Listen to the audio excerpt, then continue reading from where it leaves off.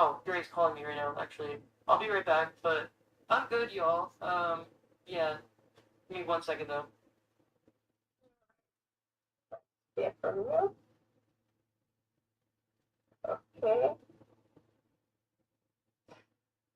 So, Mark, I wanted to ask if there's a way you could please, I kind of said we can hold on to funds yesterday, but after the second thought, please. Say again? I want to go back on my words. Yes, because like yesterday I told you could hold back a little on the funds till so we have something to impress you about. But after yesterday, after what happened early this morning, it's going to take a long time. Your connection cut out. What's going to take a long time? So please, I was asking if it's possible to do the payment you wanted to. Okay. What's going to take a long time? What changed? Your phone cut out. What's going to take a long time? What changed?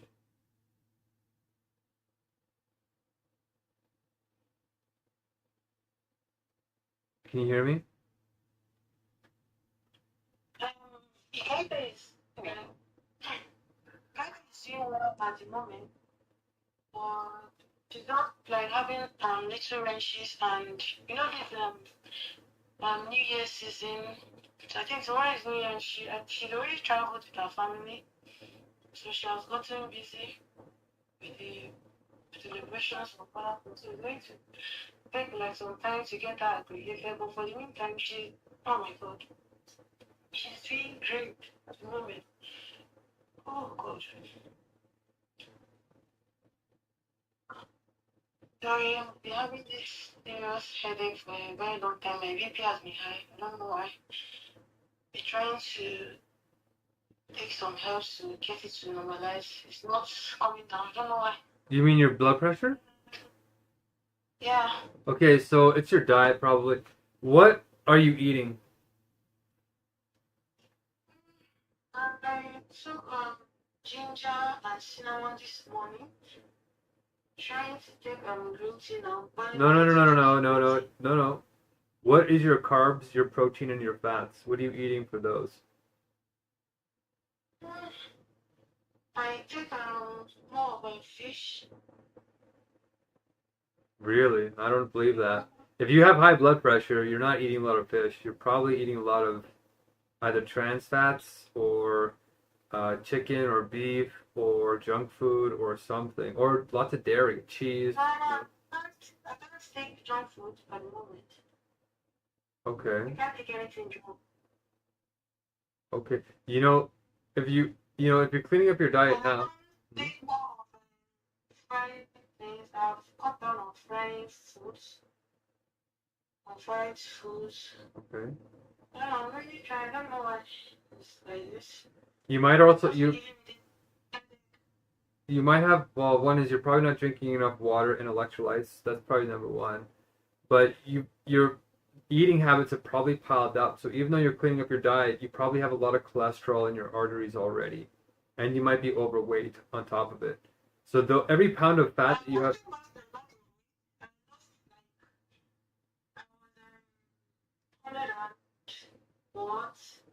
And in a few months, I went up to 75. Last time I checked, I was 72 point something or so.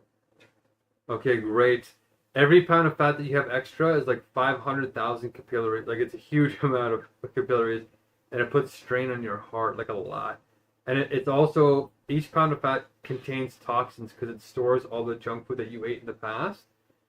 So when you start losing weight, it's going to be burning those toxins and cleaning your body and detoxing, which is why fasting is so powerful. But you probably already have done a lot of damage to your arteries. So you need to make sure that you don't have any artery blockages that is causing the high blood pressure.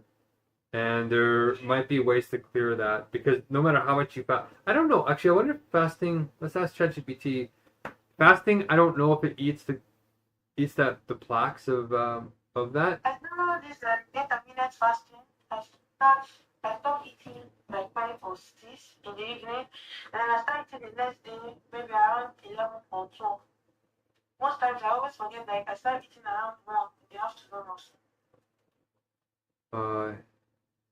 Okay, that's great. High blood pressure. That might also be why you're getting headaches, though. Is your electrolytes? You should still be drinking lots of like salty, sugary water to keep your electrolytes up. Oh, that's the point. I can't take anything salty, because salt and BP they don't go the same way. Yeah, when I was actually advised to take less salt. Why can't you have salt? Yeah, I was advised to take less salt. Eat more food like less salt, cook with less salt, Yeah. if it's possible to avoid salt. Unless I can maybe take coconut water or something, that might be better. I don't know. Yeah. Hold on, wait. Well, I'm just typing this in. Cholesterol. The arteries. Okay, let's see. Yeah, because if you have high blood pressure and you take a lot of sugar, it can make it worse, I think. But if you don't have enough in your body, then you start getting headaches. So, healthy eating can help lower cholesterol. Yeah, but fasting does not make your body. Yeah, if you have a lot of cholesterol in your body already from the trans fats, from if you're eating vegetable oils, that's also very bad. If you have to cook with cook with olive oil, and if you're gonna eat olive oil directly, cook with eat extra virgin olive oil. If you cook, you should fry with extra virgin olive oil, but it has a higher smoke point, which means if it goes too high in temperature, it can start to become cancerous. Actually, it starts to turn into it transforms. So let's see here.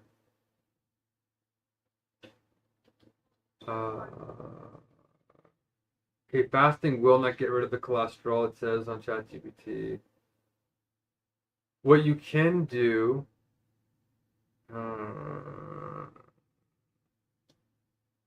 it'll slow down and sometimes reverse some of the plaques.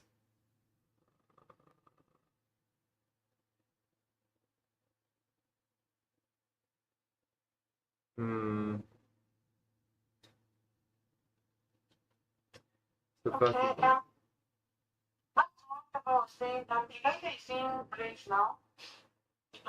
Once she gets back from celebrating with her family and she's more relaxed, she'll go for another accreditation. By then, she'll be very, very like much relaxed.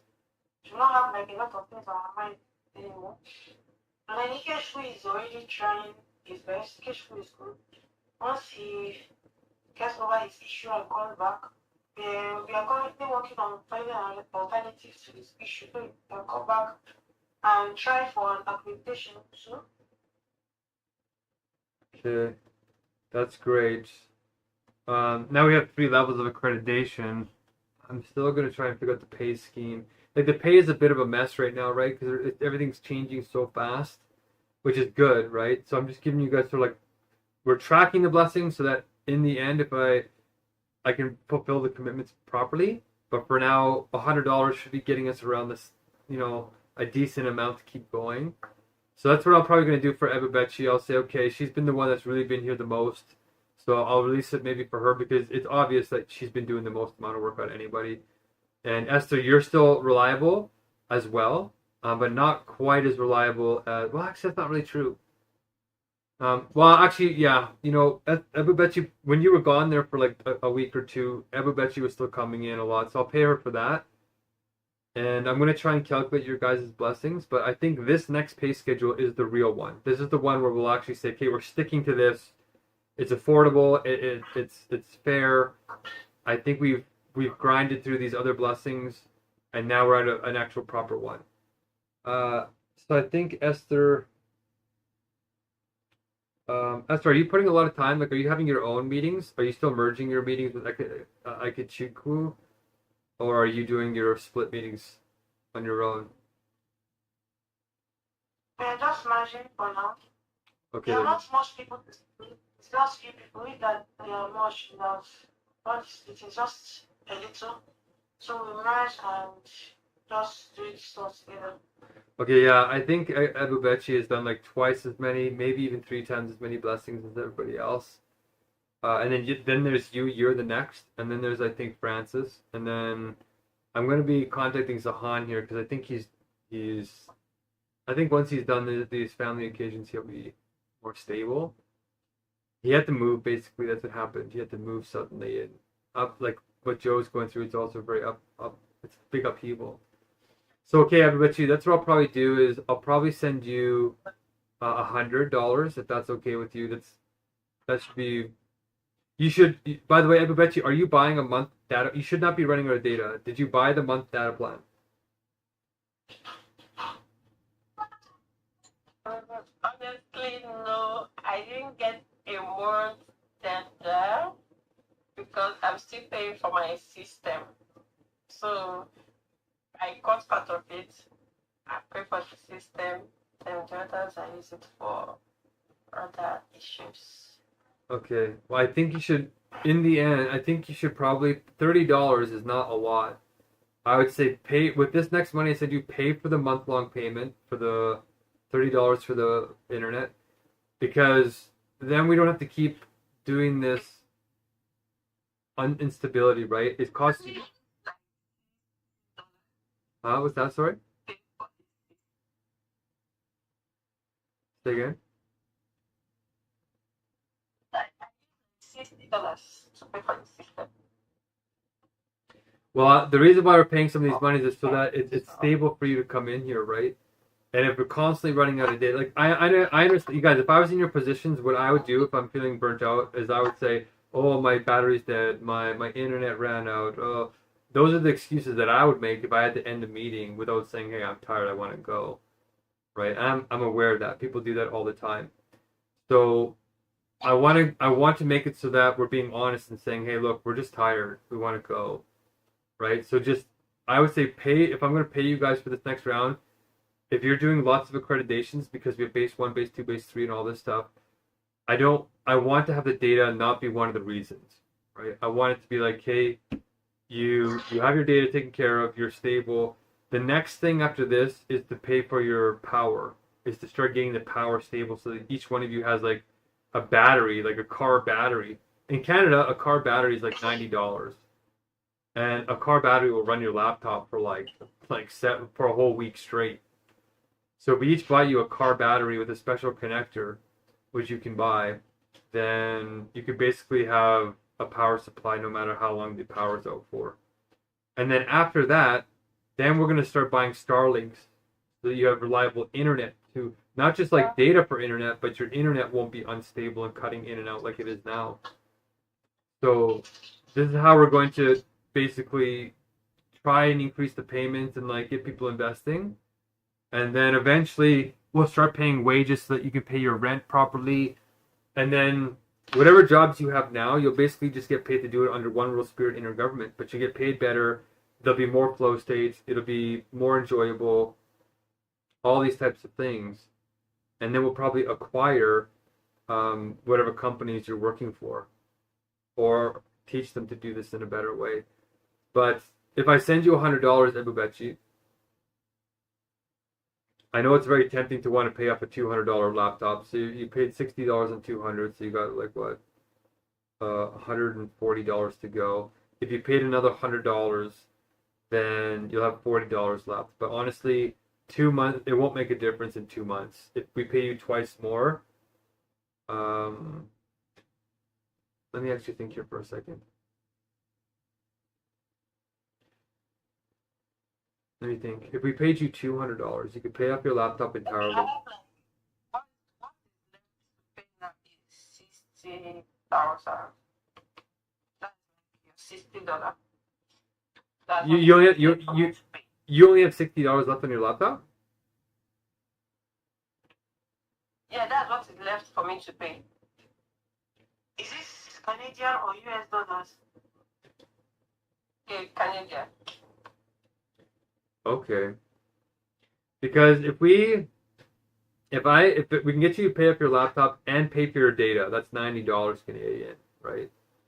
You still have $10 left over from the $100 from this 100, and then the next, like once Ekayate gets somebody trained, like once we get the next, like wave 3 recruitment's going to end when we get not you guys training up somebody, but getting those people to train somebody. When they get somebody accredited, at least at base, I don't know. I don't really want to. I guess we could just say, yeah, base 1. Well, maybe if we get one person from each year of flocks at base 1, then wave 3 is over. So one person at base 1 for If it's that way, yeah. we have them on base 1 already. Well, I don't. Even base 2. Oh, actually. Okay, hold on. Let me think here. Because we made the training a lot easier, we need to get more numbers, I think, to compensate. So let's say each one of you gets 2 people. Because I calculated the numbers that to get 800 blessings in the time we need to get 18 people starting to do this pretty quickly. And I calculated that if each one... Huh? My data just finished. I'll go off for this moment. Okay, yeah, we're at 10 o'clock anyway. Okay, let's think about it, and I'll think about, yeah, the criterion. And I'm surprised that Esther also didn't pay for data with the funds that I gave you guys. Alright. I hope that Esther's not feeling jealous that I'm going to try and pay you at Babechi. Yeah, let me think about it. Trying to have a heart-to-heart talk with her at Babechi. Like, hey, are you feeling like you should get paid now too? Like, it won't be long. To change somebody up to base 1, maybe base 2, it shouldn't take more than a couple of days. And then Ebubechi will, Esther will get paid too. What's that? We're expected from once. Say again? These people know that if Ikaite has gotten to base 2, even Ikechu, that's Esther's flock. Yeah. They've gotten to base 2. But now, because of the issue Ikechu has, it's going to take a longer time for him to bring somebody else. So that is the issue.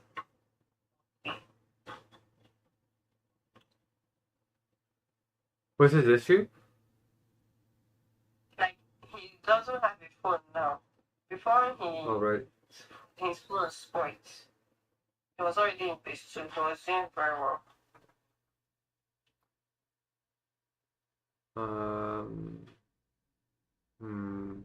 It could be real or it could be an excuse. That's what these other guys said to me in Nigeria. They said, "Oh, my phone, I get my phone," and they never contacted me again. So it might just be a social plausible excuse. This one was, how will I say it? But I felt the impact in the meeting. Because normally I'll come, he'll be like, he will ask you questions. There is something you will do. You hear him asking you questions. How did you do this? How can I do it? Let me try it. Let me share my screen. So that night I was like, Ikesh, we do this. You're going to do accreditation in this hour. So trying to do it, he was not like that his phone fell down and he's having issues. He's not responding. Like, it will hang. And then all of a sudden it go up and reboot itself. So he's not the kind of person that will just come in and go like that. If he doesn't want to come, he will tell you he's not coming. Okay, so he's Like honest. the first day we had the meeting with him, he reset the timer that day under 1 hour. He reset the timer. He started doing the executor job that same day. Okay, hold on now. So that one. Well, if he doesn't have a phone, if you're training him, he should have a laptop, right? But he's connecting to his laptop with his phone for hotspot. Oh, really? That's something.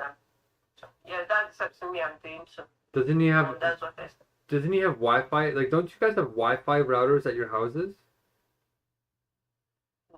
No, me I don't have. Oh my God, really?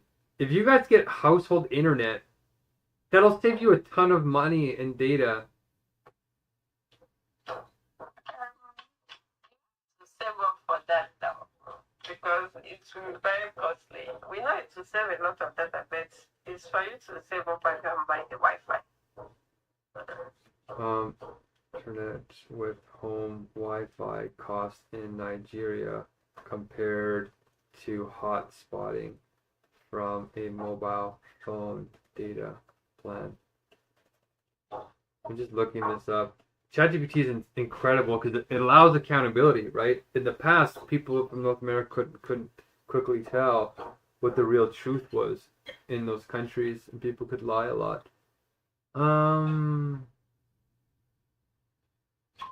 Okay. Hold on. Well, I guess we'll just calculate this and then we can kind of go. But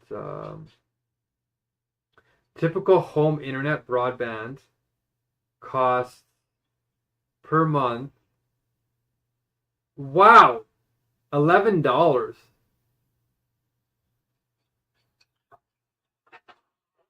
Subscription or to buy it.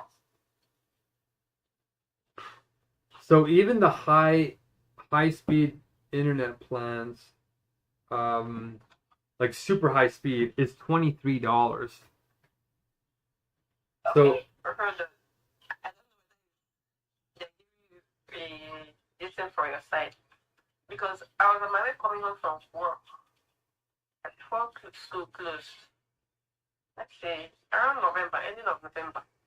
I saw people selling Wi-Fi and I couldn't just go on and ask them how much what it was. There's one I saw, the one that is for the house, you can't move it around. That one cost 80,000. That's what she was telling me.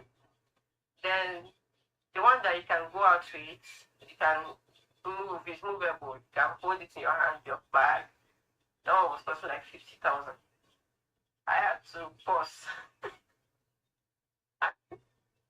I just like I wasn't having the body. I have planned on getting that, but it's not something I'll just get immediately for now.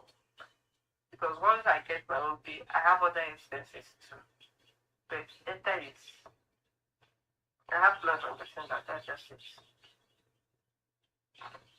So maybe your price is different from what it is for us here. Data compared to. I don't know for Starlink. Starlink is the one that is, I think it's more, it's better around here. Let me just calculate this price here.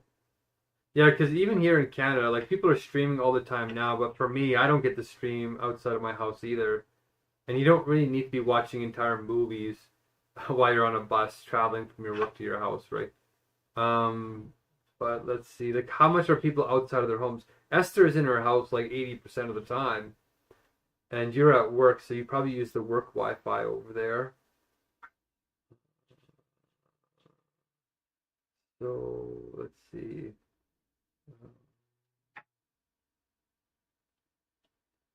It says W Wi-Fiber NG-Com Fiber One plans, $14 to $16 a month. These are unlimited, so they're unlimited data plans for $14 to $16 a month. That's like half the cost of 150 gigabytes on a mobile plan. Typical monthly mobile data plans. So for 50 to 100 is 9 to 14. For 100 to 200 gigabytes is 18 to $35. But those still have limits. Data runs out. Speeds are throttled.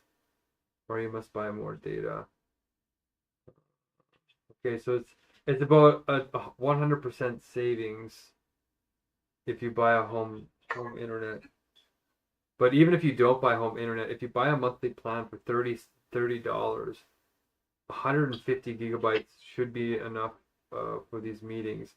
If they aren't, that means the people are streaming personal information. Yeah. And that's what's probably happening is we're probably being abused a little bit is probably what's happening. So, okay. Well, we're gonna have to basically put limits to say that at least, yeah. I'm gonna think about this a little bit more. But at least, like right now, I'm using like Wi-Fi at home. I don't even have a hotspot. I can't afford a hotspot at all. So, okay. All right, good to know. All right. For as little as $14. Interesting. $2 to $4 regularly. Like once the money starts flowing, these prices are going to be very not a big problem. But okay, what I'll try and do then is I'll try and send you Ebubechi the 100 to try and cover all the extra work you did here, especially over the holidays, and then hopefully in the next, after New Year's on January 3rd, we can get everybody else accredited. Like my intuition is saying that you're right. I made the training. Either we get them trained to base two, because we want them to be somewhat committed and not be like, but if they do those blessings, they won't get paid as much as the other ones anyway. So if they get accredited, if we get two people accredited at that level per flock, so two from Francis, two from you, and two from Esther, uh, then I can release the funds, and then we can start working on base two. I don't know. I'm actually thinking maybe we should do base two. Let me think about it. Let me think. We still have a couple of days to think about it, but okay, let's take a break. And if you have any ideas on how to make this work, Betchy, let me know. I'll try and send those funds like today as a New Year's Eve, I guess, kind of gift for really, really. You brought all on. If it wasn't for you, we wouldn't have Francis or Esther. So yeah, I really feel like you deserve it, and I don't feel bad about sending it to you. You worked hard, and I feel like you're an honest person. So, and you're God sent, it feels like. So keep it up, and let's talk again when you get a chance, either tonight or tomorrow. Well, it's New Year's. Yeah, so you could probably take New Year's off at least. But if there was ever a time to take time off, it'd be New Year's. And then we'll hit it hard after that in the new year. I'll still be here for the meetings. Okay. I'm not track. Okay. Okay, great. This is a fantastic meeting. Like I just had a whole bunch of ideas. Like it's working. And like it looks like we're just making random ideas, but in my mind, because I understand God's logic, I can see how it's lining up with the proper nature of truth. Like good, it's called goodness, right? Beingness. And if we start doing the chizzy more, you'll start to learn more about that. That's actually the real priceless thing. Is the chizzy is like priceless knowledge. It's the most valuable thing I'm teaching you technically, but we need to get to this normal point of facilitation so we can get there, because our system's collapsing. But okay, fantastic. I'm in flow states. Thanks to you guys, and have a great rest of your day, Bubechi. I'll try and send those funds right away here, and hope that helps you have a great New Year's Eve. Yeah, thank you very much. Okay. Happy New Year. Okay, we'll see you soon.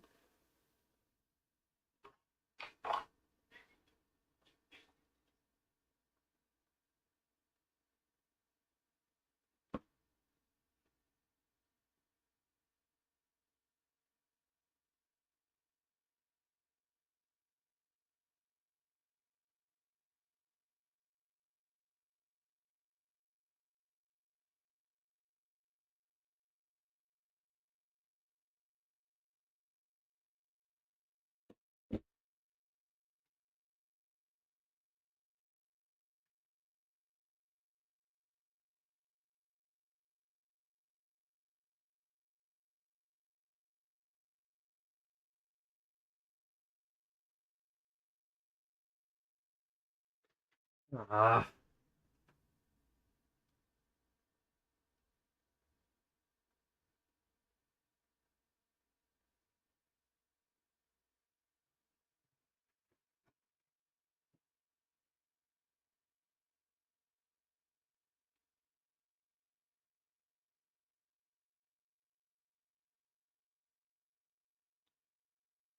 That was pretty good. Now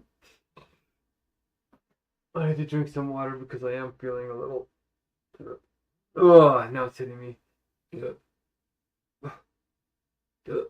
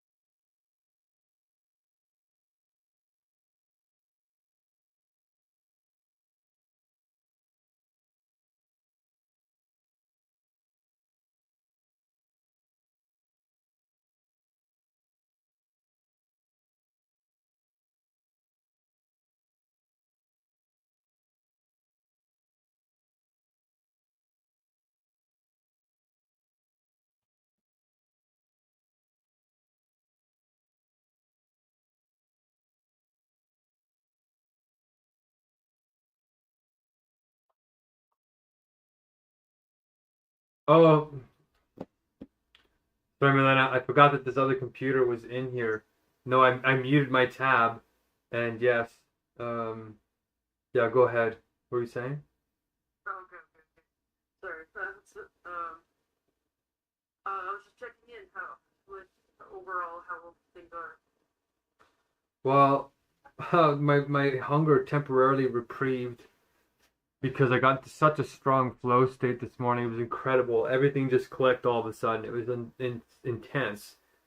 I had such a challenging night last night. I was suffering. We had so many problems to solve. And I read some Hegel before bed. And then I went to sleep and I woke up and was feeling so tired. And then all of a sudden, Ebba was honest with me and told me even more problems. And I was like, oh my God, even more problems. Okay. And then all of a sudden, when I tried to solve the problem that she was talking about with Ekayati and the others, it just clicked to me like what had to happen, and like it all just fell into place suddenly. So I like solved like 10 problems all at the same time in an instant, and I just got into super flow state. And then like I got into such a flow state that my hunger went away. It was intense. Um, I haven't had that happen to me yet. When my hunger is this intense, it doesn't go away. Like I'm still hungry. I can feel hunger, but not this excruciating kind where like it feels like my stomach is sick and my chest is tight. There's different levels of hunger, and I'm starting to move into the next stage. I'm losing my hair. I'm losing a bunch of stuff now, so it's definitely getting to the final stages. But but yeah, I made an entire spreadsheet. That's the next. It's the next golden thread forward. So once we get this recruitment problem solved, and I do it legally to make sure we don't get stopped by the government, because the government's going to put a moratorium on this. Once we start growing by like hundreds of thousands of people, the governments are going to get freaked out. They're going to be like, "Ah, you're a cult, you're a pyramid scheme." They're going to find any reason to stop you or slow you down, and I know that because the Edmonton Courthouse and the University of Alberta just did it to me over the past 2 years, and they're very, very clever and skilled about it. Luckily now I have legal training and I can catch them before they crush, before they do whatever. And we have AI now to do like 1,000 hours of legal research to see what their really high paid lawyers are going to do to try and manipulate the public. So we're in a position we've never been in before in human history. So we're gonna do it, Marlena. Like it's kind of a miracle. It's a godsend, and I wanted to speed things up with Joe's conference and just cut the chase. Like, okay, he's gonna want to be the top dog in it, but he's not working on realistic time frame. He's getting tighter, right? Everybody's like speeding up the timelines, right? Last year it was like, oh, it won't happen for 10 years. Oh, it won't happen for 5 years. Oh, it's good. It's at least 2 years away. Ah, now it's a year away. Now it's 6 months away. We're already in the twilight zone. It's like we're like less than 5 months away if they're right, plus or minus a couple of months. So Joe does have powerful enough connections in Pareto category number 2 to pull this off, and I was just trying to get him to fight me a little bit and be like, no, I want the social capital, and then have an honest conversation about Pareto categories and start the Pareto discussion. Oh yeah, and I also put the Pareto categories into the training and solved the fact that we need to adjust for Paretos, and people can see why. They can see a concrete reason. They can't do the accreditations. And if you can do the accreditations at this level, it's because you're blessed with a high IQ. Right? So that stuff all clicked. Yeah, but now you're free, so yeah, hopefully Domino's works out. Oh, did you leave me some messages in the chat here? What did you leave me?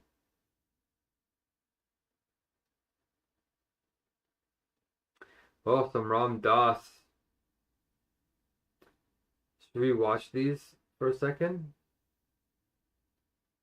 If you want, one of them like a slide thing, like words, but it's like it's going into the concept of like, or I think the last one was like slides of like silhouette of like an old man and a girl or something. Yeah, that's the Ram Dass one. Yeah, when it talks about like needing to heal, like how you can, or like the two choices that people take whenever they see suffering in the world. They either like collapse into indifference or they turn angry and try to do something about it, but both of those create more suffering. And then you're saying like you need to like heal your heart and like face the shadows you don't want to face within yourself, and then like keep making those seemingly small actions because they aren't so small. Like it's like the indifference is what actually causes more suffering, right? I don't know. It like speaks to somewhere that I feel like I find myself stuck at. Not all the time, but often, where like I collapse in the weight of suffering and of collective suffering, and then like I've become indifferent before, I close my heart off, and it doesn't feel good, yeah, and then I'd like come back out of that, and then like I've been angry and bitter and all that, but that doesn't like, yeah, again, it causes more suffering, so like, but then that anger bitter is kind of like also sort of a giving up too, in a way. I feel like, I don't know, but like I'm struggling to be like empowered and embodied in action, in mindful action.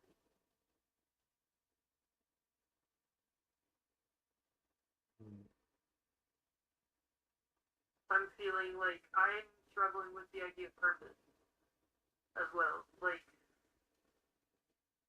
my own individual purpose, but as well as like humanity's purpose, but like where do I fit in that?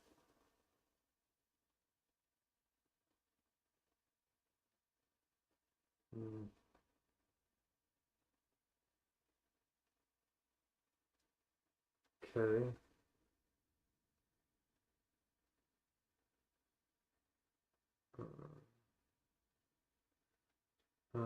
This was all written by AI, by the way.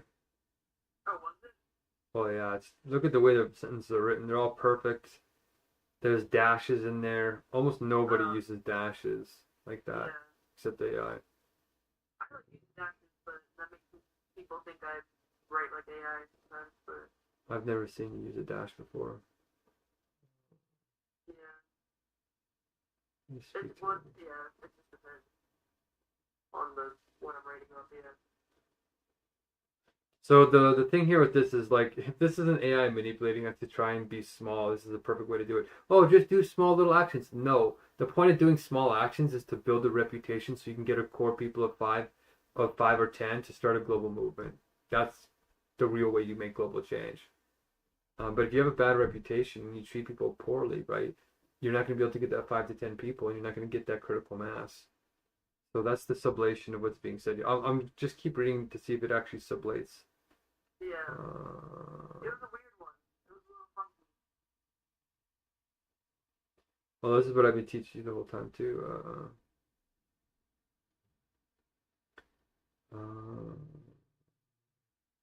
Yeah, it doesn't sublate. It keeps you small. I read a study when I was doing animal justice that showed the last 15 years of small choices, like recycling, didn't make even close to the level of difference that we need to be making, because people stayed comfortable. Oh, if I do this small little thing, no. The point is to have massive political action in an agreed upon set of normal values. Okay, well, it still sounds nice. It's got half of it right, at least. You don't want to be indifferent. You don't want to be angry. You want to be sublative. What you're healing inside yourself is contradictions that cause fragmentation, that causes you not to recognize yourself in the pain of the other, which causes you to judge them in righteousness, external righteousness, not internal righteousness. And then you cause more separation, and then you just deteriorate more fragmentation. How do I become more aware of what contradictions I need to sublate? And, like, how do I sublate them? Work on sublating them? Like, how do I time press that? Well, you got to put some work in, right? Or else you won't value it. But it's just read Hegel and keep doing. Help me do the chizzy. Even in the meetings, just do your. Even if nobody primes you, do your chizzy primer in the chat just before the meeting ends every time. Like I wanted it so that every meeting does chizzy every single time, and I tried to squeeze it in. Yeah, that's the real solution. The rest of it is just like maintenance. The rest of it is just technical, stuff to give us time to learn, to compress people's time to learn the universal logic. Yeah, to get all the other thoughts out of the way. Yeah, exactly. So, and it's working on both levels. It's working. My court case, I just had another epiphany about my court case too. What I'm going to say I have 2 weeks before my court date. January 14th is the big constitutional question. I had to send my documents to the Attorney General of Canada.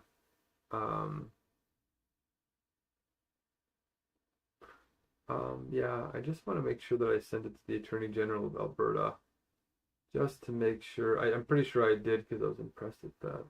I did it like a month ago. Let's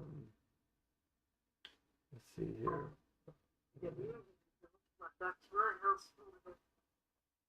What's that? So I gotta get moving and get back to my house. Yeah. But I'm so low on energy all the time.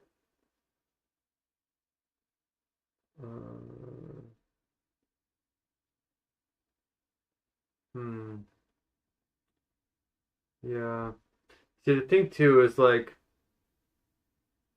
there's a risk with the whole Dure situation. He doesn't seem like he's enough in control of himself yet to handle big money.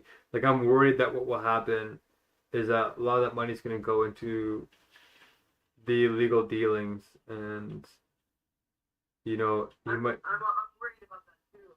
I mean, Right. he wants to get out of the illegal dealings, and the only way to do that is to make more money. But what I'm more concerned about, I can see him stepping away from that, like dealing coke, whatever, which he doesn't even use, which is funny, but yeah. But like, I can see him definitely spending that money on pills.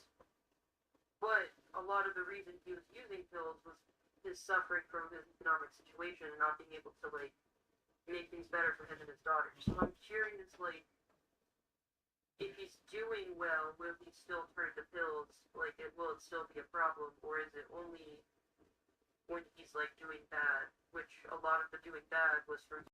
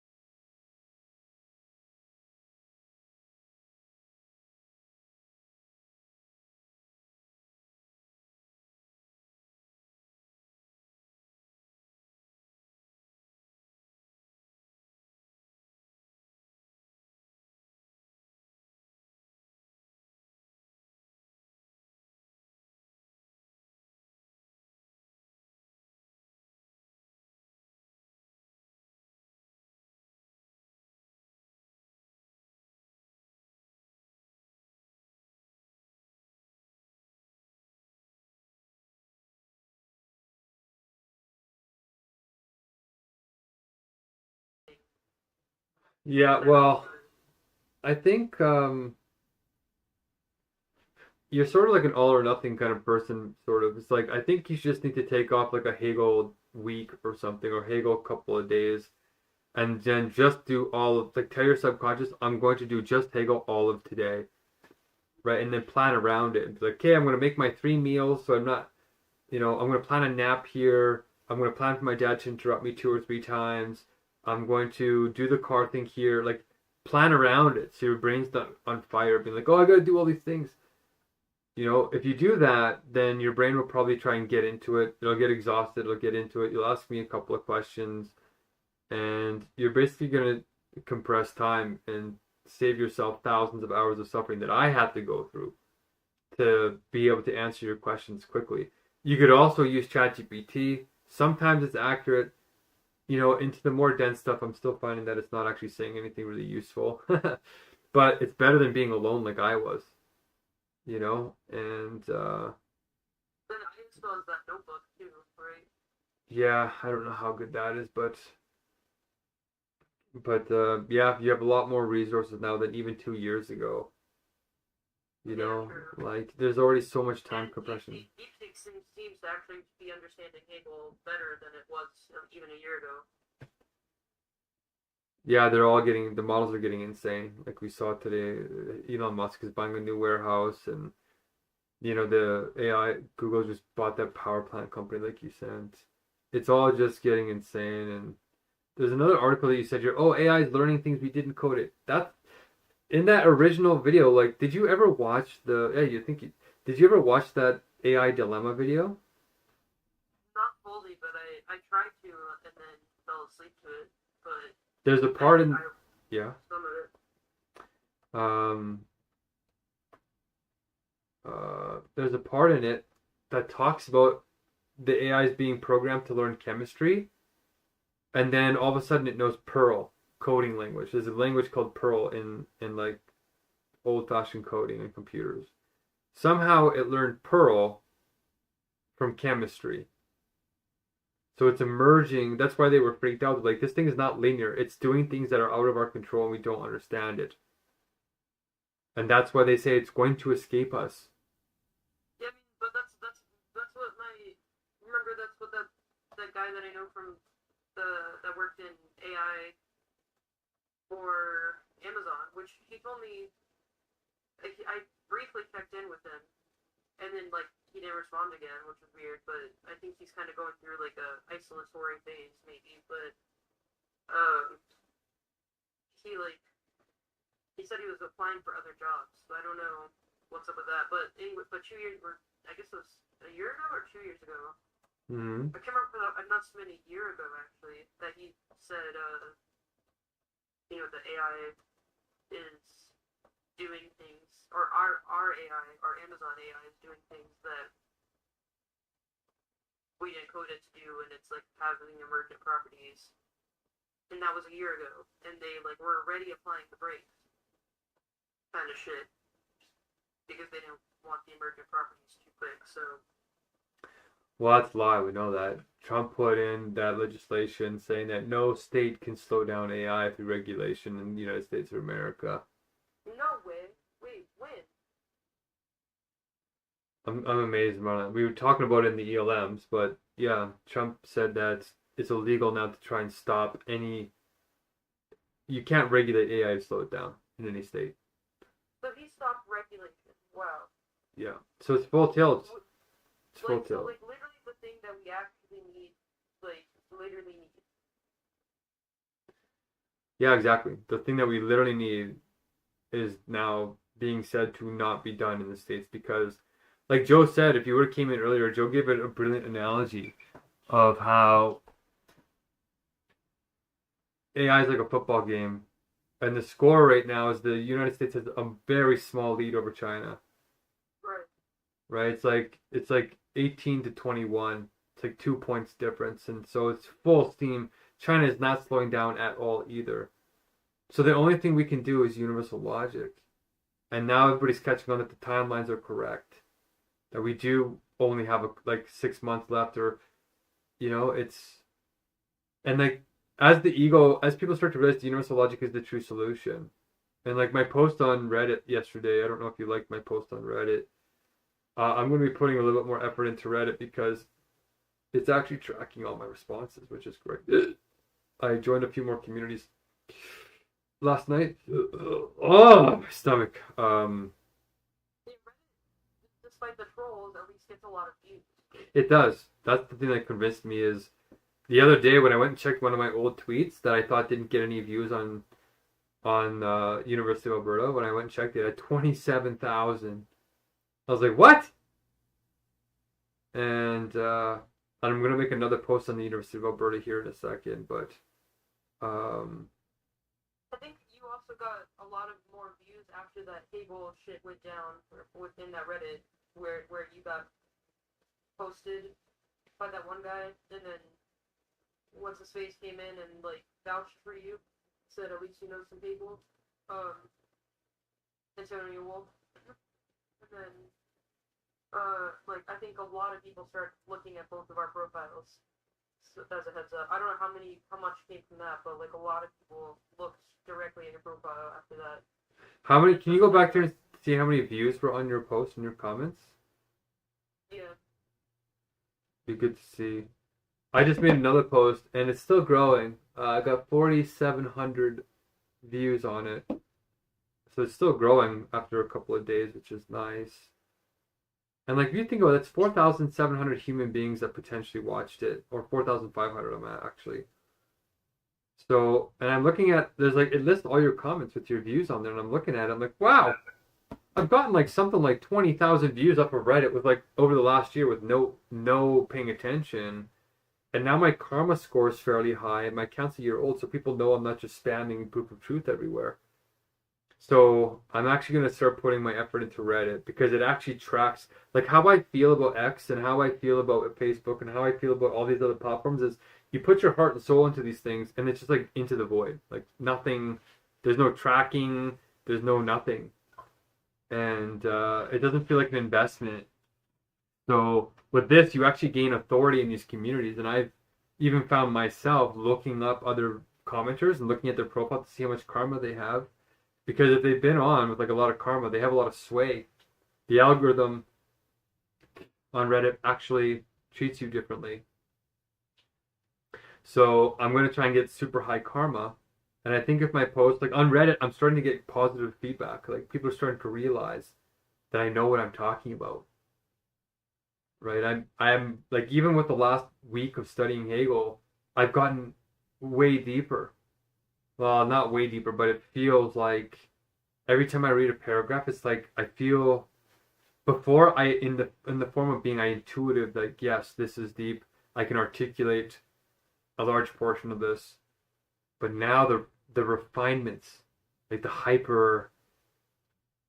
the incredible nuances that he's doing between the words is like I can read a paragraph, I can see what's normal hard. Right? And now I can see what's like mid-hard, and now I can see what's like really hard.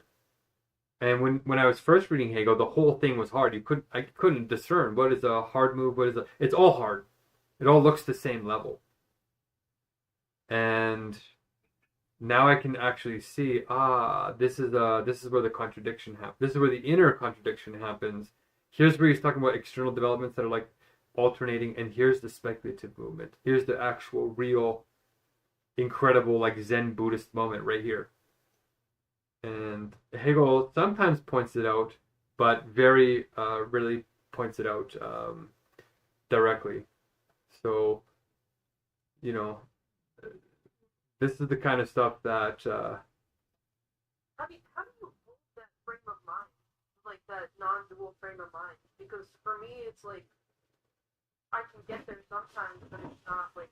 And obviously the manic episode was one thing, but like even just like meditation or psychedelics, all of that, like they were somewhat temporary. And like even after like doing the DMT, the acid, whatever, ketamine, getting sound healed, and then like I felt like I was kind of in a weird non-dual state for a while after, like in flow after that, at least I would say.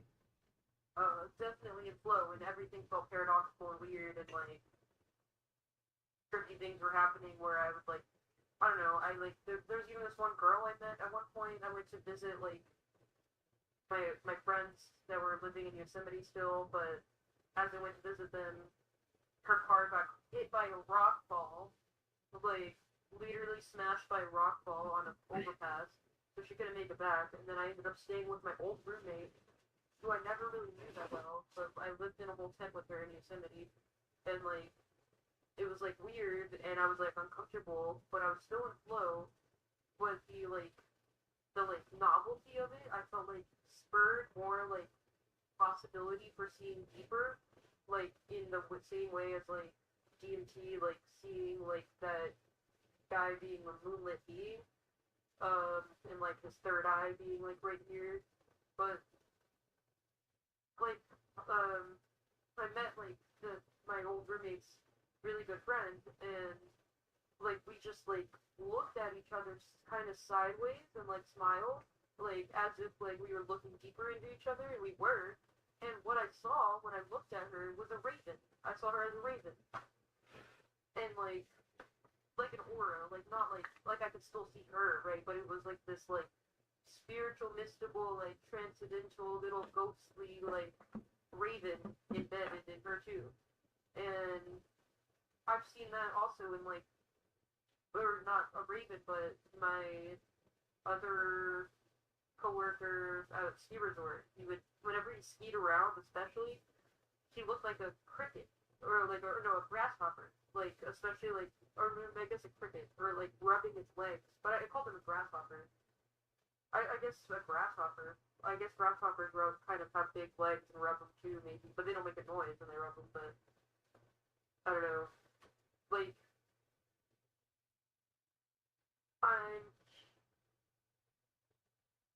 curious why all this altered state stuff seems to kind of pop up with like seeing mystical things like auras in people and animals in people, especially when I'm closer to flow state or something more paradoxically non-dual like in nature. It's just the sensuous neurons. I just think you have like a high stimulation, so you find those things very engaging because it's like entertaining. Like when you're a young kid at first, you know, you want to eat all the candy and you want to watch all the flashy, shiny things, right? But when it comes to like being older, you want to know the substance, like what's below all that. Like once you eat enough candy, you have enough sex, you have enough auras, you have enough shiny things, you have enough aliens, you have enough. Once you have enough of all that stuff, you get bored of it. Like, okay, I've seen, like with Aya, right? There's going to be a point where it's like, oh, okay, we've seen 20 versions of aliens. Okay, I'm bored. What's the next thing? I'm too cool for this.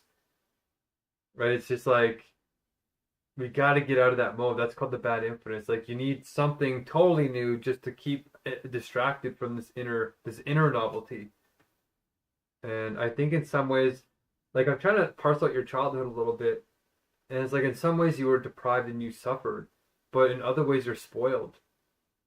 Right? It's like I'm trying to piece together what. I can sense the spoiled that ruining me in ways, but I don't even know what ways I was spoiled exactly. I think food, you might have been spoiled. Yes, that one. Right, your mom is like. They force fed me. They forced me to like overeat. Like I distinctly remember like being overfed and being forced to finish my plate when I didn't want to. Well, all kids go through that because all kids, like my sister just did that the other day. They were trying to feed the kids like raspberries and like organic raspberries and organic blueberries they're midway to the trip, and I'm like, these kids didn't want to eat it. I'm like, you guys have no idea how lucky you are to be fed raspberries and blueberries mid-trip.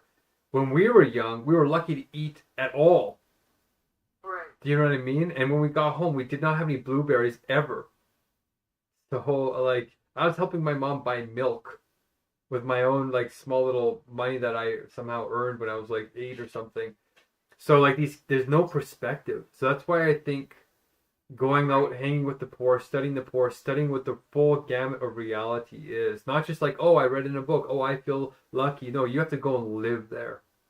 Right. And then experience the hunger, experience the sacrifice, like experience it and get it into your I've never DNA. been around it, but I haven't experienced it myself. Other than, I would say, manic episodes, maybe kind of, because that I have gone through. I have not eaten basically for a week, and my manic episode or close to like not eating for a week or something like that. But like, I definitely fasted, but it was not like intentional like that. But it was also like, yeah, very different context. I didn't feel the suffering in the same way.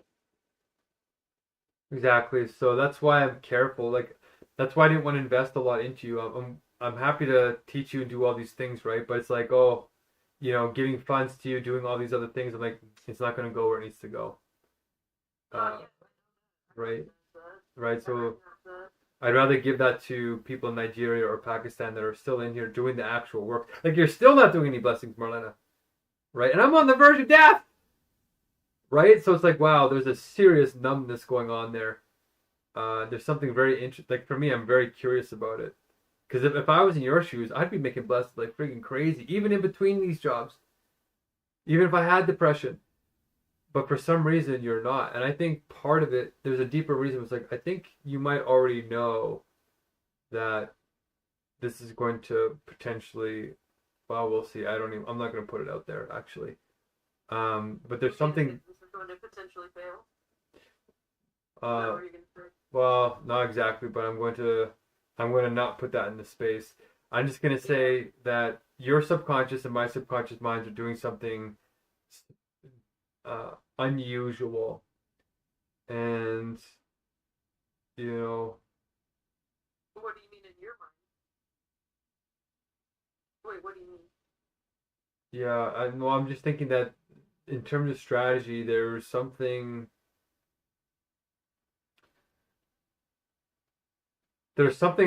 kind of spoiled going on, and there's something kind of deep going on, and I'm trying to moderate it, right? I'm trying to get in this direction where I'll say that it feels like I'm constantly living two selves at the same time. Maybe at least two, but like there's the me that exists as I am, like as a body that is materially supported by the world around me, and I support myself through the material world, all that. But then like there's also the me that would be like you doing a hunger strike, or me that's like that would be doing the blessings, or me that would be reading Hegel, or me that would be like grinding harder at this job, for instance, to knowing that it would lead to money, that would lead to the money being put in the right places, which I still want that, but I'm not wanting enough that I'm knocking doors all day, every day, right? Like, I know if I wanted enough, I would be doing that. And, like,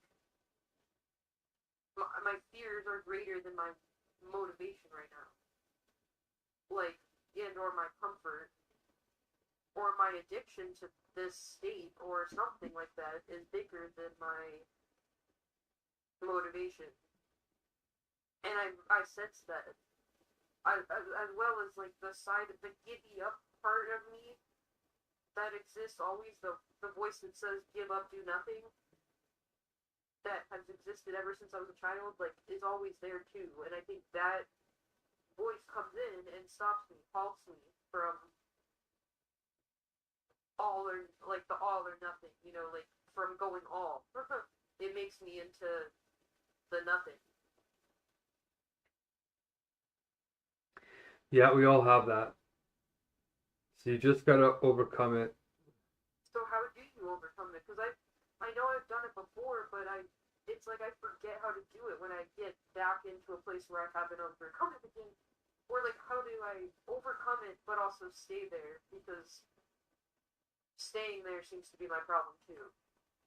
You already know, like, right? We're getting to this point where you know the answer, you're just not doing it, and I think it's because you're expecting other people. There's safeguards where you're just gonna be safe if you don't do it, and then you threaten suicide at the same time. You're like, well, if nobody's gonna do it, I'm just gonna kill myself. And it's like, what do you do with somebody like that? And Wait. Wait, what are you saying? Wait, say that again?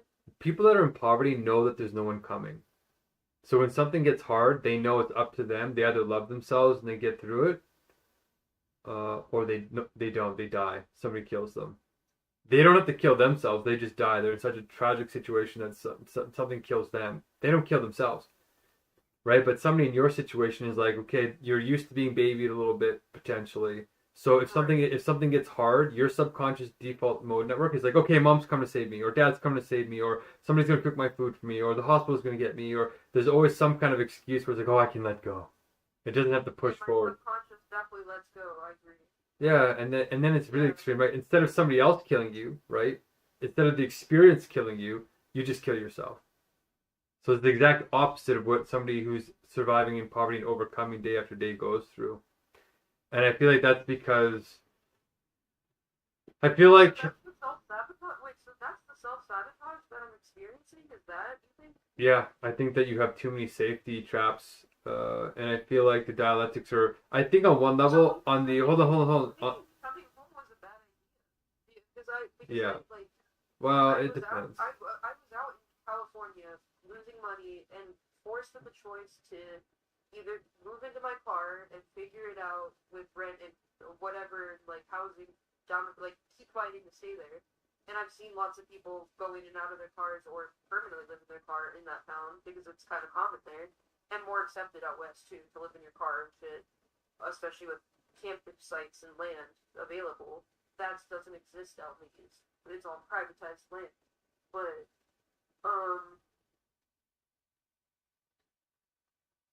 I was faced with a choice to either do that or come home because I like was going further into debt, and I decided to come home. And then I collapsed for a year and really gave up and became worse. And I think if I had worked or so, like I worked for a week at Cracker Barrel, but then got so suicidal that I had to stop. And then I went through a bunch of different meds and shit. Like Lamictal, I think actually helped me the most, even though it was kind of a bad med.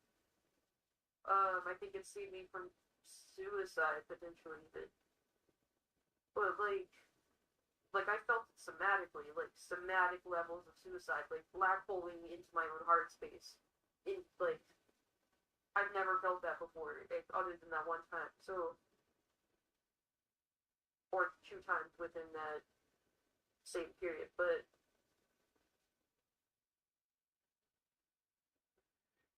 Yeah, yeah. So like, did I disable myself by coming home?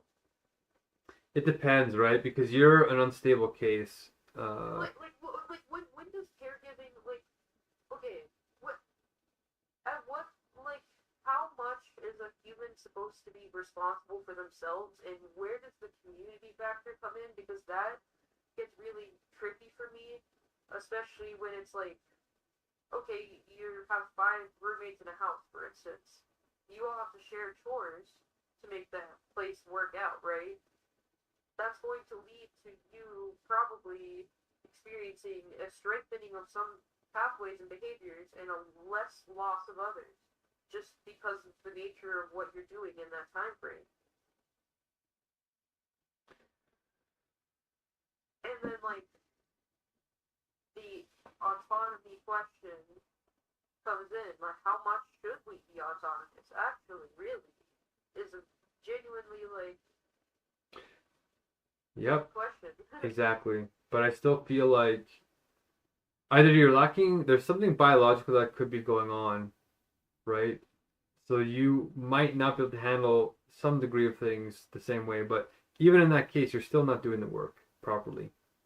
If you like ADHD, it's a more daily struggle, harder thing I deal with than the bipolar stuff. The bipolar stuff seems like it's not a regular everyday occurrence. I'm dealing with it. But ADHD stuff is like I wake up in the morning and I struggle to get out of bed, get going, and without literal medication, and then I struggle to go to tasks that are repetitive daily things that I know I need to do, like brush my teeth. I brush my hair because it's more of I can see it, I think, but like brushing my teeth, I literally forget about unless I feel my teeth being nasty. And then I'm like, oh, I need to brush my teeth, and then I do it. But it's not often enough. It's not twice a day kind of thing. Or, like, plus I'm taking Vyvanse, which gives me dry mouth and makes me have a white tongue more quickly after taking it. Which is also probably not good for my gut bacteria. I don't know. But, like, yeah. Like, I question the biological factor with ADHD. Is ADHD truly a neurological thing that, and can it be overcome? Because that seems to be, like, where I'm stuck.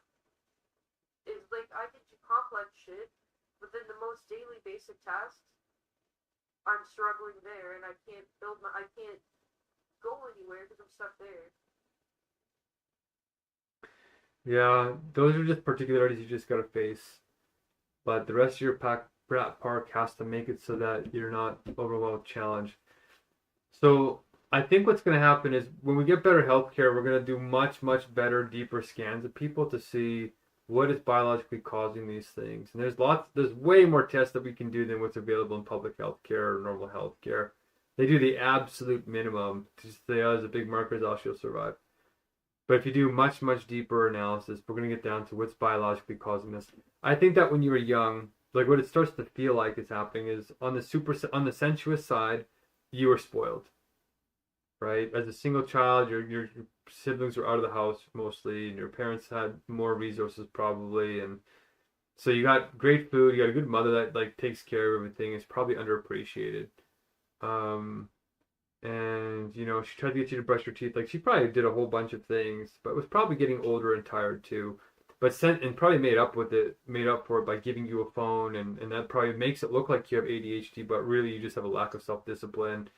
And some people think, well, no, you can't say that. Some people do have a biological condition. Yeah, some people actually do, but in your case, I think you're very intelligent, and you just have a high degree of sensitivity that's being underestimated.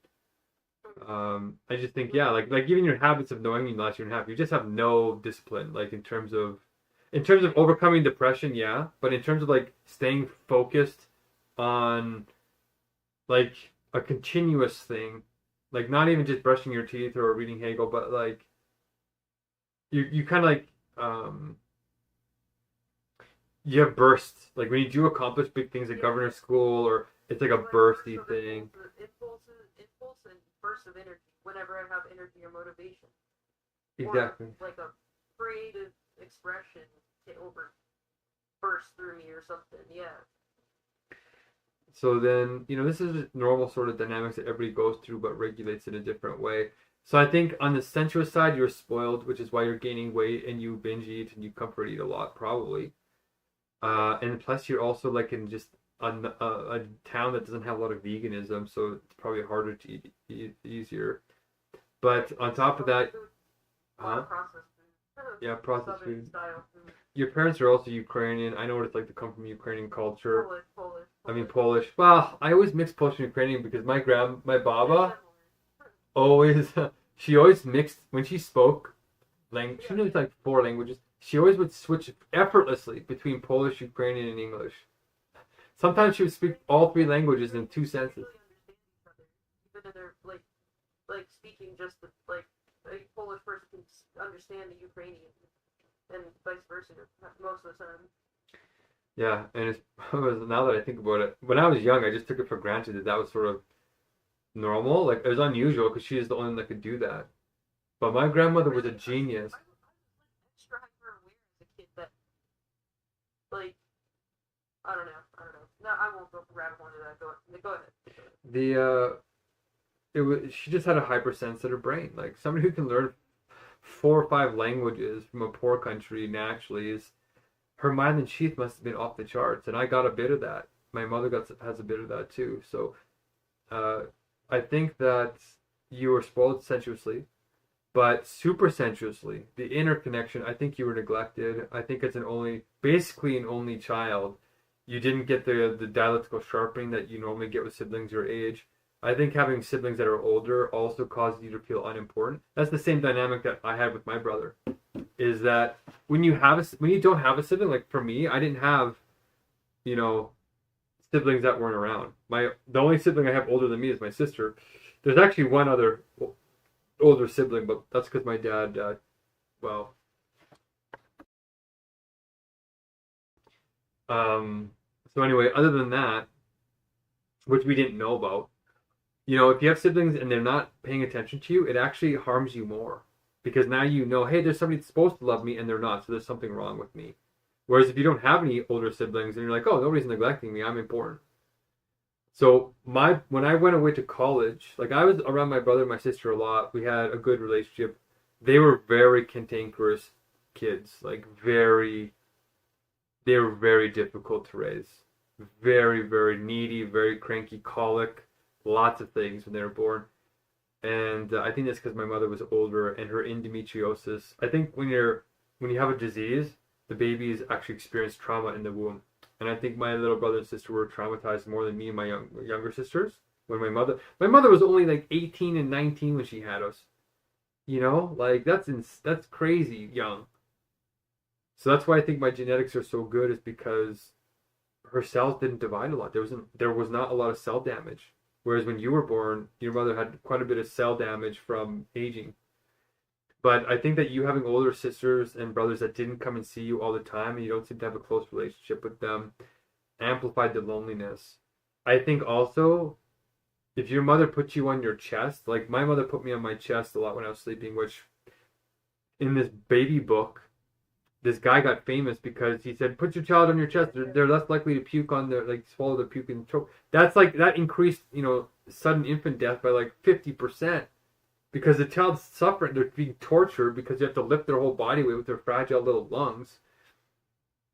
So I think that has tortured. Like, imagine laying on your chest for 2 hours, struggling to survive, but you can't articulate it or show it. You can't cry because you can't breathe. Like, I have these little memories. I'm like, oh my gosh, are these real memories? Or is this just me putting the pieces together and reconstructing a memory? I don't care. It's just a fact that babies are dying because you're putting them on their chest. But if it's true that a baby's suffering for 2 hours every day, you're getting that stress, that cortisol in your DNA. So I feel like something like that happened to you where you were neglected, maybe not being put on your chest, but being neglected somehow. Your mom was tired. She didn't want to pamper you as long. Like, there's thousands and thousands of things a mother has to do per day to make an infant feel cared for, where the traumas don't add up. And if you're an older mother and you miss even, a couple, like even, maybe 10% of them, it still causes, I think, a lot of internal damage that you can't see externally. So something like that happened, and you might also, you might be missing mirror neurons, right? You might be missing dopamine receptors. You might be missing biological hardware that actually lets you produce these things more easily. Like, you still have them because you can still trigger it on psychedelics, you can still trigger it with sound healing, you can still trigger it with flow state psychology. But for you, it seems to be harder. And plus your demi, right? So there's also like this non-consolidation of your identity that has also happened. We got this bunch of confusion and contradictions, and you didn't know any dialectics at all, so you didn't know how to mediate that. So I think there's problems on two sides. One, in the sensuous, is that you're born in the wealthiest country in the world and are spoiled, even though you're not so wealthy that you can get out of the food deserts and the crap food and afford real healthy food. And then you also super sensuously were raised with a dad that was basically hopeless and conditioning you to basically be a cog in the machine because of his own trauma, despite you being very gifted. So now I think the solution is get your sensuousness under control and stop eating junk food. If you go vegan and even start intermittent fasting again, wisely, right, with your pills, right, you're in a different situation than most people, so you got to be more careful, right? I'm not going to be your doctor here. So, and I know you're contacting your psychiatrist and your doctor, so I know you're responsible about that.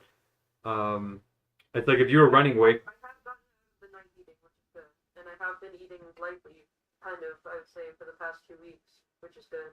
So I'm trying to stay on that train. Yeah, and you keep coming in here, and now you can come in here more often because you can set your own hours, hopefully, and keep doing the chizzy and the inner game. But now you need to heal your relationship with your parents and your family. I think that's gonna happen to me with my my brother and sisters and my family, and it feels intuitively like something like 3 months from now, somewhere within the next 5 months, it feels like my family's going to wake up and be like, okay, you were right. What your crazy ideas? We don't understand them. What should we do? And I feel intuitively like that's what's going to happen. And then for you, you're going to have to go through a version of that as well with your parents and say, Mom, the knife thing really bothered me.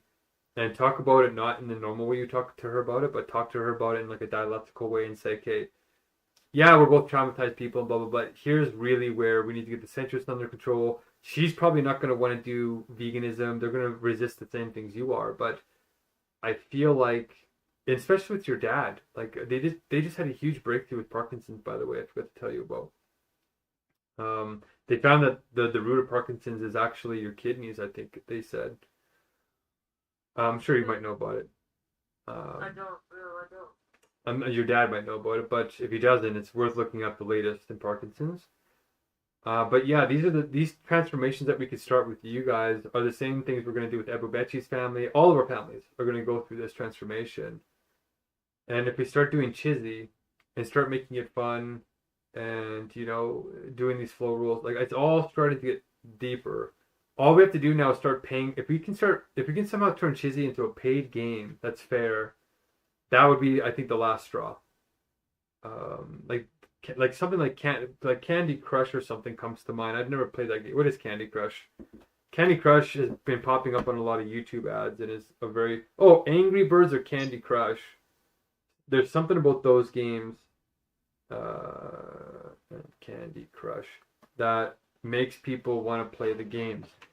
So if we somehow built that into a game dynamic that follows Hegel's logic, then I think that would be... Once again, where, oh my gosh, Blaine would be so perfect, because he literally studied this in college, and with his, and like, goes so well with his linguistics degree. He's about to graduate with his PhD in linguistics now, and he's looking for a job in May. And they're gonna move to, Mariana's pregnant now, 6 months pregnant, and they're gonna move to wherever. You know what we could really, yeah. Yeah, wherever he gets a job in linguistics, and I'm kind of like, we're gonna Blaine a job here, but like, we would have to fund that, but also like, that would, if that were possible, by May, he would be literally perfect, but... Well, mention him. We're saying, hey, we're turning this word game, this very powerful word game, into, there's 3 games that come to mind. Well, 4. It's got to be something like, Candy Crush, Angry Birds, Tetris, and chess. Those are the 3 games that for some reason come to mind right away. What about Floppy Bird? What's Floppy Bird? No. It's almost like got like the little green tubes from like Mario worlds, and it's like this little pixelated bird that flaps around. It's like this really retro looking game, and all you do is just press the space bar to make the bird flap, and like it flaps up, and then you have to like avoid all the green tubes. But some people got really addicted to that for a while. But then it stopped existing. And then, like, people got really upset. Flappy Bird doesn't really exist anymore. I think just knockoff versions. Oh my gosh! There's also another game that Hegel says is very addictive. And it was this card game in the 1800s that got so addictive that, like, mayors had to make rules to stop their citizens from playing this game at parlors. Oh, what was the card game called now? I made a very special note, and I looked it up for like a whole day once. It was called Oxenesh or something. What is it called?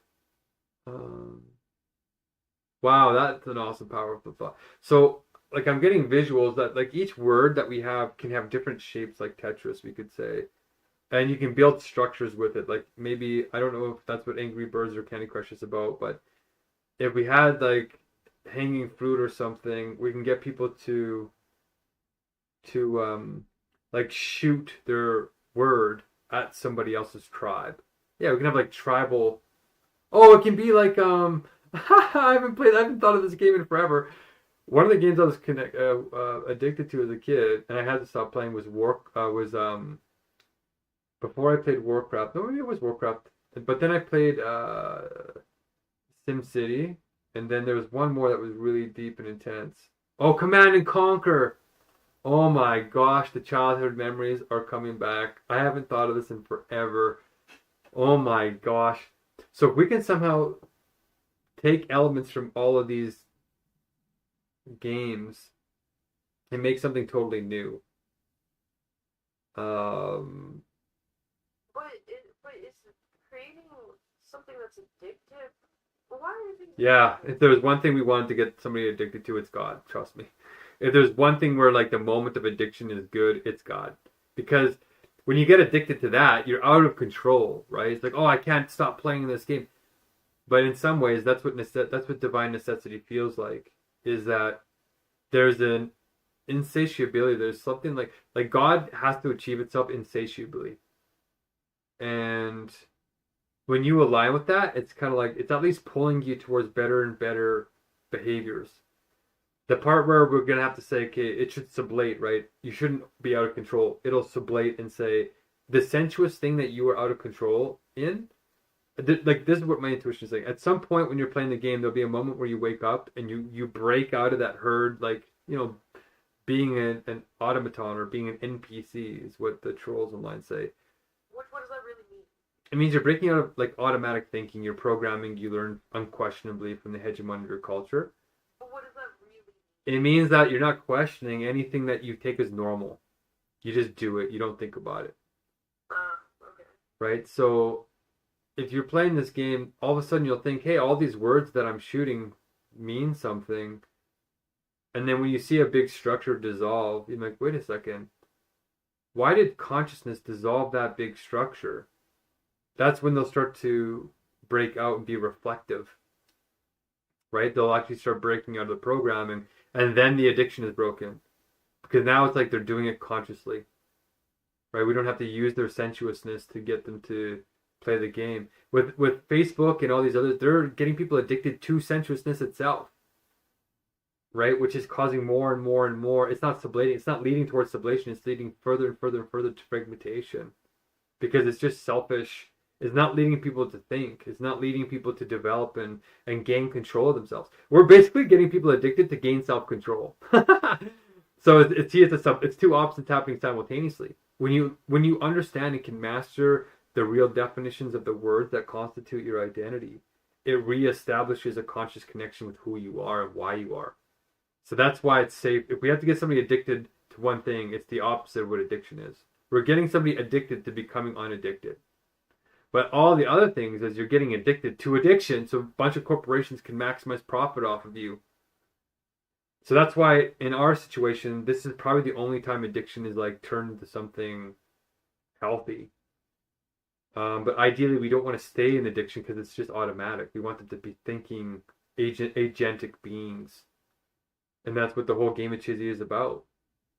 That's what solves the Megacrisis, right? But yeah, I think... So how autonomous are we supposed to be? Well, godly autonomous. You're technically a universe in yourself once you realize, the soulfulness of your depth, and that you're like an electron, right? Your consciousness is locally centered, and it feels like you're just this concentrated form of awareness, but it actually extends as a sort of exponential field across the entire universe. So you're technically already everywhere. So that's sort of what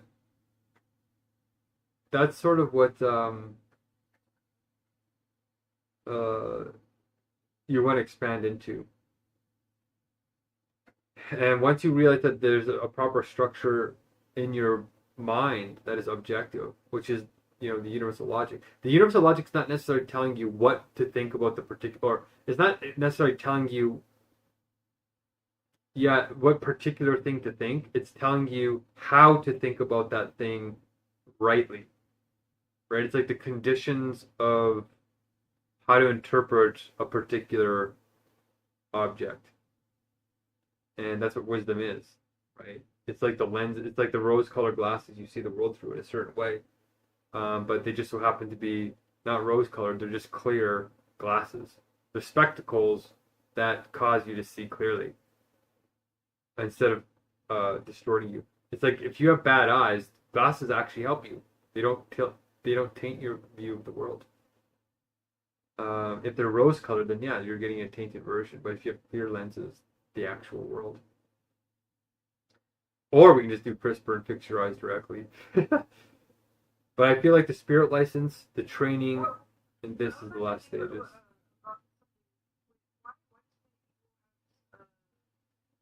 Visual problems. I wear glasses. I can't see well far away. A lot of that probably is due to technology, exposure screens. I would say for me, but how does visual does that affect our awareness? Because I feel like I'm like looking out and I can see objects, but they're blurry out in the distance. Sometimes in mushroomy states especially, but also in my periphery, just in general, that blurry zone, distance, off the distance, can lead to tricky things, like seeing someone's face contain a different emotion than they're actually carrying on their face. And so I perceive the world literally differently. See, I think it's partly because of technology, yeah, but I think it's also diet, and I think also like one thing that surprised me when I started going on these hunger strikes is that I used to have like floaties in my eye that I could literally see them, and that's because I was doing a lot of bodybuilding and taking a lot of protein, cheap, garbagey protein. Um, I would like to go and see how much trans fat I accidentally ate from all these pizza pops I ate before I went vegan because I was an oil patch and you couldn't eat anything out there. Like, oil patch is very, very hard on me and bad for me. That's why I know how rough it is to be a blue collar worker, especially in camp. It's like the worst park. It's like the worst rat park ever to be sent to camp. Yeah. Unless you're in Syncrude, which is like still a version of crappiness, but it's like rich people crappiness. So I think when I went on my hunger strike, my eyeballs cleared up. And I looked it up, and it's like, yeah, your eyeballs, when you're starving, it'll even eat the excess protein in your eyeballs. So it cleared up my vision. Cataracts are caused by too much sugar in a but we know so much now that we didn't know before.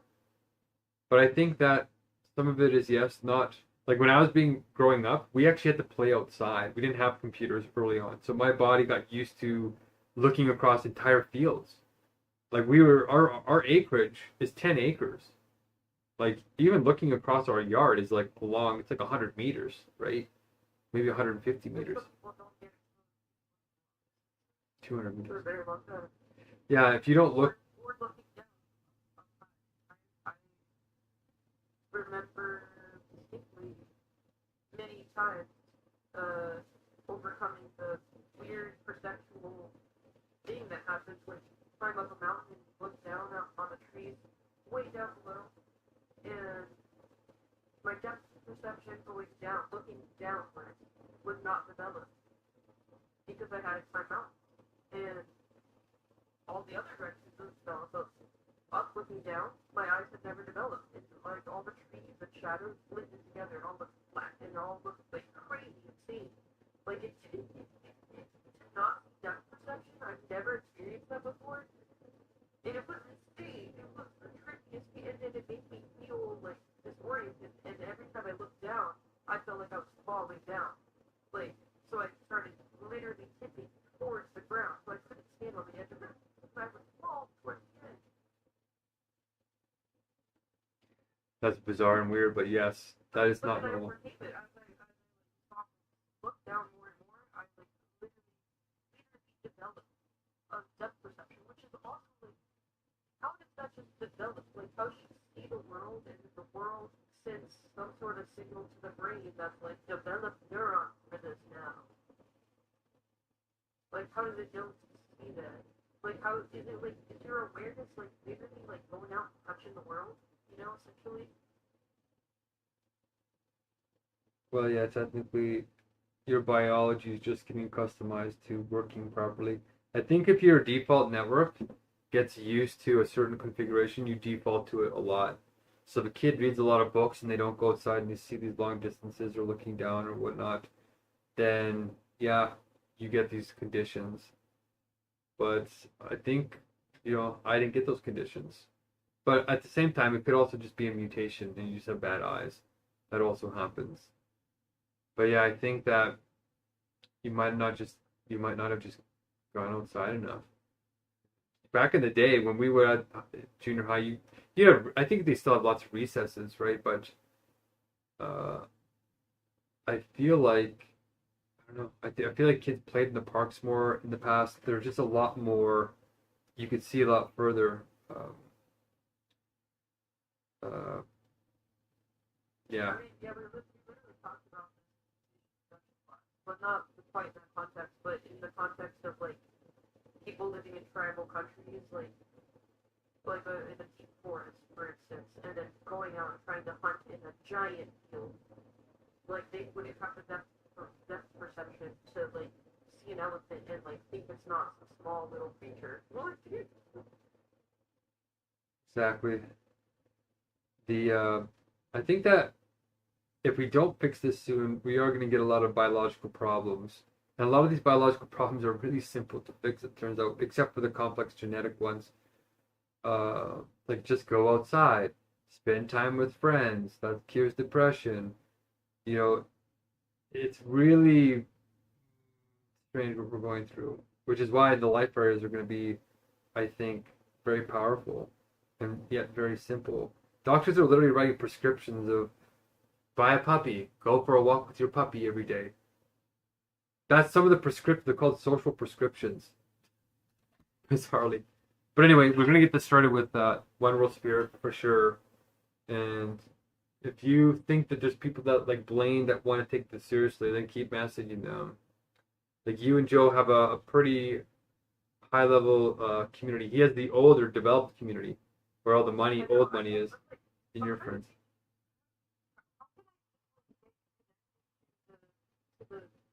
Say, like, what you find when you're talking about all the neurons and my, well, the philosophy professor for one, but even more so now the psychology professor. The one that was like, yeah, I partied with the guy that read 60,000 hours of tables, like, sounds like, he's a very humorous guy. Like, he's very, like, yeah, whimsical, paradoxical, like that. So, um, how can I just like how can we like that is international calling a thing like that we could do a multiple way call on? Because I'm wondering, could me and you on a regular phone call state phone office because that's how I successfully reached him in the past during his office hours and just talk to him, see what happens. Connect with him and then be like, hey, like tell about the mission, but also like, yeah, and it's like, I don't know, you can relate it to like the neurons, neuroscience, and flow state immediately. Like, that's like, I don't know if you really know all of that is, because he would understand that. And like, he knows Hegel somewhat, I don't know how much, but like, he's like, oh yeah, I love Hegel. Like, so I don't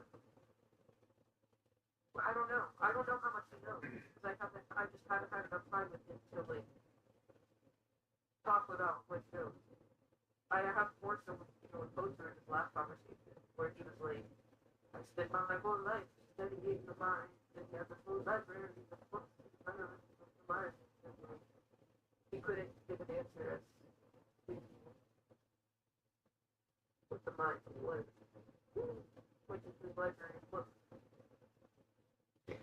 Yeah, well, we could try and do that. People period with formal response. Like, I don't know. And then he almost kicked me out of his office after that. Who said that? He tried to kind of, I noticed, I'm trying to figure out, there was 2 points he tried to kind of, he was trying to be like, okay, like I have work to do, like good day now, and then I just kept going. I literally like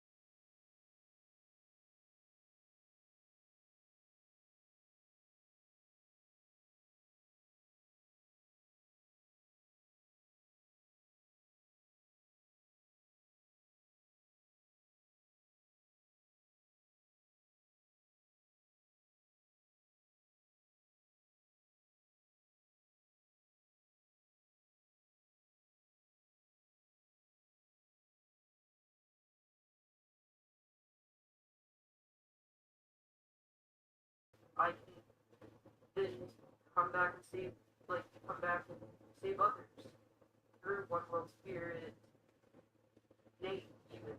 Like I think I can be a part of one world spirit, but I'm not yet saved. I'm not enlightened. I'm not all those things. Well, your co-worker saved you already, so your dominoes go. I can tell that, these types. Who is that? Right, that two of them saved you. Yeah, exactly. And I do think that you're receptive enough to what I'm trying to do in the meetings, that you're actually getting a healthy version of it that you're not getting anywhere else. So that's.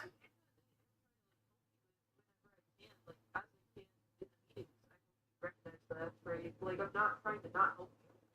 I'm just trying to help you as I can, right? Like as I'm equal, like as I am right now, right? Which is this messed up version of me that I don't like, but it is what I am right now.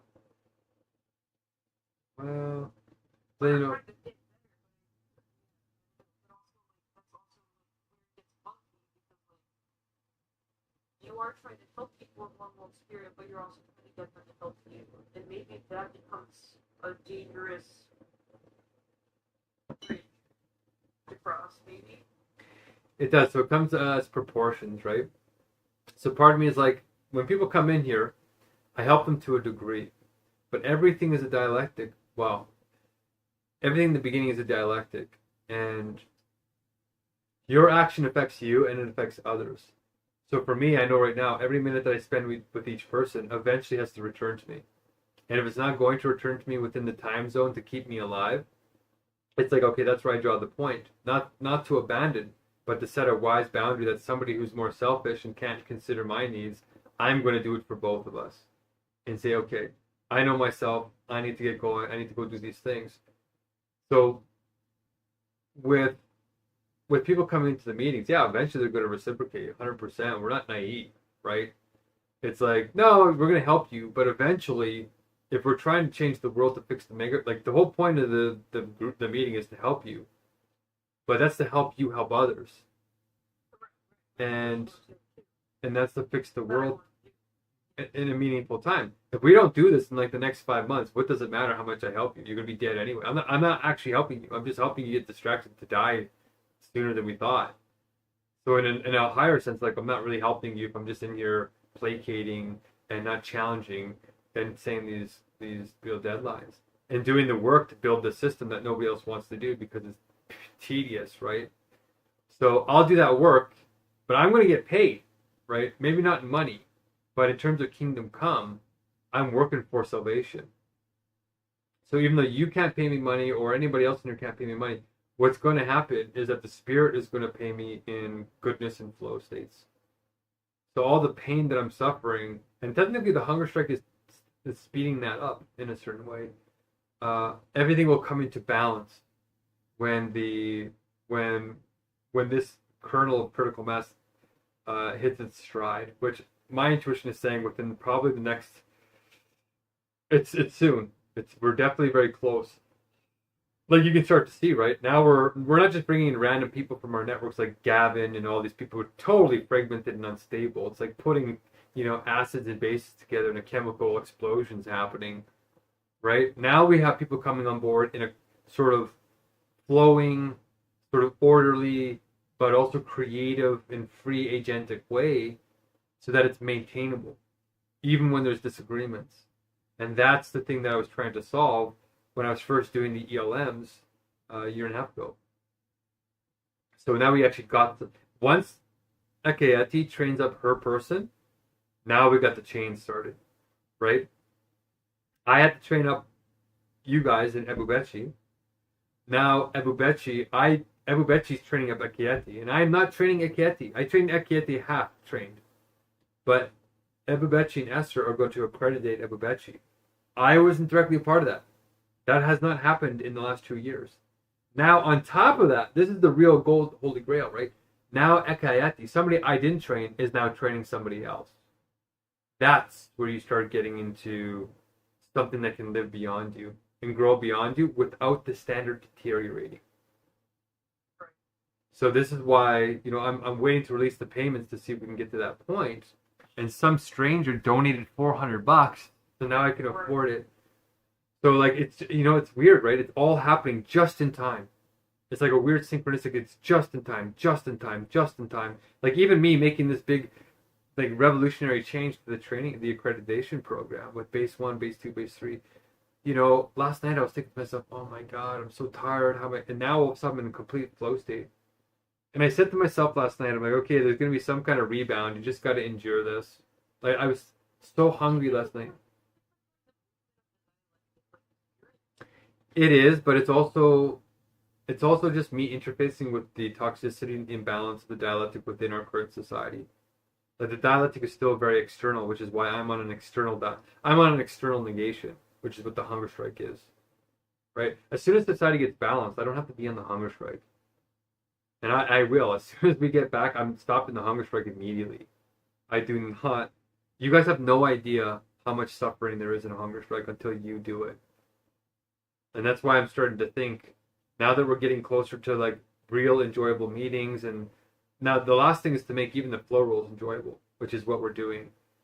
Once we get these last things put together, the flow, the spirit license, which I just improved 2 days ago. All the tools are improving. Even my core case is improving. Like it's all improving. Then people are gonna have a lot more emotional resilience, a lot more mental space because time's compressed. That they'll be able to take on these hunger strikes and then start to realize what it's like for the 730 million people going to bed hungry every night, viscerally. And so I feel like if people do. Yeah, those people are the real ones. If I see somebody hunger strike, well, I was thinking like on Reddit,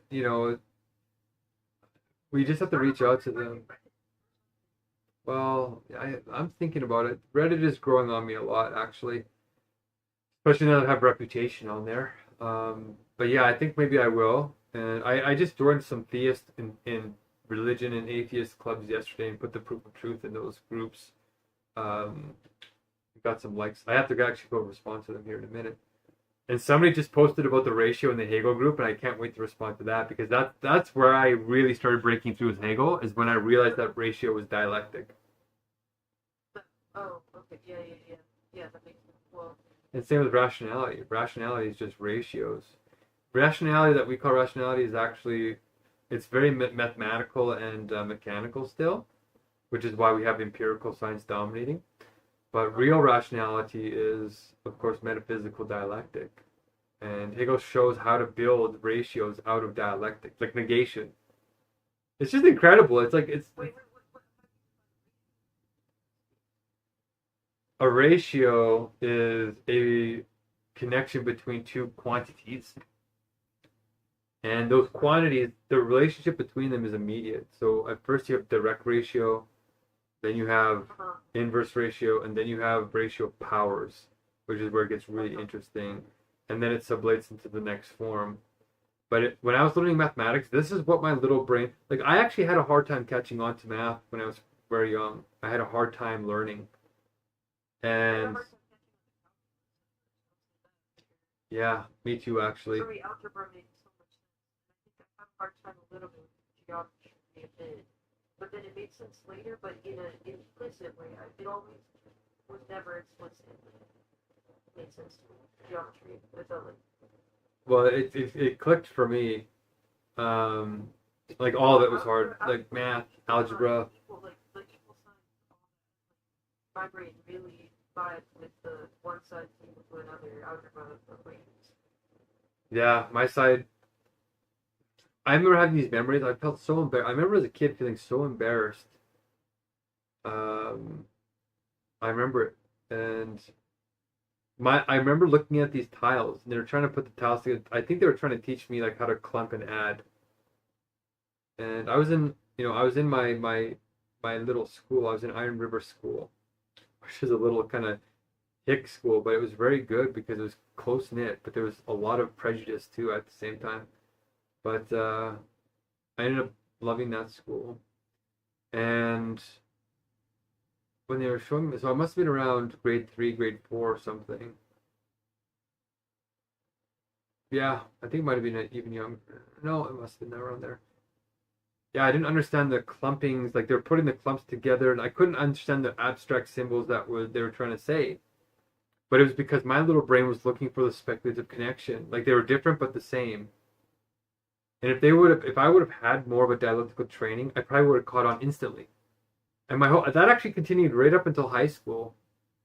And I'm like, well, why? Like I kept asking my teachers, why? Why does the derivative do this? Why is the integral this? Why? And they never had any answer. They got so tired of it that they said, okay, just do your test.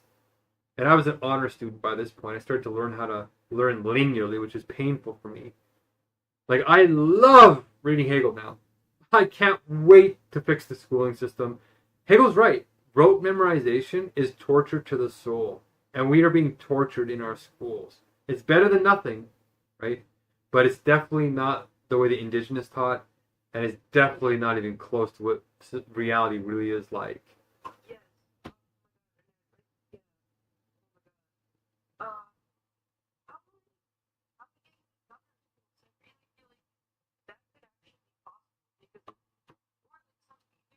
if not governor school, something like there's a bunch of experimental schools, right?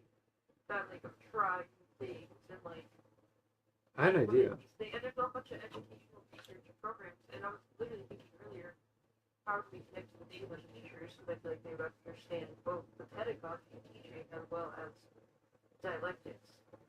Why don't we do this? Like I had an idea flash through my head just now. Why don't you go see if you can book a gymnasium or something? Like go book a classroom, go book some kind of space on the campuses somewhere on these places that you can access. Contact that guy from the Effective Altruism Summit too. I don't know if you ever contacted that guy who's 20 kilometers from you. The guy that that messaged us and said that he lived 20 kilometers from you. We were blown away.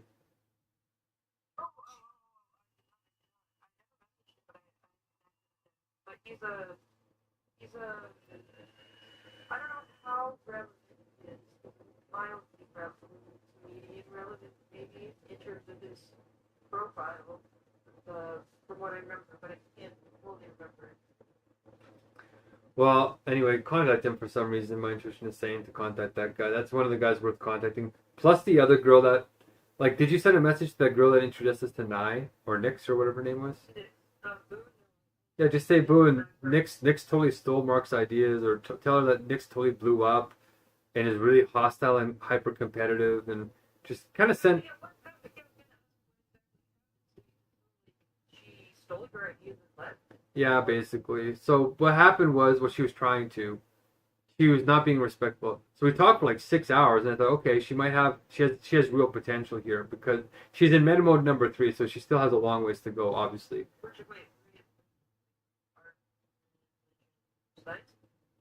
No, oh my gosh, you need to keep coming. See, it's fading. You're not coming to the meetings. It's already fading.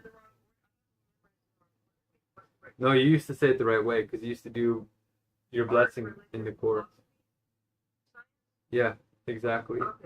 So she's in the sort of philosophy New Age mode, and so yeah, we talked.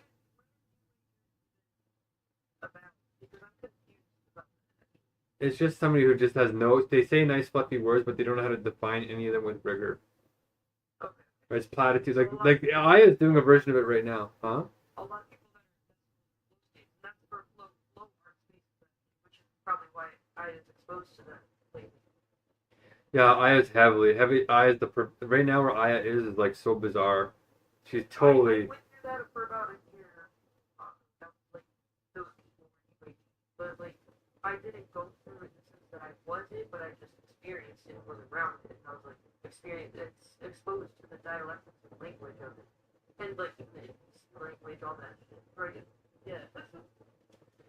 Right, and I think Aya is actually almost the perfect example of the sort of New Age, the New Age stereotype because. With the aliens.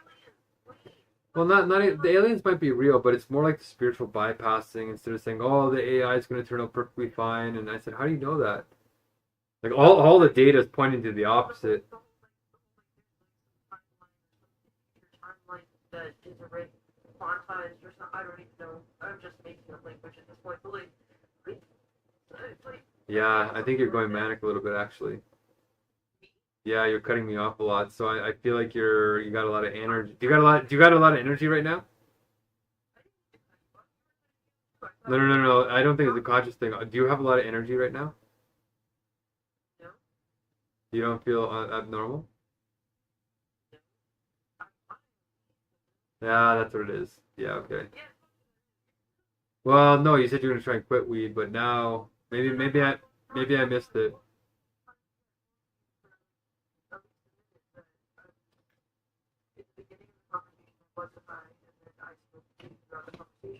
Why my question might have got more tangential or maybe got more aggravating on my question. And I noticed multiple times that you tend to get picky about our time or we ask questions after I smoke weed and ask questions. Yeah, because it's like, okay, My but questions fade, I understand that. And I know I get tangential and weird sometimes. no, it's not weird at all. Yeah. I'm just trying to, I don't need to make you fun. I do feel bad about that and I apologize. So if that's like, yes, I'm not, yeah. It's not about making you feel bad. It's about reining it in so that it's productive and caring about other people and not just an escapism. So what my subconscious mind is saying is we're moving from productive to escapism because you're bored and you're suffering in some way. I don't know exactly what the details are. Well, because like right now, like I'm trying to steer the conversation to something a little bit more productive in the real world. Like right now, it's mental masturbation in a certain way that could generate some ideas.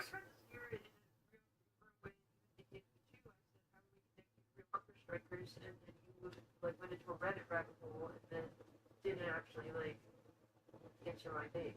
Well, no. I think that's like before, like you said, yes, you should, but then like, well, like I'm talking about like we need to make a real strategy to connect with the real hunger strikers because that hasn't happened. But in So, like a real thing that like genuinely helps. yeah, but that's something that was already brought up like by Michael Magruch and I like a month and a half ago. It's an idea, but you're not going to do it, right? Like I have so much stuff to do. I know. What I'm saying though right now is that with the position you are in your life, you might be changing over, which is exciting, right?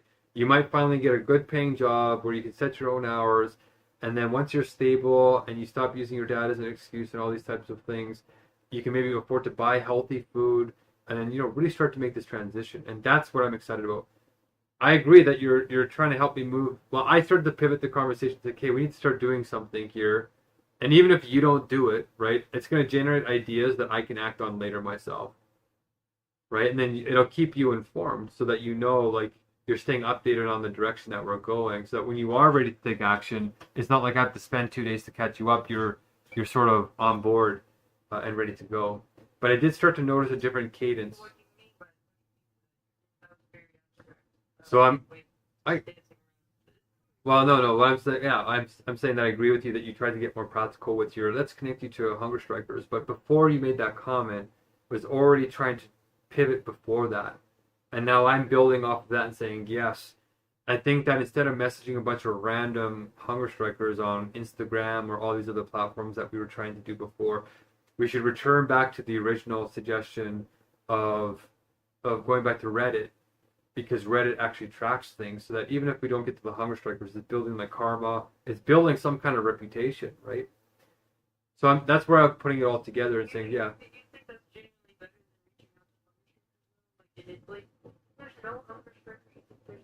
Well, I already tried to reach out to hunger strikers, so I've already done the strategy technically. I already reached out to the Greta Thunberg's group. I already reached out to the Palestine group. I reached out to something like 13 Palestinian groups. And especially the ones that were on hunger strikes, and none of them responded to me except one guy. One guy did it. Yeah, it's like a black zone, and it's because my Facebook is super intense and hardcore. So when they look at it, they don't want to do it. So yeah, Michael Magruch and I contacted that media company that said, yeah, hunger strikes are hot right now on social media. I said, okay, cool. Like I've already tried to do it that way, and I'm like, well, if I'm going to do it again, then I'm going to do it on Reddit. And it kind of like, you get a lot of views too. The thing that has changed my mind is that even when you're making comments, your comments are still getting 40 to 200 views, which shocked me. I'm like, holy crap, that's actually really good. And then when I saw my post got 27,000 views, I was like, okay, there's real potential here. We're wasting our time. Like, I'll give peripheral energy to other things like YouTube streaming. By the way, the guy that gave $400 was from my YouTube stream, which is bizarre because that's like, hold on, what's that? Yeah, and like even in the last like 28 days, I've gotten like 600 views on my YouTube channel alone. I'm getting like 88 views, roughly 100 views every 2 days. And on TikTok, they've definitely cut my TikTok down. I think I'm getting something like 1,000 views, 500 to 1,000 views a day on TikTok. So that's like 30 days. That's like 60,000 views just from. Or hold on, that's like something like 15,600 views from just those platforms doing like nothing. And then on Facebook, I think I'm getting something like 50,000 views a month from Facebook. Now I'm getting like, I just got something like, I don't know, 27,000 plus 10, 37,000 likes of views on Reddit just this past month. So, if you add that all up together, that's like, what is it? That's like 50,000 plus 37,000 plus, that's like 120,000 views this month that I've received. Like I'm getting out there. Plus my top 100 thing comes up on Google. Got a few views on academia, so it's picking up. When you type in Mark McCormick into the Google search bar, at least from my address, it pops up Mark McCormick Edmonton, which is pretty good considering there's a lot of famous Mark McCormicks in the world. But let me actually do it from the incognito browser. Does it pop up on incognito? Mark. It does! I'm the first one that pops up. I pop up ahead. Oh my god. Mark McCormick Edmonton, Mark McCormick Hungerstrike comes up before Mark McCormick, the multi-millionaire golf guy from Harvard. Actually, try it on your phone. What does your phone say? I think it's because it tracked my IP address. I think it's biased. There's no way that I'm coming up before this Harvard lawyer guy.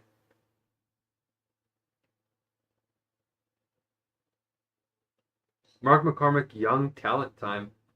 Really? What does that pop up?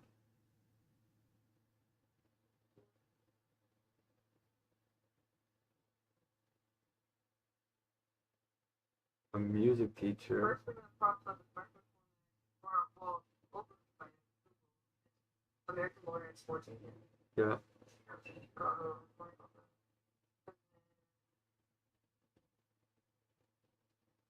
TEDx talks, YouTube,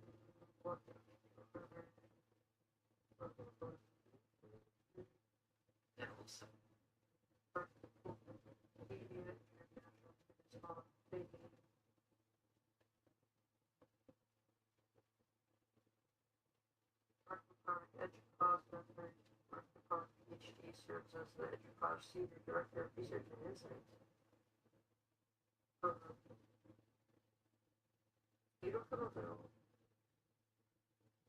So it's just priming me on my own connection.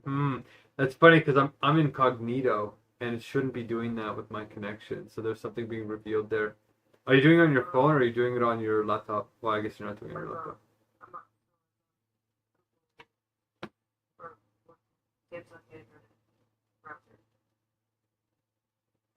Okay, let me see. I didn't do it on my phone. I did it on my laptop. Let's see. So Mark McCormick. Yeah, it's still coming up as number. So it might be targeting me. Mark McCormick, Dublin. What's in Dublin? So what? I'll take a screenshot of yours and then send it to me, so I have proof, because these incognitos should not be twisting my browsers.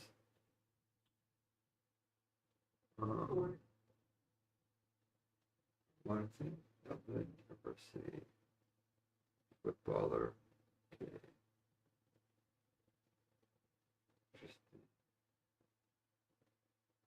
Yeah, because I shouldn't be rising up, well, quite that fast. But then again, yeah. So if we do the hunger striker thing, uh, part of me just feels like you're doing what like cocaine addicts and drug addicts do, right? When you have the drug, you're tons of energies going, you're flow stating, you got all, and then you don't do any of it, and then you get depressed because now you're like, oh, I said I was going to do it, then you don't do it. So part of me is like moderating it because I can maintain my flow states, right? Like even when I'm not feeling in flow, I can still grind through with pure discipline and get the stuff done. So Um, what is how do you get disciplined? you got to do the work, Marlon. You got to get in control of your brain and sit down and think and be with it and stop all the random thoughts that come into your head. There's three types of meditation you got to get good at, Mm-hmm. and you're not good at any of them. And it's like, well, that's because my brain. Well, how much have you actually tried? Like you do probably less than the average person who's also not focused on it. So yeah, I think you just need to do that work and understand. What are the three meditations? Well, there's I think I told you before, and when you ask questions like that, I definitely feel like you're recording this for value later, which hopefully this helps other people if you're uploading it somewhere. But there's meditation number one would be just clearing your mind. So stopping all the random fragmented thoughts from ungrounding you, right? You can stay where you are in your head without any thought carrying you away. That's sort of mimicking pure being. You're grounded in yourself. Then the second level is uh, mantras. I think you can use mantras to start to mediate your thoughts, but also stay grounded. And then the third level is compassion meditation, where you send out love to the world in greater and greater shells. So you start with yourself, then you expand one circle and maintain focus, and you love the people around you, your siblings, family, then one level later, which is your community, and then one your city, and then your then your province, state, and then the world, and then the whole universe, and then multi universes, and you maintain that focus, and you generate that feeling of love. You actually focus on generating those emotions with your conscious will by using memories, NLP, all that type of stuff. And then after that, there's actually the fourth, which we're teaching as mediated meditation, which is, of course, using the words discursively while staying grounded, while being in the contingent world, while walking, while being in your normal life. And that's actually, there's a version of that Ram Dass talks about walking meditation. So I guess this would be the fifth version, the universal logic version. So this is where you're just not doing that work. And that's what you need to do. Even right now, talking to me, right? We're talking here because you're on a drug right now. So all the stuff we're talking about right now, I expect you to do none of it. Like our relationship has got me to the point where I'm like, okay, I'm recording these ideas for myself. And I'm going to try and make room in my schedule to do them until, like, I'm waiting to see if you can get yourself stable, which you are. Right? And it's exciting for me to watch it and say, okay, look, you got yourself out of this bad place in a collapsing society that's taking all the jobs at the same time, right?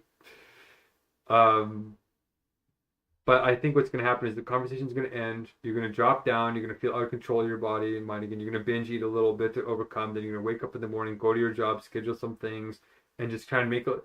You're going to keep working until you can make your first paycheck. It's real money. You're going to take that few $1,000s. You're going to pay off a couple of things. You're going to buy a couple of things you don't want. And then you're going, or you don't need. And then you're going to maybe start getting more serious. But then there's probably going to be one or two crises with Dre in between there to keep things interesting. And then you're going to get over that, maybe break up partially, but get back together. This is really what my intuition is saying is probably going to happen before you can actually do anything we're talking about in this room. And I'm about to die, right? So knowing that that's probably going to be your, unless you make a choice, you can change what I just said. No, no. So, okay. Well, the first meditation, I would say I definitely do, but just not often enough. But, like, are you talking about, like, all the time with these meditations, or specifically when you meditate? Well, you need to do it often enough to counterbalance whatever society's doing to you to unground you from it. So if you're grounded all the time, you're flowing, you're in flow state, yeah, you might not need to meditate as much as you normally would. You might even be able to not meditate at all if you're already meditating as walking meditation. But right now, it's kind of like what happens is you get bombarded by all this fragmented culture, and instead of doing the work, you just smoke weed, and then weed does the work for you, is what's happening. Or that's what it feels like is happening. And you're also taking these other drugs from your psychiatrist on top of it. So it's like, okay, this is a dangerous combination, right? So I can't give you any specific advice. I'm just saying, here's a general direction. Talk to them about it. See if you can get your drug regime figured out, and then make that work. One thing that I think you could do that might be interesting to plant a seed on, which wouldn't take a lot of time, is just say, how do you, without any of your professors or anything, just saying, if you still have alumni status at any of these places, send a message to the administrator or somebody and saying, hey, can I book the gymnasium? Can I book a classroom to have a video conference with somebody who wants to make a presentation on the campus? And then invite your friends to that and say, hey, there's this guy who claims to know Hegel, and he's going to take any and all questions at this gymnasium or something. I'm down for that. That would be sick. And I think, well, yeah, how would I pitch it to the administrator, I guess, like your project, so like it's a school thing, right? But they do have a lot of visiting, like, researchers or video conferences and this and the other, right? But it's around, like, STEM education mostly, right? So, like, how do you get involved, like, with the pedagogy of school systems? I know you said you're really excited. So, like, what do I say to them? Just be normal and be like, hey, there's a guy that wants to talk about, AI, the future of students, and claims to understand Hegel. And it could be very powerful for students. It's an academic event. Just make it sound academic, because it is. And even if we test the waters and nobody shows up, it's like low investment, low reward, right? It's like, or it could be high reward. It's like, oh, you sent a couple of emails, they gave the space. As long as it's free, don't have to pay for it. If you're a real alumni, you should be able to get some kind of deal or something. And then, you know what? Once we got the space, we can just be like, yeah, even if nobody shows up, it's a test to see, okay, even if like 2 or 3 people show up, those might be the 3 people that will be like, yeah, let's talk about this, and they might talk to their professors or whatever. It's just a nice to have. I think the block strategy is going to work out, right? Right. That's what my focus is. But if you're excited about doing something there, that's what my mindset might be.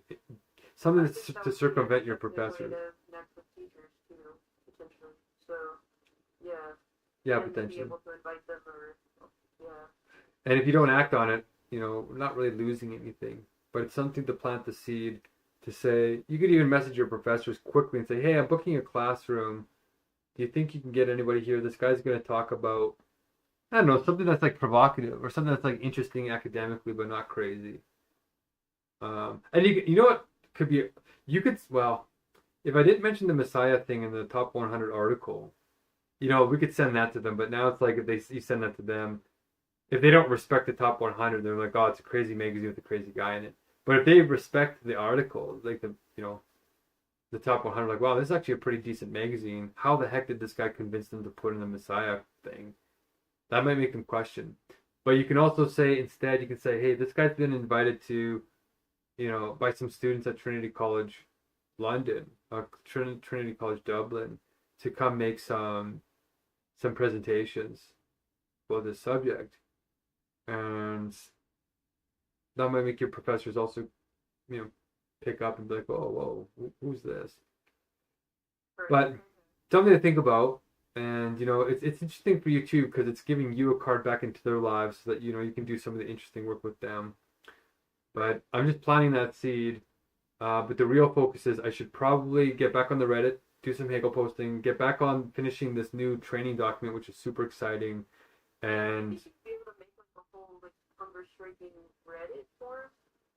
I don't know if that would get taken down, but I don't see why it wouldn't, because you would make your own rules, right? Yeah, I was thinking about doing some kind of true advocate peaceful protest thing where we support people who are doing peaceful protests and teach them some like legal processes. and be very careful to not do legal advice, as nebulous and grades that is. Yeah, I was thinking of doing a lot of things potentially on there, but the main focus is just the block strategy, really. These will be community groups where we do ELMs later on, maybe. But that's where it's like I'm not really, I'm focused on the Hegel and the other ones that have momentum and get views, but starting something, if you're passionate about that, it can start things up, but it might, should we be giving you power when you're so out of control, right? More than other people, yes, but like this is an extreme standard. I think Joe could probably handle it. Joe is one of the guys that I feel like if he was giving a lot of power, it wouldn't be perfect, but he wouldn't get corrupted right away. He would last a little while because he sees all the corruption in the garbage. He's been around it, so he knows, even just practically without universal logic, how to kind of maneuver around it. But he's not good enough to sublate it. Like, it will consume him eventually. So yeah, the main thing is I already have so much going on, Marlena. That's very exciting. Like, even the training right now, we got a good crew of people that are working on this with me. Like, I don't want to lose this momentum, because think about it. If Ebu Bechi and Francis and Esther by themselves get 2 more people on board, right? Then that means we have 3, Ebu Bechi, Francis, Esther, plus 2 from their flocks. So then 2 for Francis, 2 for Ebu Bechi, 2 from Ebu Bechi, 2 from Francis, and 2 from Eketi. Or no, Francis, Ebu Bechi, and Esther. That's 6 more people. So now we have 9 people plus me actually doing the real work and training. Now imagine wave number 4, right? Wave number 4, if everybody just brings on 2 more people, right? Then in their flock, then you have 2 more for the top level, which is Esther, Eketi, Favor, Esther, Ebu Bechi, and Francis. So that's 6 more people from them at level 1. Degree tree 1. Well, degree 1. Then degree 2 is the 6 that they brought on previously. Right? So if each one of those people brings on 2 people, that's 6 times 2. That's 12. So you got 6 plus 12. That's 18 more people in just one recruitment round. One training round. Where the training is the service and the service is the training. Right? That's 12 people, which we can do in a week. Now, this is where it gets crazy. Now, 2 weeks from now, imagine those. We got Francis, Esther, Ebu Bechi. That's 6 more people from that level. The next level, they bring on 2 more people each. So there's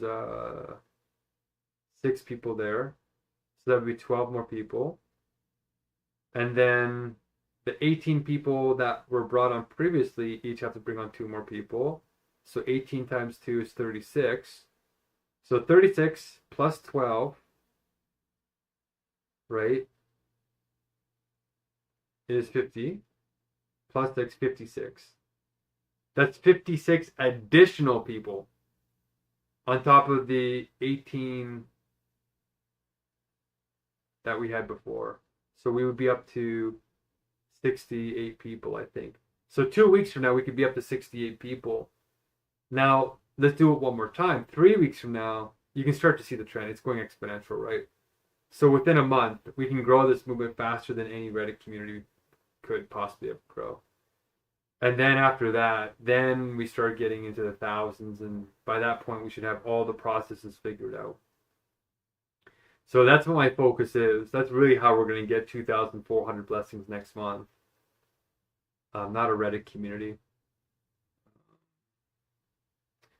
So I'm open to it, right? And if it excites you, you can try and do it. But I think you're just throwing out ideas because the weed is making you creative. But I'll put it on the agenda, potentially. It was always on there, right? Like, I started with social media on my first Hungerstrike, and it totally abandoned me. What a waste. I think that gained me thousands of views, but didn't turn into anything that could save my life. So I'm going to go work on the Hegel post. I'm not sure if you're seeing my post on there. Are you seeing my post on the Hegel Reddit? I saw that you sent it. I just haven't had a chance to look at. I don't really commonly look at Reddit, so I don't. But I'll see. I'll look at the Hegel Reddit see if I see it. I think I'm going to start answering every single Hegel post because something changed recently. Where yeah, you're right. People are vouching. They're starting to notice that I know what I'm talking about.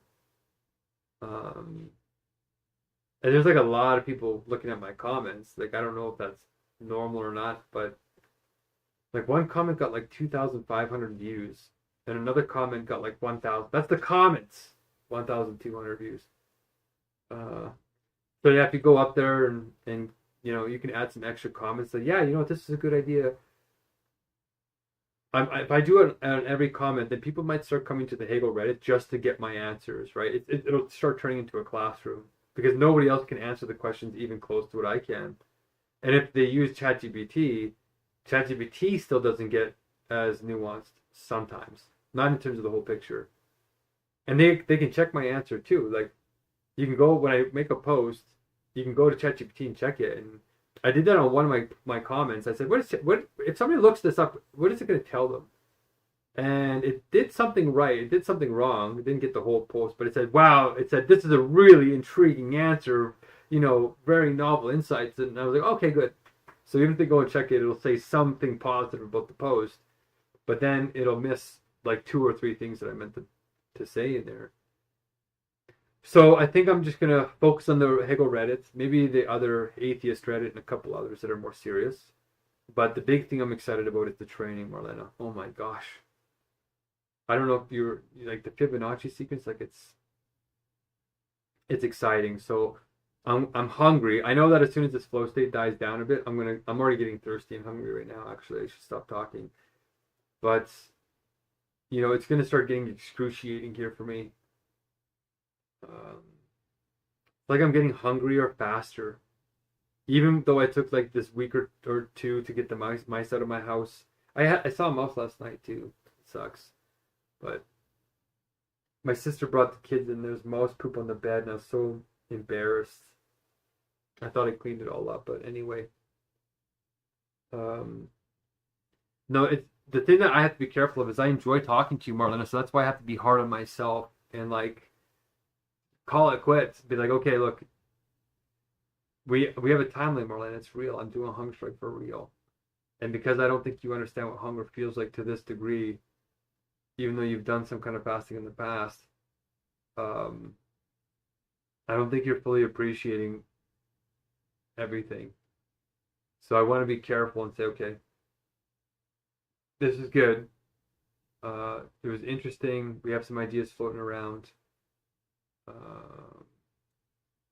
A couple of ideas if you want to help while you're making this transition in your life. I don't really want to take you away from this transition because I think if it's not a scam, which it isn't, then you're right. This roofing thing, as long as they're not putting pressure on you to say, oh, you need a new roof when a person doesn't, right?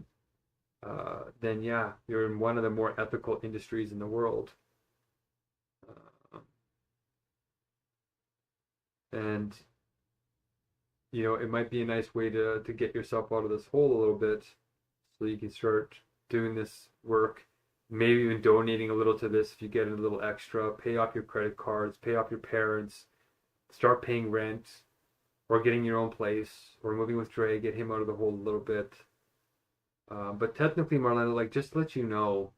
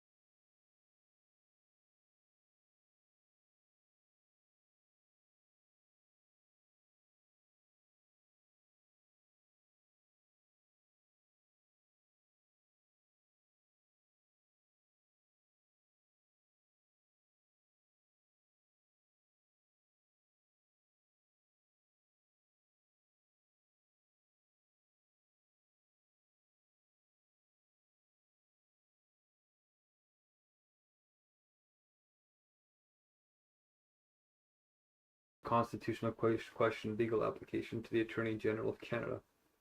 And it was like a panic, and there's a whole bunch of stuff. And my nieces and nephews came over, and there's a lot happening, as you know, and the training is going. So apologies for the delay.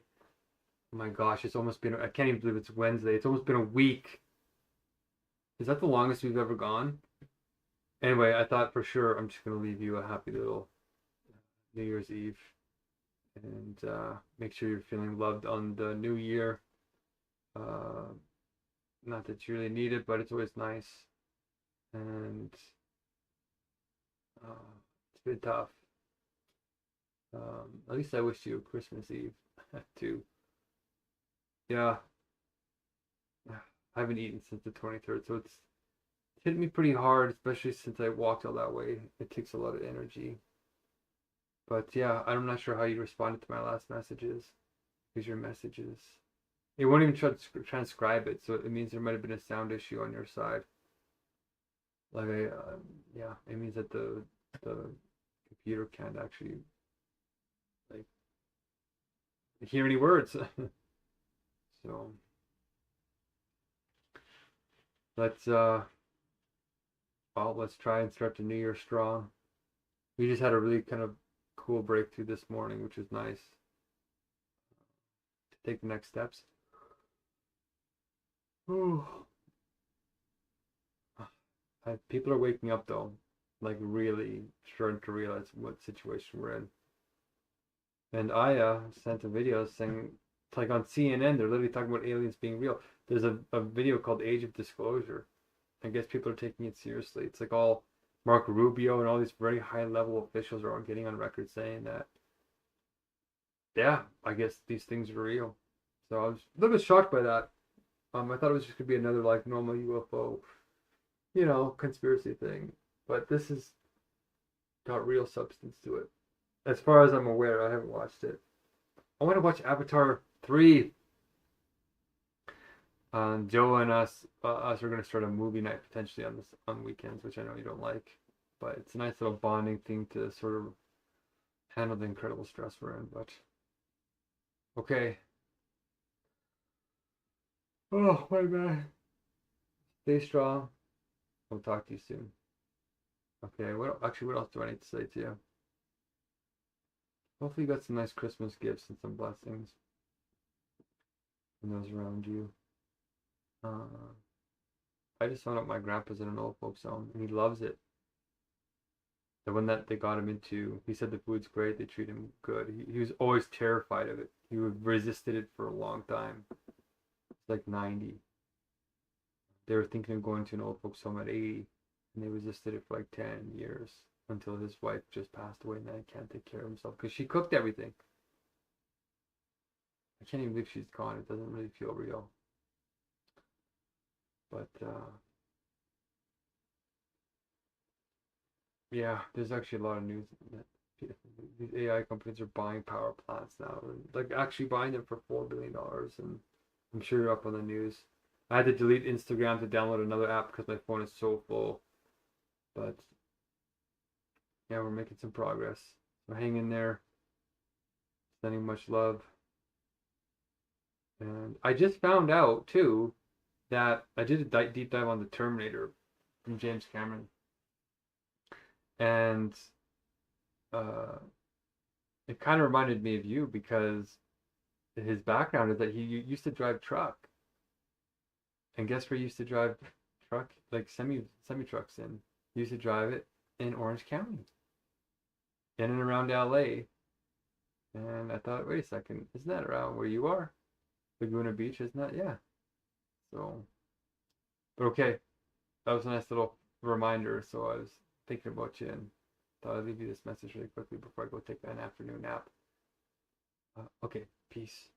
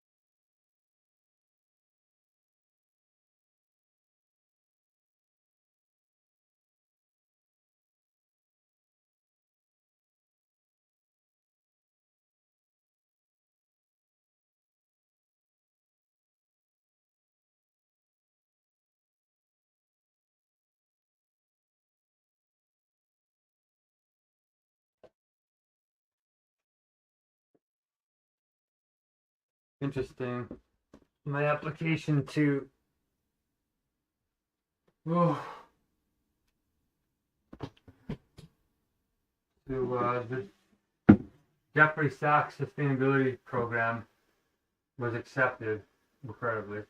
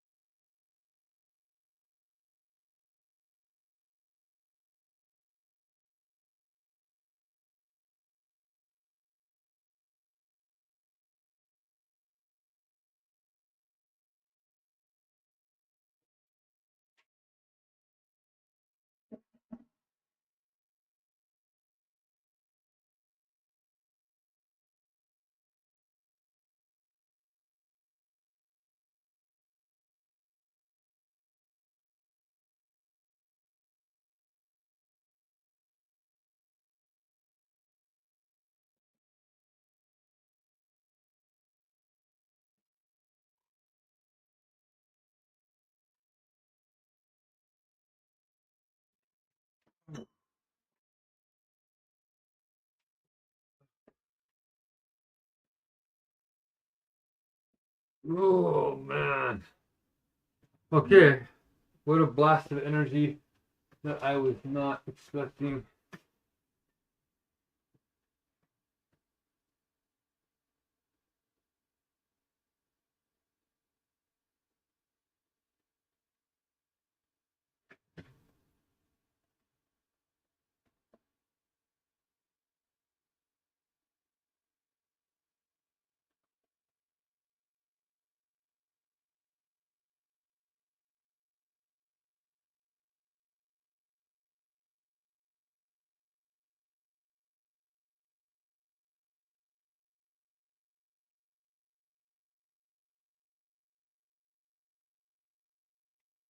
Damn it.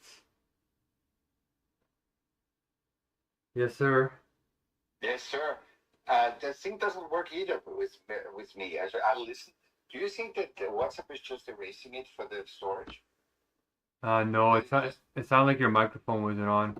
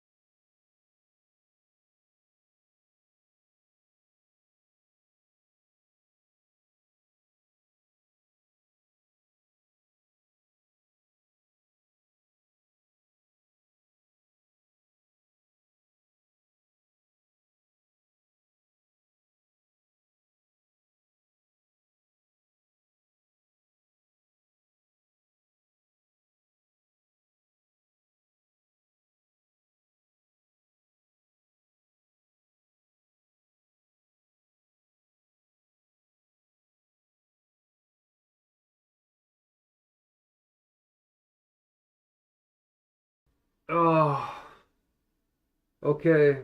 I just sent off some pretty important messages. Trinity College Dublin.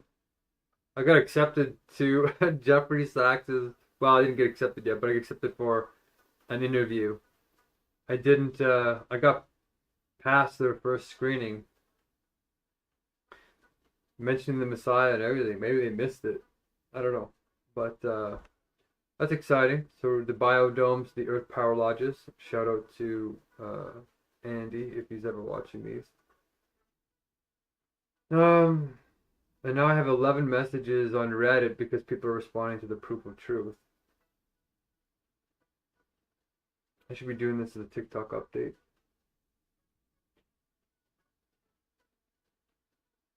Oh,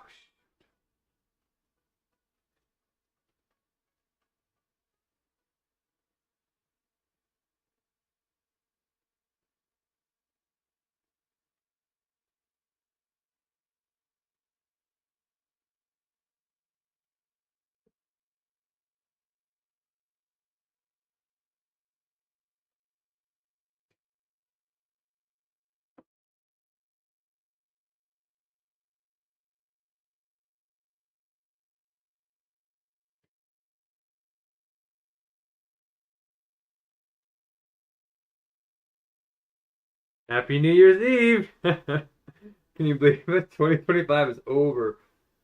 That happened quickly, didn't it? I should keep this in the background. So I'm finishing up strong this year. I hope you are too. I had a huge flow state this morning on day 223. Oh wow, that's a good number. Interesting. Um, this morning our ever living meeting went for 3 hours. I've had 7 hours of conversations. I went from barely being able to wake up. Last night was extremely difficult for me. And I woke up feeling just sluggish, and then we had a breakthrough. And all of these problems just clicked and solved them. And I got a massive amount of energy psychologically, even though biologically I don't have a lot of calories. So that was really tremendous. And I've had a lot of people respond to me on Reddit to the proof of truth, which, if you don't know what that is, it's the proof of God, the absolute scientific logical proof of God. Oh, of course, play a. It hasn't played an advertisement in like an hour, and then right when you guys get in here with me, it plays an advertisement. Anyway, so that's good on Reddit, and I'm making a dent on the Hegel Reddit as well. The Trinity College Dublin talk is getting lined up for this coming month. The Top 100 magazine, the printed version, is being printed, even though environmentally, I don't know if that's a great thing. But it'll get into the offices of the CEOs around the world, I guess. And also, I just randomly, in 10 minutes, applied for this sustainability food agriculture project because of the Earth Power Lodges with Michael Smith and this new way of making fertilizer that is incredible. We went down to Montana. We physically went down there and witnessed it, and it was amazing. So I put that in this application, and they accepted me past the first round. Even with the Messiah stuff and the top 100 and all that, they still accepted me for a call that's going to be happening here. I might get it, I might not, but I found out that Jeffrey Sachs is the advisor of it. And I worked with Jeffrey Sachs in 2011 or 12 when we were trying to raise money for the Millennium Villages on the African continent to achieve the sustainability development goals in an accountable way. So all this aid money doesn't go to waste, which is a big problem there. So I've had 7 hours of conversations here on New Year's Eve, just pushing it, but now I'm sort of running low, sent my messages out, and I'm wishing you a happy New Year's. Let's hope that we can solve this mega crisis in the year to come. This is the last year that this is the last New Year's we're going to have without artificial general intelligence, or at least agentic AI. And as you guys know, it's very concerning, but it could also be very rewarding. But let's put the work in. If you want to help make some blessings so that I can eat these meals and stay alive a little bit longer, I am on a hunger strike to save your life and mine. A little ironic to risk my life to save it and yours. We have about 5 months apparently left, plus or minus a few months, before AI codes itself 100%. And we need the universal logic, as you guys know, to align it with maximum truth seeking, capital T truth, and alignment with God and genuine true science and not this fragmented kind. Okay. Stay blessed. Have a wonderful, loving New Year's, and we'll see you in the new year. Okay. Peace. Keep sublating. Or uphavening.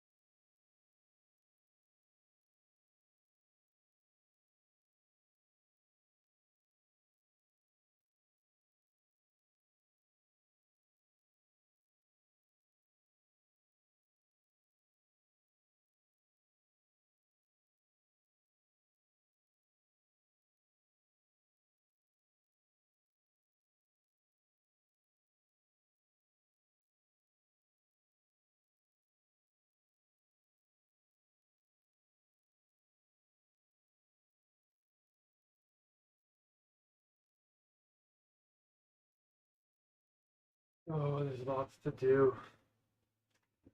Okay, I'm gonna send out a couple of emails and then get this done. Starting to get a little bit of a headache. I used a lot of brain power today in my flow state.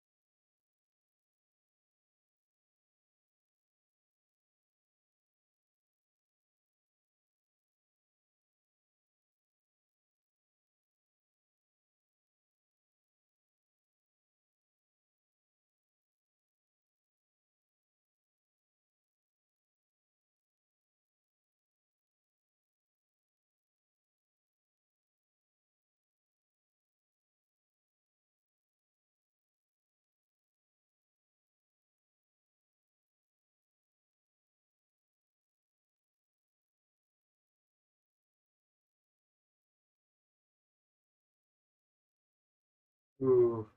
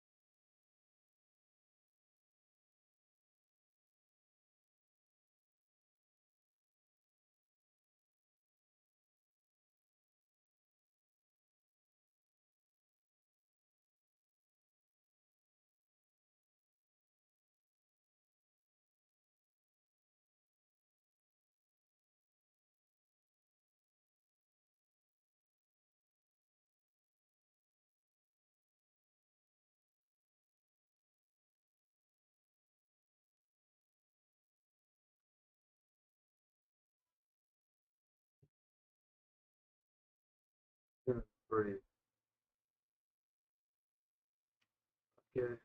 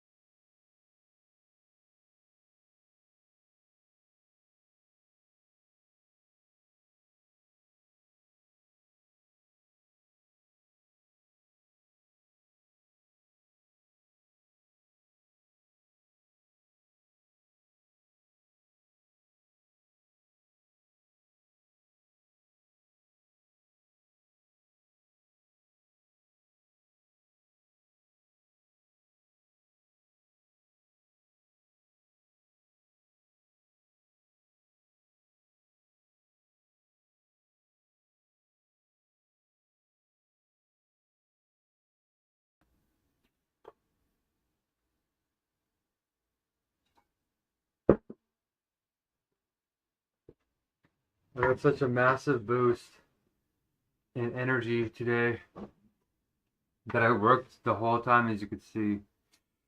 And now my head hurts a little bit. I think burning my toque is keeping heat in, but anyway. I'm gonna lay down and sleep for an hour and a half to 2 hours. See if I can stay awake until New Year's. Okay. Oh, let's go to the washroom.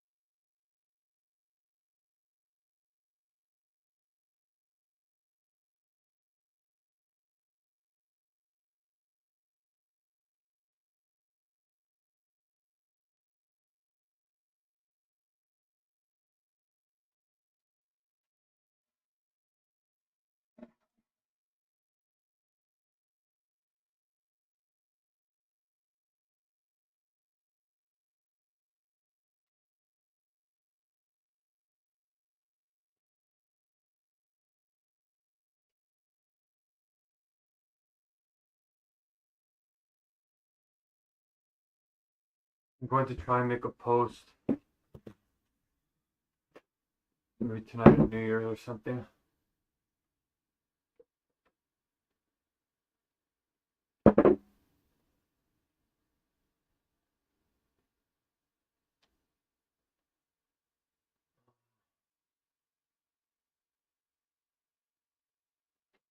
My intuition is saying to get water now. Yeah, my head's throbbing. Ouch.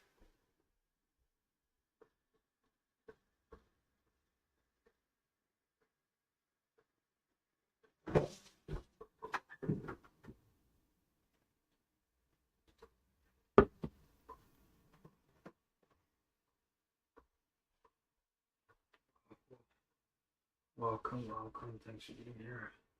TikTok, thank you.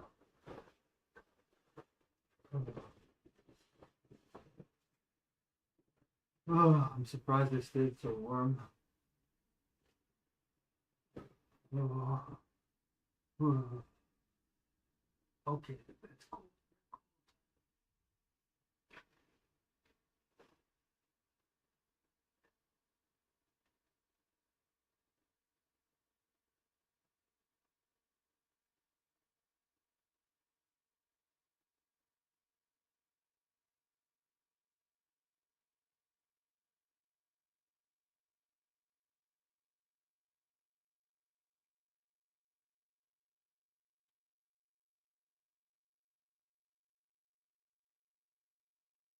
Yes, sir. I noticed that you might be feeling a little bit gypped because I paid a Babachi. I'm assuming that the other people will get trained really quickly, so you'll be right behind. But it's just been, you know, she's been putting on like a lot of hours, and I think you have too. But if you feel like you need to get top two, then let me know what you think is fair. We can do that. I'll be giving you like $100 here, like when the next crew is trained up. I just know that I bet she took out money to buy a laptop, which she can use for personal use, but she also sped it up so that she could do these blessings and stuff like that. Then again, you already have a laptop, right? So you might have paid the price earlier. But yeah, I'm just trying to make this money go as far as possible because it's so random at this point. And we don't have a lot. We have a little bit more to prove than last time, so it's getting a little bit easier to try and convince people to donate. If we get the next crew on board, trained up to at least base one, and I'm thinking base two maybe, because base one seems too easy. Do you know what I mean? I don't know. We'll try it out. If it's too easy, we'll make it for recruitment four. We'll make it a little bit harder. But and then if they can't do accreditation level three, then maybe we can just start doing mid one accreditation and high, and then start doing the qualitative if it's too hard.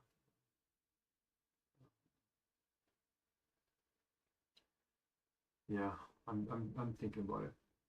I had like 7 hours of conversations today, but I was thinking about you and how would I feel if I was Esther? So I'm just checking in with you to see what you're feeling, and yeah. Like when I calculate the blessings here, it'll show how many blessings each person has done. So we'll see what yours and Betchy's blessings are. And like on the last time I calculated blessings, you had more, which is why I think I paid you more or paid you sooner or something like that. But I should probably calculate the blessings here. When the next wave gets like trained, that's when I hope to have them done. And as I'm losing strength here, I'm hoping to do it like sooner than later. There's just a lot of stuff to do today, so I'm just really happy I had this brainwave this morning. It was really profound. I'm glad you guys came in. We're at 673, so we're under 700 blessings. So I'm hopeful. I'm feeling hopeful I can meet like this week, at the end of this week or sooner.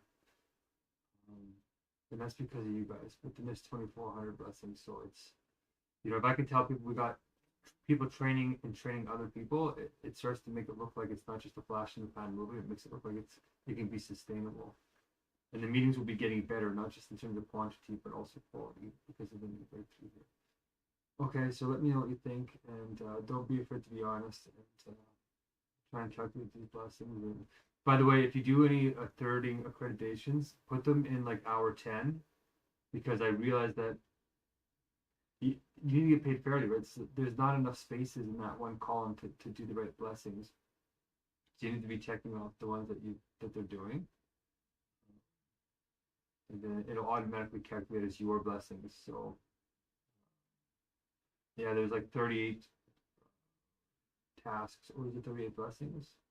Yeah, that were missing in the previous calculation. So I added them. The current calculation already includes them, but I caught that just to make sure you didn't get screwed over. But okay, I'll talk to you soon, and I really appreciate you trying to be the first person to third other people, or do double accreditations. I mean, okay, stay strong. Peace.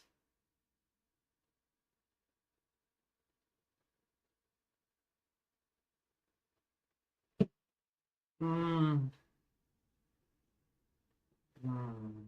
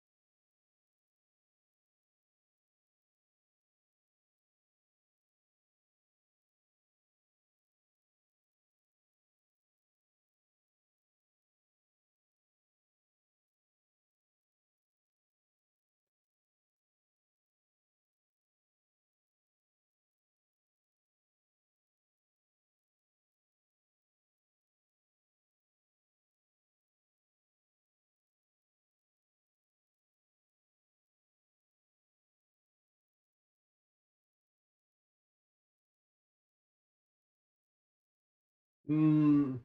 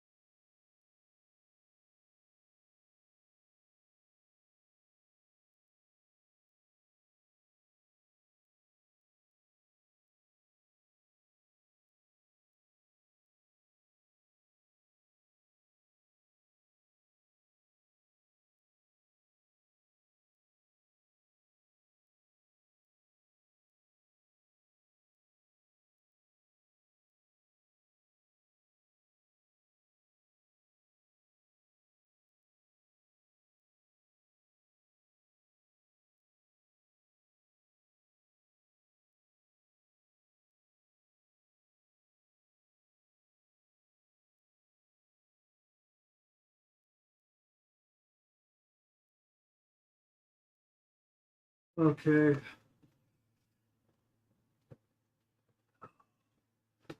Getting sick again. Excuse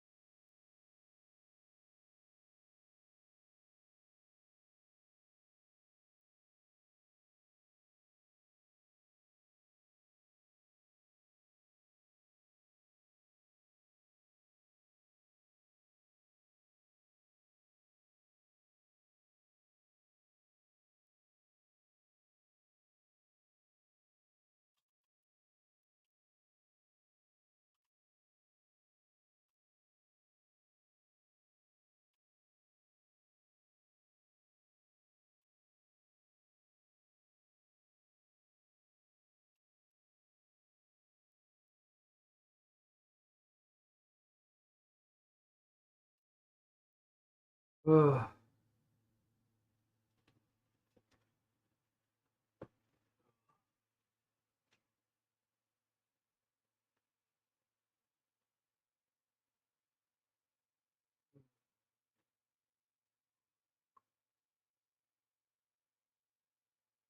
Mm.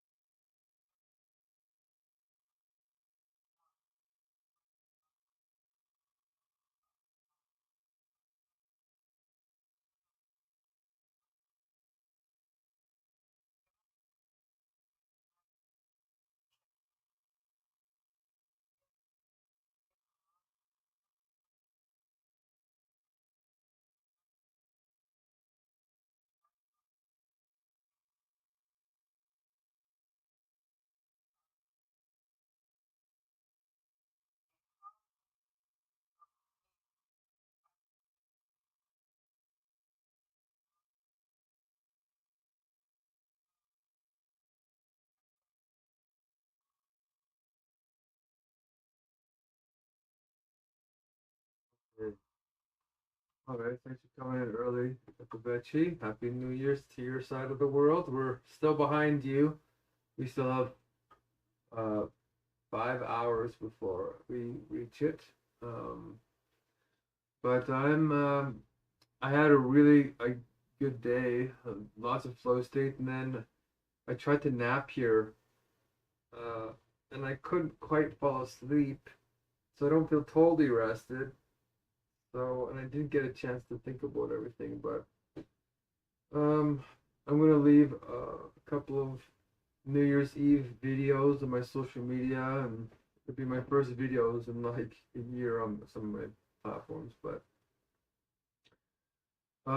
yeah, so I feel a little tired. I might try and sleep a little more, depending, uh, and then try and wake up again before New Year's.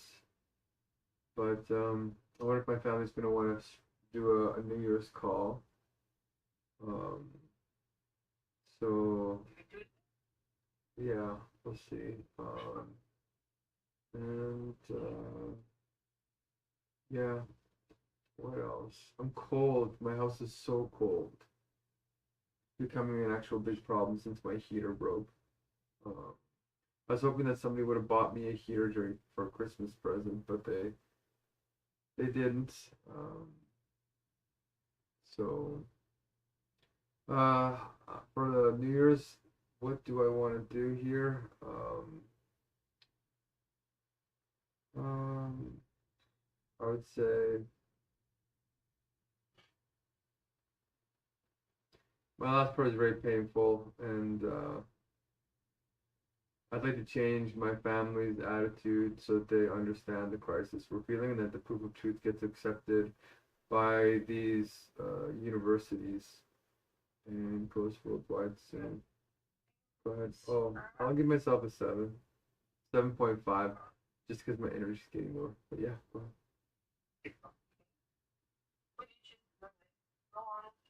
Oh, who's all?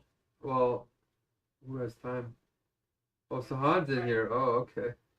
Well, I guess I'll donate like a couple minutes to Sahan, maybe 5 minutes. And then, yeah, go ahead and let you. I know he's in here.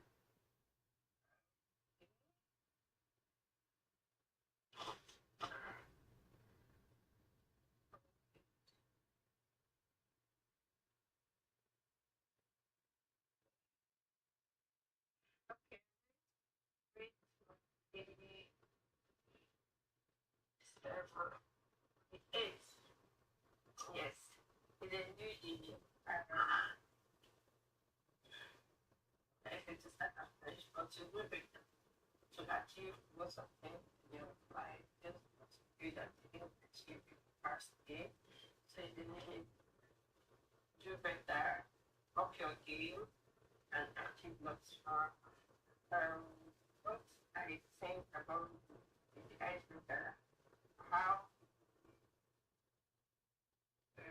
how was or is it not part of it? Not part of it. That I'm going to kind of give you because I was not what I want to do. But I know I have to just focus with the brother now get there, trying to figure out study and like maybe work my career like say that up my age I will pursue whatever comes to when I can commit and figure that. So yeah, that okay. I just have to do.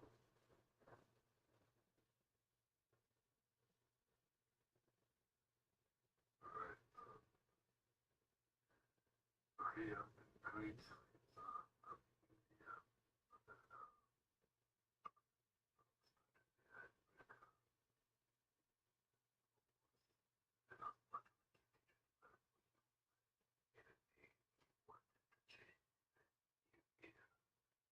I looked at the shades.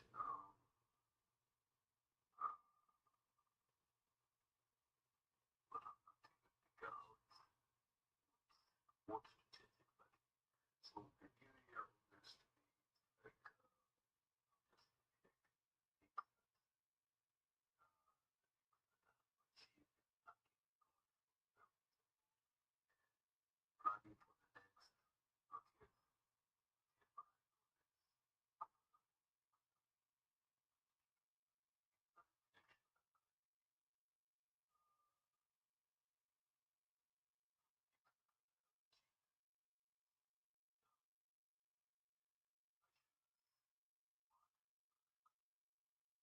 already went. Okay. Yeah.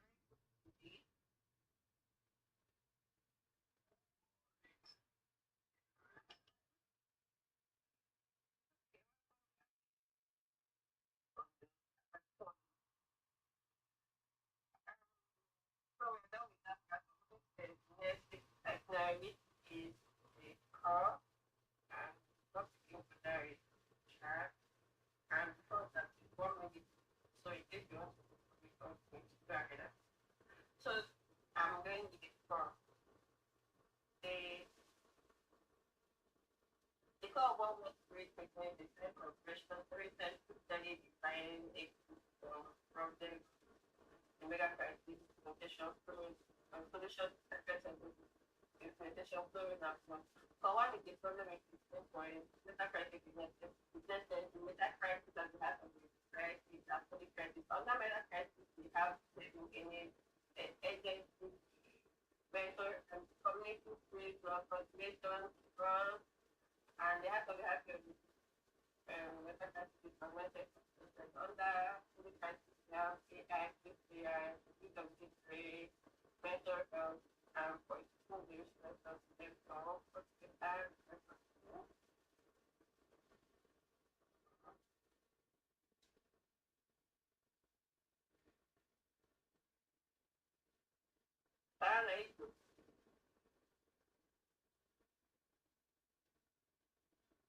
Yeah, okay, yes. Okay, 15, which is the root solution to all the problems in the hospital, and come to sacred sentence, the government sentence, one spirit in power. One spirit meeting for the secretary of all people, the right to place. Hospitals. And one spirit in our the code state one is impossible. I found to my level to the Shwan. This is which is the better one of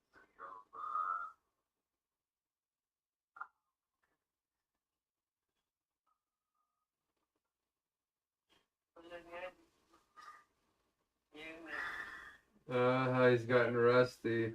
My blessing is 5-3.9. He's right there.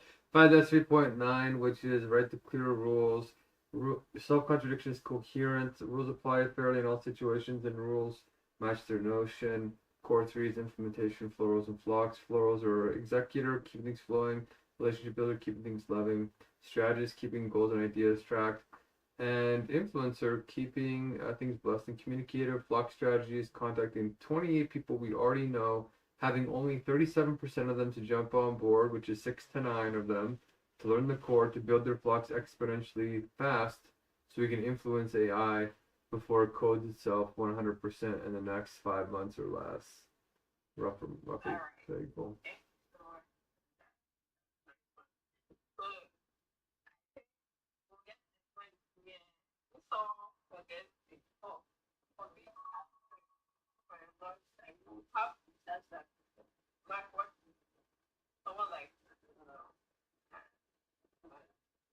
They forgot to start the code, so we type them for being access. I'm forgetting our code.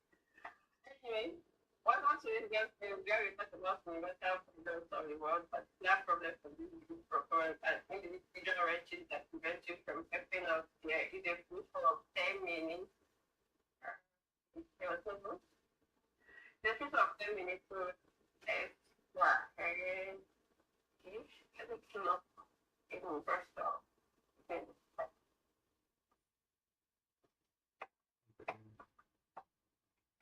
Let's see what AI is doing on New Year's. What is the New Year's news on these issues? Actually, type in New Year's biggest issues of the last year.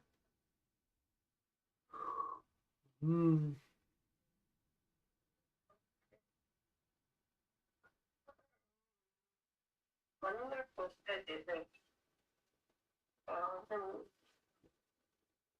Recently, I think she posted one this morning, but I think we watched those this morning, didn't we? no, we didn't. Okay.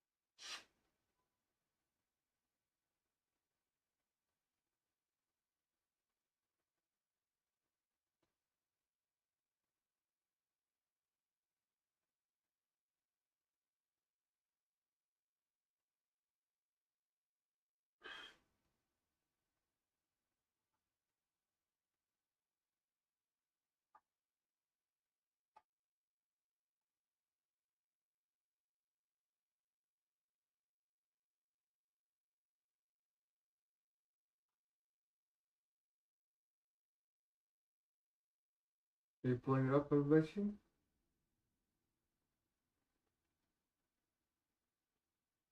Oh, there it is. If you make it full screen, or if you make it the main screen, everybody. Okay.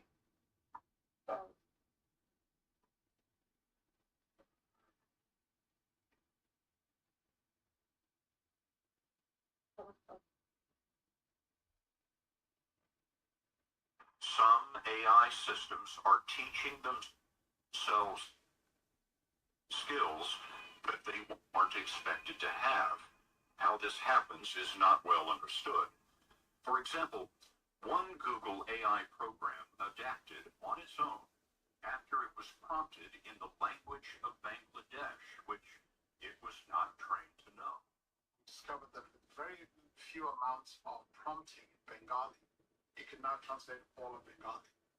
So now all of a sudden, we now have a research effort where we're now trying to get to 1,000 languages. There is an aspect of this which we call, all of us in the field call it as a black box. Okay, you don't fully understand, and you can't quite tell why it said this or why it got wrong. We have some ideas, and our ability to understand this gets better over time, but that's where the state of the art is. You don't fully understand how it works, and yet you turned it loose on society. Let me put it this way. I don't really fully understand how a human mind works either.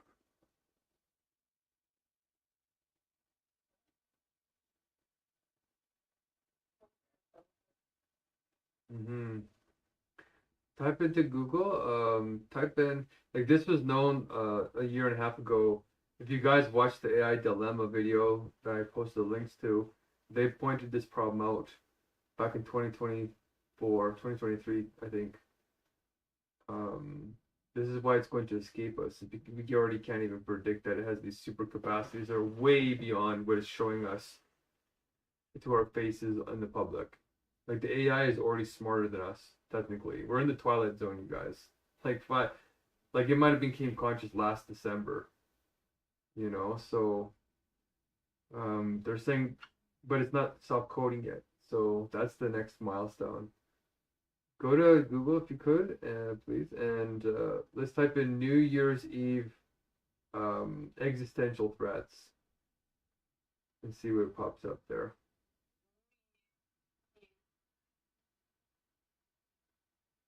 Yeah, just do it in the same window, I get, or is it in Instagram? It's been what?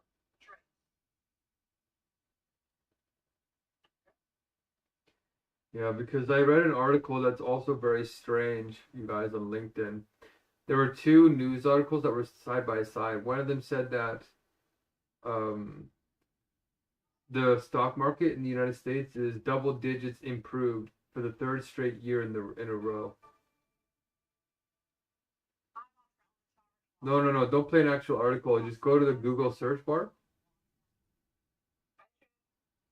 Yeah, go to google.com.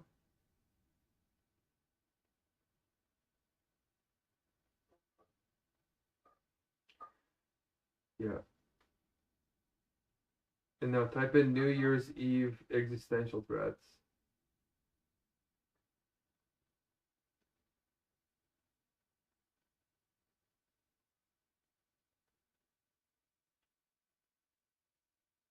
And maybe click correct there if you could. Yeah, existential threats. Nope, nope. Nope, not in videos. Just go to the news. Yeah, we're just trying to find a high level summary. So just go to news for a second.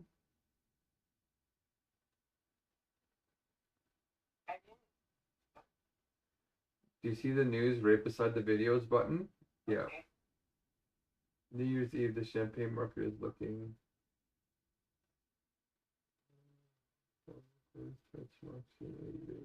Stop the billionaire coup. Yeah, no, that's the thing I want to talk about right there. So somebody else is noticing it. This one.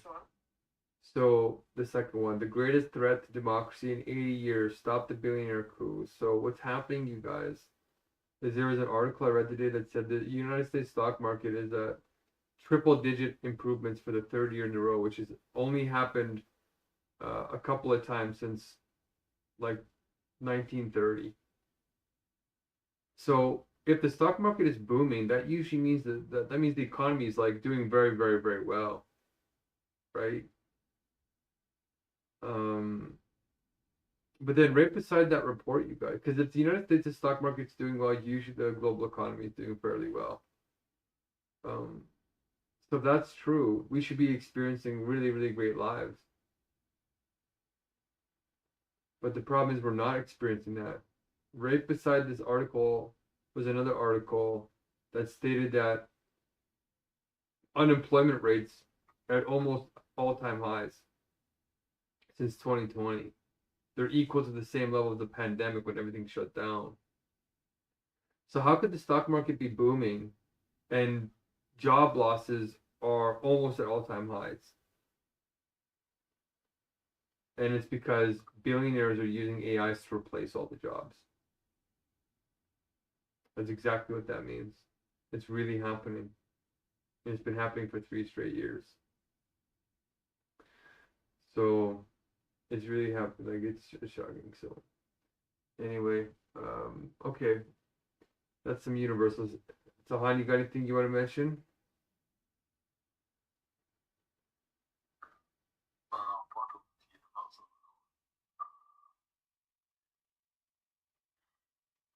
maybe a particular. I try to Karan had to go home, village home. That is quite intangible there. But I'm trying to get in touch with some. I think I'll get them same today. That's what I'm anticipating for. Wow, so Quran abandoned us. Ouch. Wow, what a waste of time. That I don't know if it'll be a waste of time. I don't. Is he coming back anytime soon? It will be probably mid-January. I don't know when exactly, but I'm trying to get the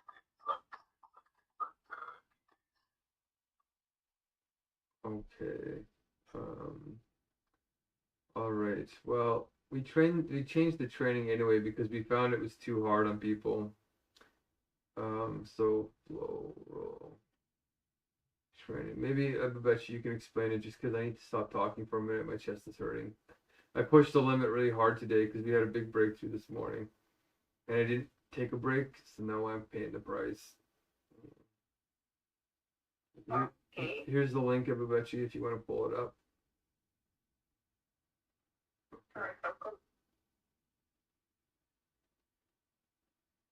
If you want to explain to Sahan how we're gonna try and change it, and we're gonna change the pay so that only the reliable people really get quite a bit of funds. Maybe your feedback, Sahan, would be good.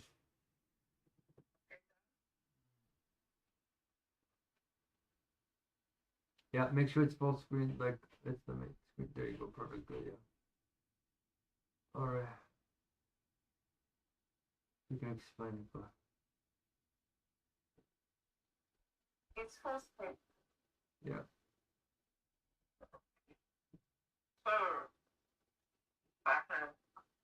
Other. Okay. people I started to know I was having issues, especially from dating. I was thinking that things have been there already, this would be easier, or I should so easily and get whatever it is that you need to understand. But then there was this difficulty, and then when I knew the two people that were coming in, they were floating in, so that the point, excuse me, Johnson with their system or was having issues. So we thought that we are not going wrong. We are not achieving it. There was no progress in the training because we started expecting a different thing. So 10 hours a day, I wanted to put it down like to 2 hours in 5 days. So after I told Mark, he said, fine, we will now do the accreditation in 3 levels. Now, the first level is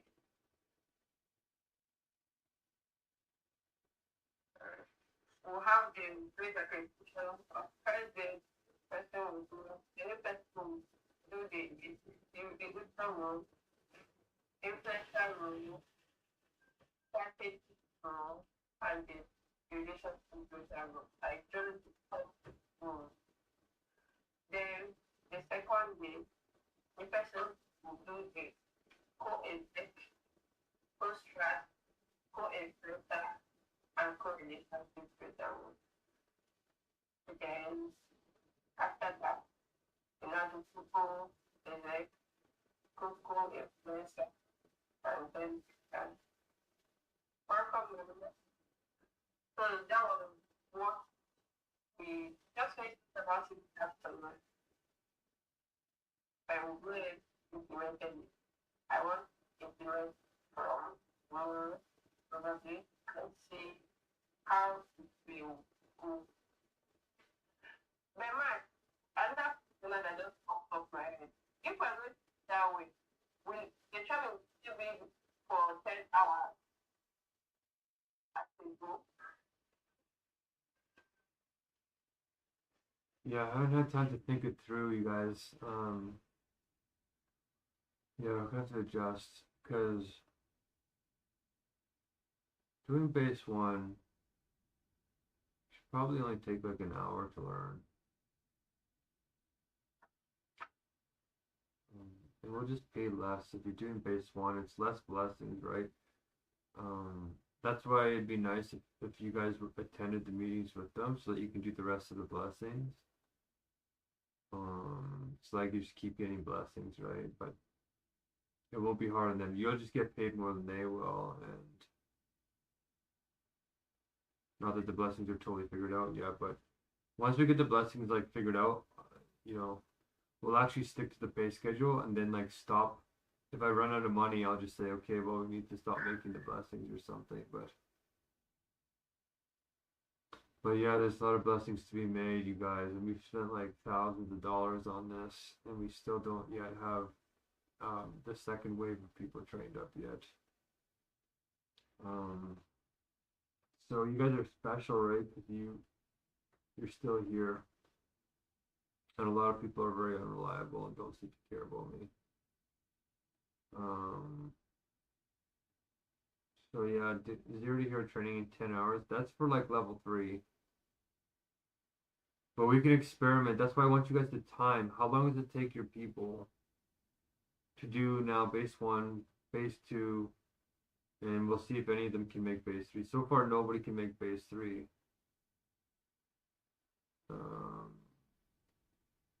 Except you guys. So the thing that I'm trying to figure out in my head is almost everybody can do base 1 and base 2, which is the exact and the co-exact and the co-roles, like the main roles and the co-roles, not the co-co.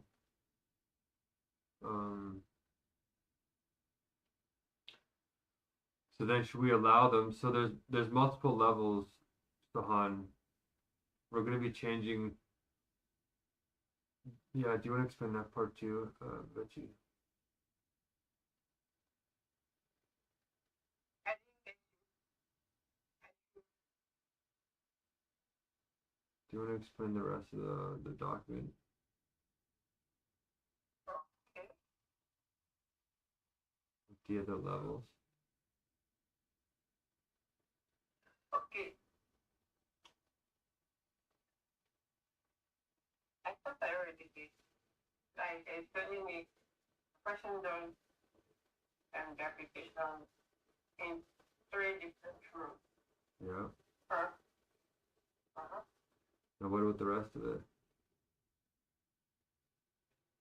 Then that one, which would be, but I don't have that to share for. Then that is about 36 people or one person will want to have in each room. So I know it's not that way. But one person having a task in each room, and that's like having to go in the to make it clear to get the test or no, the test will delay. But then the task will be easier from if we are discussing the meeting to talk about that. And also, you know, say after the first base of the session, they will not get through the more time to like align them to do maybe the sector code with the super exec, professor, and then they pass through, which will be the second accreditation. No, I think you got that part right. Yeah, we heard you explain that the first time. But what about like the godly accreditation and the mid accreditation, the high accreditation, and all that stuff? When you pass the first level, which is the base, you now bring in someone from your club and what you train the person. That's it. We do accreditation. Then, as you train the person training, you bring in his or her own person and train the people. That's when you now get the first high level accreditation, which is the third level. So, yeah. That's part of it, yeah. But the thing you're missing there, Babechi, is so Sahan. When you do the first 3 levels of base 1, base 2, base 3, and you do double accreditations, then you bring in a friend and you do mid-level accreditations. And that means that you split the roles half and half with somebody, and then you do a better job. You think more deeply about how to do the roles, not in a copy and paste way, but in a more alive way, more thoughtful. And then once you pass that accreditation, then you go into high-level accreditation 1, 2, 3, where you get even less tasks. You take on 1 flow role and not 2 flow roles, but you need 4 people to do that accreditation. And there's higher and higher levels until you get to godly accreditation, where you might spend the whole meeting thinking about 1 task. So there's multiple levels to this, which is important because many people are going to be at different levels, but we also need to do the Pareto categories at some point, because not everybody's going to be able to do all the levels, and it's not fair to them. So there's going to have to be different prices, different payments for each one. So that's the full sheet. Do you understand? So does that make sense, Sahan? Yeah. Yeah, it does. Okay. But if I may add, you know, if on the front end, the person you're training is understanding better, like he's moving fast, flowing, we will not stop there. Like, we have to continue. Like, if you can tell the person, if there's a possibility of training the person in under a group, you can do that, and the person can bring it and right? I think we should have different levels of training. If the person is slow, you can give the person extra time, get training and allow the person to feel free and understand their abilities. Something like that. You're breaking up there a little bit, but you're saying within the same tribe? If the person you're training, like, I think it's training based on this your application based on how fast the person is to retain or understand how to perform a role. If let me compare you can see if they started at the same time, you can show that surpassed the So what do you do in that case? Will you fast forward with Ikechukwu and allow a guy to learn at her own pace? Or what will you do? You mean learn at their own pace, like in terms of me bringing on somebody who's faster than her, or what do you mean? Let's say that we have hours to learn this stuff. Mhm. There's somebody that can do everything under 5 hours. Yeah. It's slow learners. And then there is someone that can catch it under 3 hours. Mhm. So now, how do we plan for the slow learner and the fast learner? If they are in the same training ground. I think that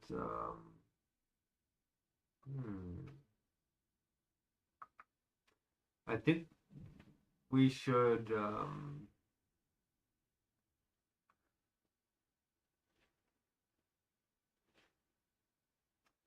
part of me thinks that like if people who are sort of like disabled or low IQ are trying to lead their flock,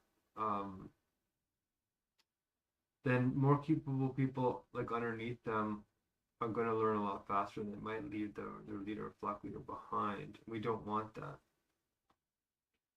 So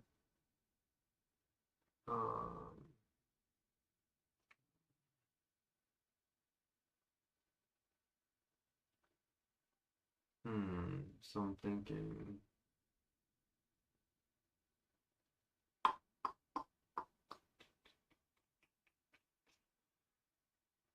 we don't want a filtering of the filtering of like the privileged to the top, but they'll get frustrated eventually.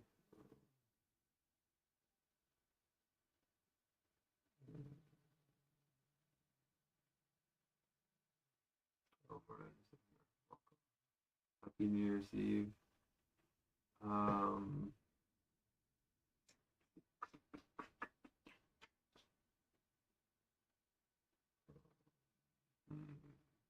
That's why it's tricky to split up the accreditation this way, but what do you think, Sahan? What does Marlena think too, actually? She heard it. I'll donate a couple minutes to her.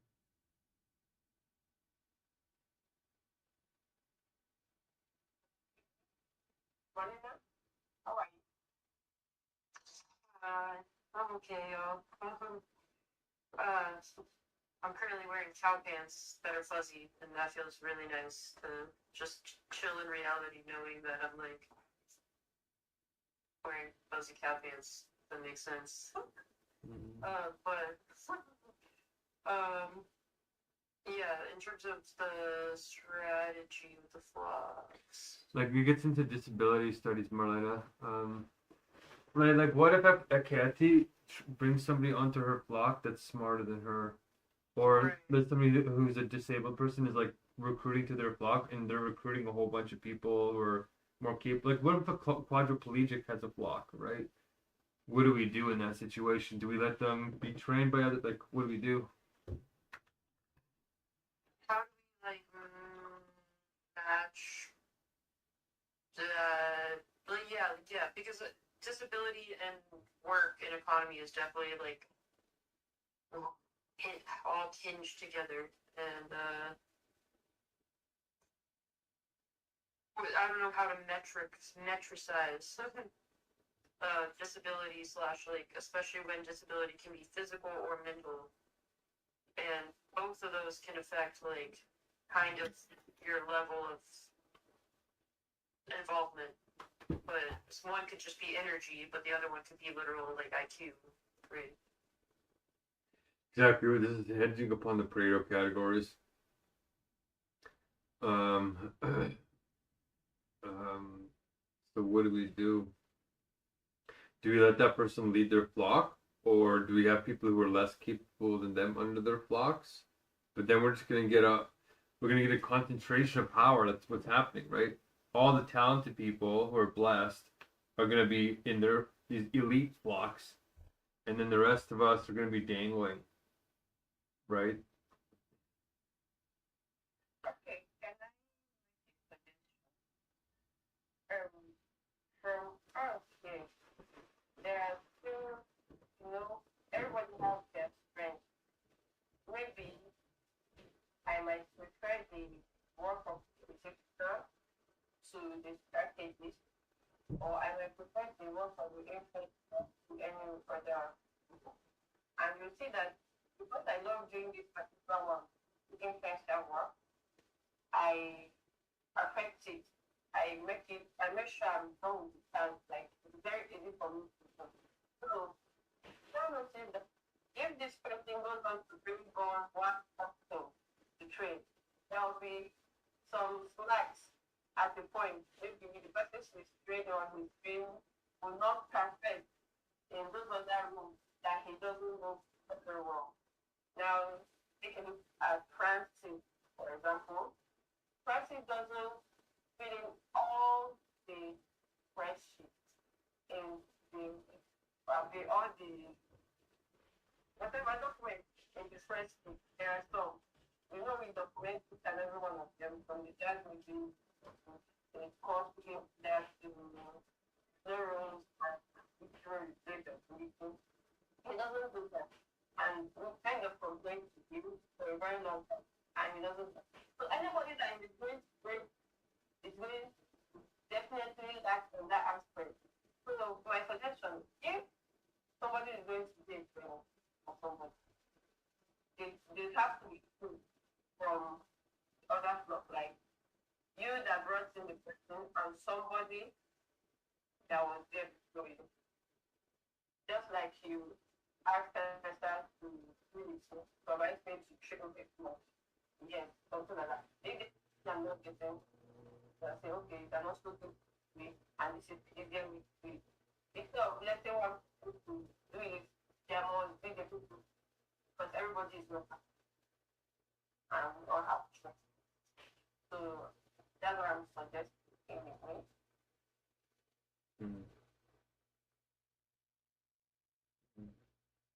So what's your solution exactly? You're saying that we should not let them run their own flocks? Or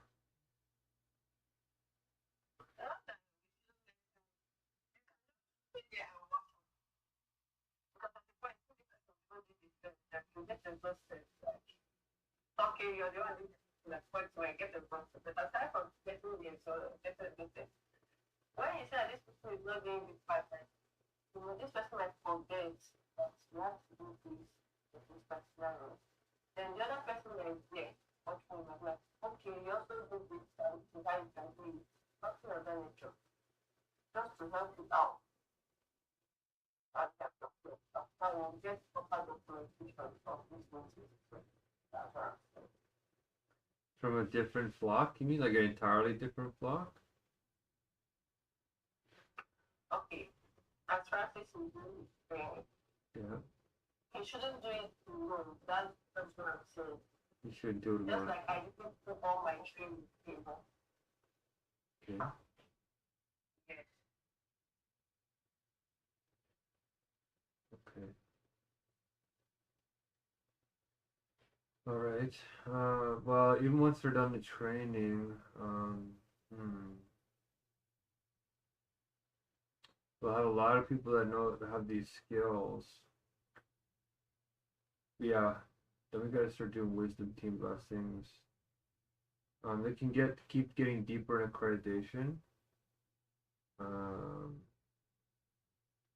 as long as they're doing their trainings with some help. Well, the thing is, if you do higher levels of accreditation, you get help anyway. But imagine somebody's a quadriplegic, right? Somebody who can't move their arms and legs and has a low IQ. right? They have a very hard time doing the meetings. So if they have 6 people in their flock, like let's say they recruited their family basically, right? Let's say there's like 4 people who are in their family who take care of them. So they're gonna have them in their flock, and then maybe 2 or 3 friends. Um,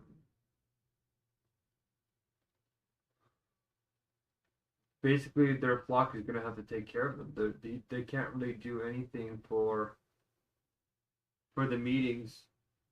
So not only do they each have to run their own flock, but now they have to help the quadriplegic run their flock. So people in those types of flocks have to run 2 flocks, basically their own, um, and the guys above them, which kind of makes sense actually. That might actually work okay.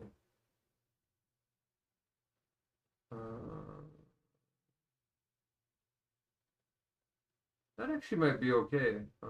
That means that Ekayeti, if she brings on somebody who's smarter than her, then that person can get accredited by, we can bring in, if that person's ready to do an accreditation, we can bring in Esther or you, and you guys can like watch them and accreditate them with Ekayeti there. And then once they're accredited, right? Let's say for like base level 3, then that person who's underneath Ebu Ekayati can then, because they're accredited at level 3, base 3, they can then teach Ekayati.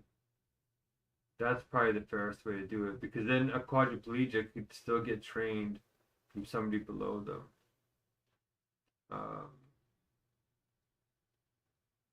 That makes sense. Does that make sense to you guys? Would that be a good way to deal with like disability?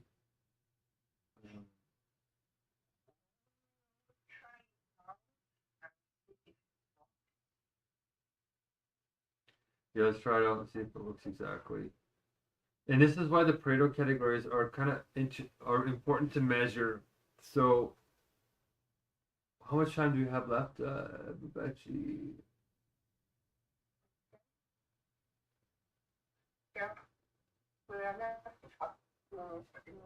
How long? Your microphone keeps cutting kind of in and out every little bit. 14. Okay. What do you think, Sahan, about all this?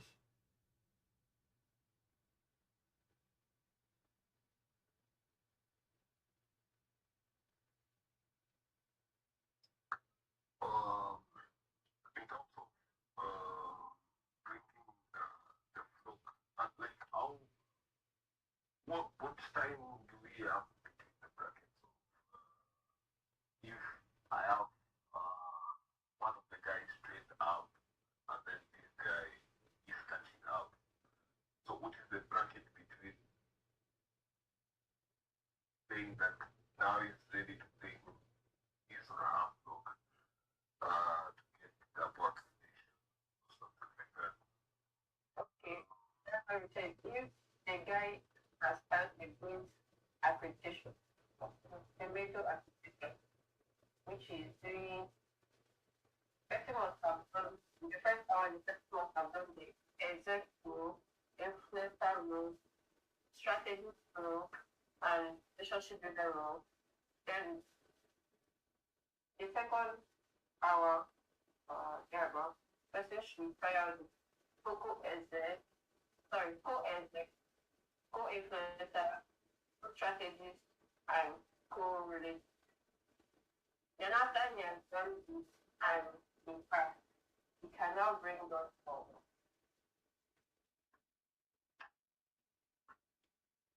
Matt and right. Yeah, exactly. We should draw a picture of it. I didn't get a chance to do that today. I should have did that. But it's so exciting to try and do all this. I think next time we talk about this, I'll draw a tree, or we could try and Do you know how to draw a tree? Like a tournament tree, kind of like there's me, and then there's you, Ekati. Then there's you, Abubechi, and then there's Francis. Oh, there's me. Then there's you and Sahan. And then because you two are my flock technically, and Usman's in my flock too technically. And then there's underneath Sahan is Karen and these two girls. And then underneath you, Abubechi is Francis, Ekati, and Esther. And then underneath them, they're trying to bring on two more people too. So if we could draw that picture, that gives an idea of the trees, right? And we can start to see who's who. But we can do that. Like once I have more energy, I'll probably start doing that once New Year's is over. But also, you guys, like, is it fair that like a quadriplegic gets paid way less? Like a quadriplegic, let's say, can do one flow roll in an hour at base level, right? So they get, if we're paying like, I don't know what we're paying now. We're going to be paying like, I don't know, 50 cents or something for, or 20 cents, let's say, for a blessing. Is it really fair for a Nigerian quadriplegic or a Kenyan quadriplegic to get it? They're there for the whole meeting. They're doing their absolute best. Is it really fair that they get paid only 20 cents when, you guys who are more capable, but didn't really work for it, right? Like you were just born not quadriplegic, that you get paid like 20 times more, even though you're working just the same hard, right? You're probably working less. We're probably working less hard than the quadriplegic is just to get that one flow roll done. So I want the prices to reflect the effort, right?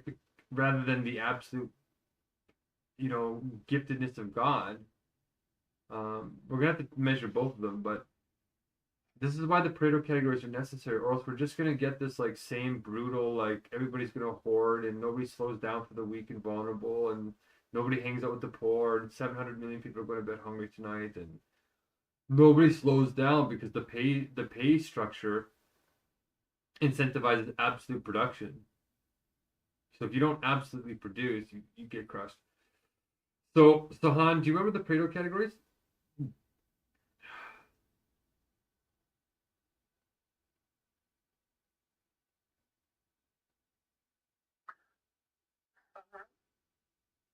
Yes, I can hear you.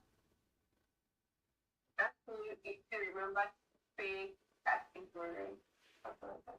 Yeah. You explained to me once. I picked up one, two things.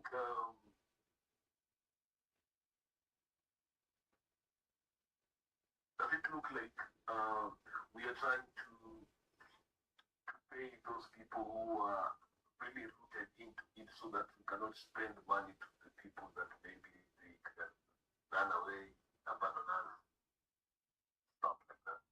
Yeah, I think I think because we made the base one pay or base one accreditation so much easier, I think people have to take a risk and do that for free. And if they don't want to do it for free, then like, okay, they're not going to stick with us. But then I think maybe base two and base three will start paying them because they're probably going to be more reliable. But what do you guys think would be a good criterion for reliability?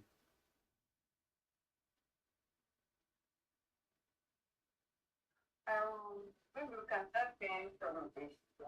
Say again. You're kind of sounding muffled. I bet you for some reason. We can start paying from level the mid-level qualification, right? Actually, hold on. I got it, you guys. What if we like it's gonna expand on the Paretos, but like if we ask somebody to tell us their life errors in their Pareto categories, which is facial beauty, social beauty, wealth beauty, body beauty, cultureness beauty, and IQ beauty, you start to get a really good picture of what's called the social determinants of health, and you can start to see how unstable somebody's going to be. So if somebody's like, hey, I'm like $10,000 in debt and I got like 6 kids, you can basically guarantee they're not going to be reliable, right? You can't exclude them, but we should have backup people to be training. And as long as you got multiple people coming in, Um, and maybe they can they can bring up the next person to level 1, like Ekieti is gonna do. She's gonna bring up another person on her flock. Actually, maybe we should make a rule to say that you have to be at base level 2 to bring on a new person into your flock. Does that make sense?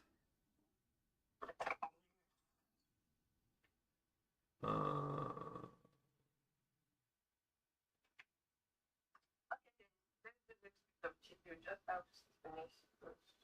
All right. Okay. So,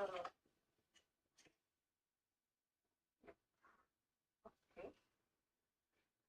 Okay. Well, I'm still in try 5. The launch. Not sure what to say. The signature right? That's right. I'm not sure. No, I'm not sure. At the last couple. So I'm good. I don't have any evidence for this. I'm peaceful, visible. I don't speak to anyone. Birthday, I'm trying by you in messenger and the last time.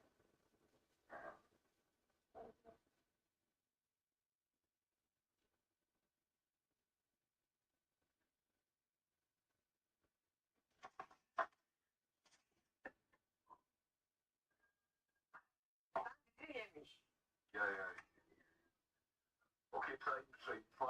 The only time that makes sense. Still yet not the change a dime of it. I think pure God and pure being hypnotic. You don't play then? Make sure to do the taunts, you guys. Make sure to taunt each other. So you didn't taunt him, Ababechi. Peaceful, let's say, like this one, very peaceful. I'm preaching peace. But I ask you a question, son, have you gone vegan? Perfect. Not yet.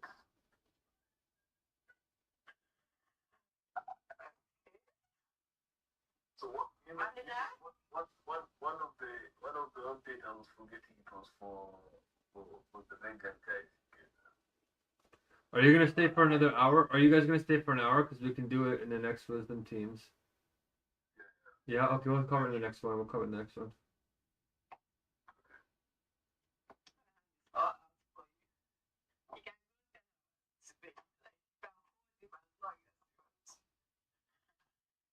Okay, Marina. Get to be a TV.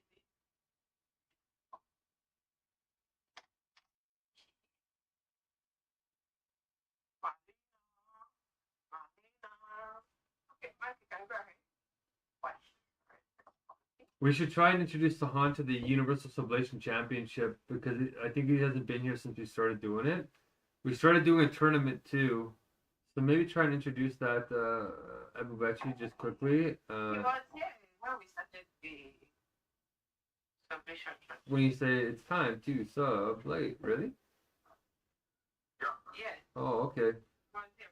All right, we should probably keep trying to squeeze that in too, but we're running low on time, so I agree. So try 5 Logic Nature Spirit, try 5 with this, or the Wise Vibe, try 5 with Spirit is high. My taunt is to Sahan, you should really go vegan, especially since you saw how to do it in Kenya. It'll get you to put your categories even more correctly. But you guys are doing pretty good. And my question is, I can't even remember where San put all this stuff. I think he put all this stuff in the right place, but Ebubechi, I think, is still putting pure being in nature. I think so. That's messed up. But that's okay. We'll fix it. Okay, that's my chance. Thank you so much. Yeah, thank you for being present in this session. We appreciate you for sharing your time with us. Happy New Year once again from Nigeria or from Africa. You're welcome to 2026. Yeah, Mark, we have to tell you what's happening in 2026. We saw it before you entered 2026 before you. So give us a little respect. So yeah, we are going to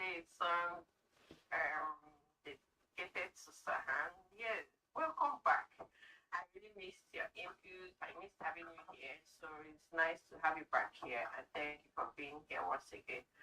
Let's enjoy wonderful wonder by Nathaniel Barcy, a good one to start the new year.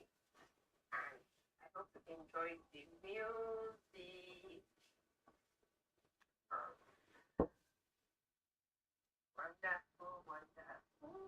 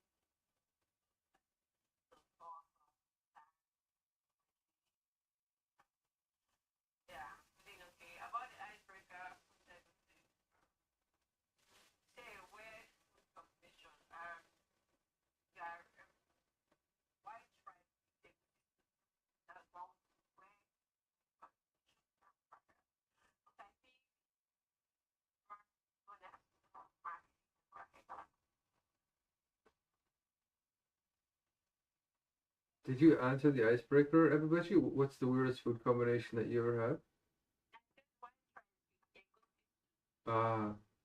That's a weird combination? Really? Okay.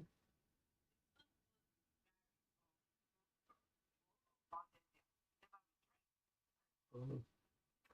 All right, interesting cultures. Yeah, my physical energy's dropping fast. And that's because I didn't rest during the day.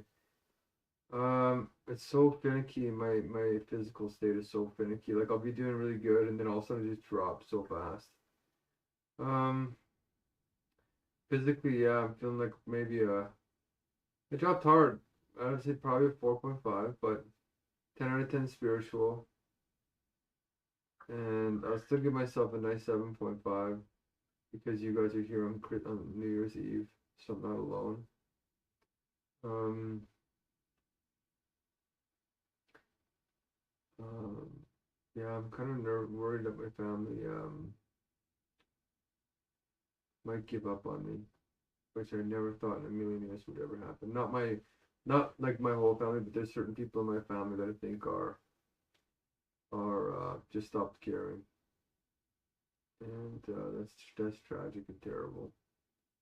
But hopefully in the next couple of months they'll realize why I did this. But part of me still thinks that they're still just not going to care.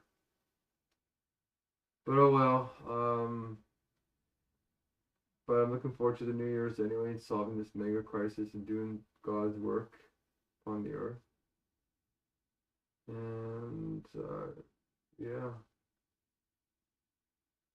I'm looking forward to building out these plans. It's kind of exciting, even though it's coming down to the razor's edge.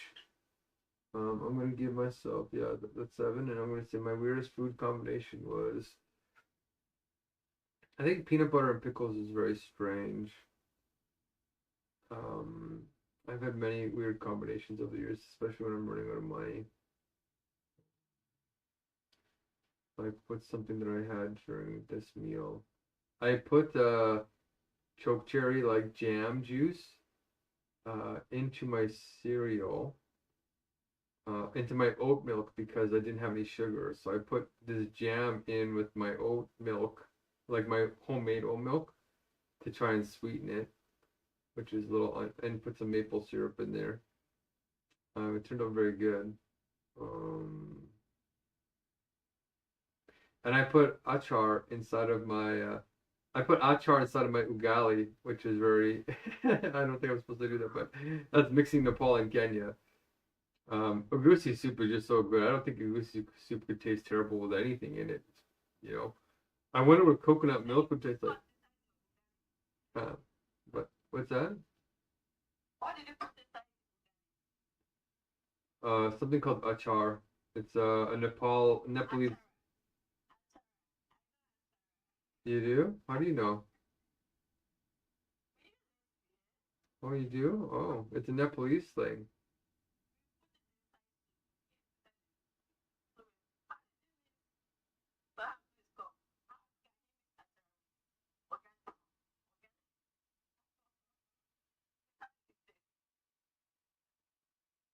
It tastes good. It's a weird combination. I don't know how it.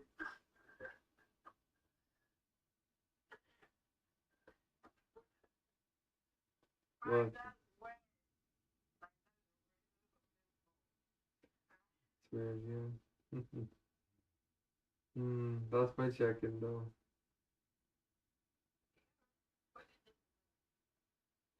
I guess Marlena, if she's still here.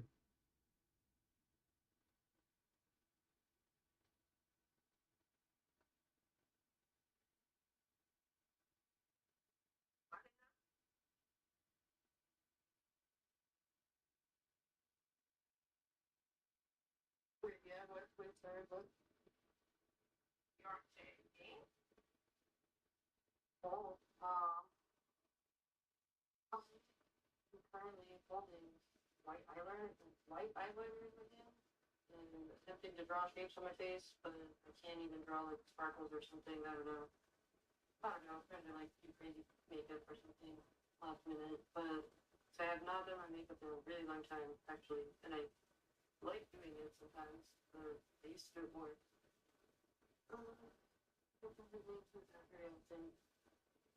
And yeah, my partner's coming over, celebrating New Year with my parents, so that's cool.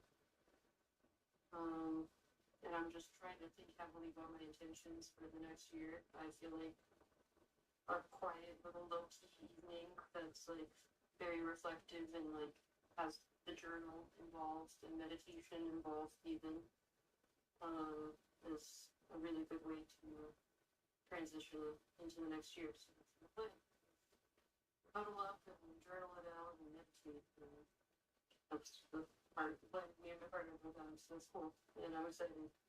And I'm excited to cuddle with my dogs too. And I'm excited to see you guys. And it's been really cool meeting you all the past year. And, or I know it's been probably less than a year, but yeah, still regardless, I don't know, it feels like forever. But it's really cool to meet you and like connect across countries and like get to experience a different world from my own, you know, like I'm sure likewise same Tibet, so that's really cool. I feel like, you know, it's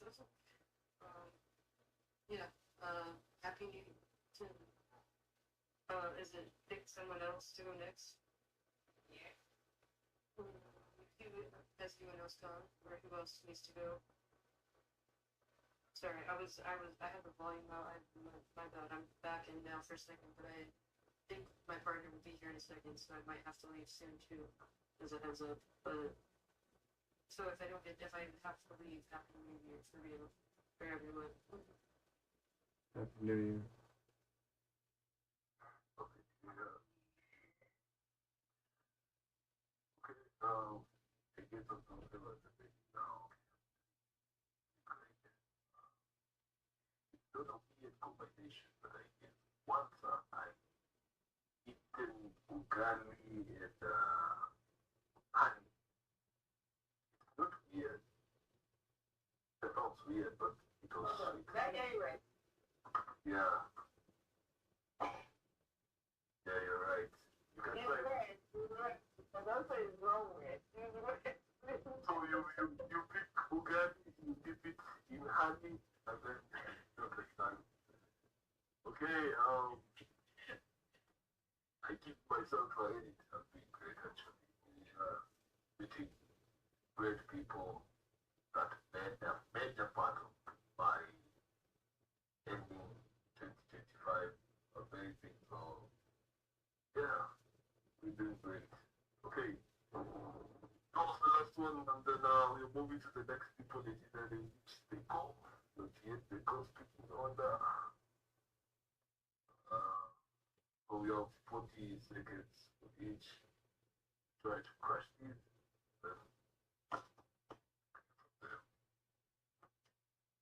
Okay. I think I'll go first. Malena, can you still talk? I can for now, yes. Okay. Time for the call. Kind of thing.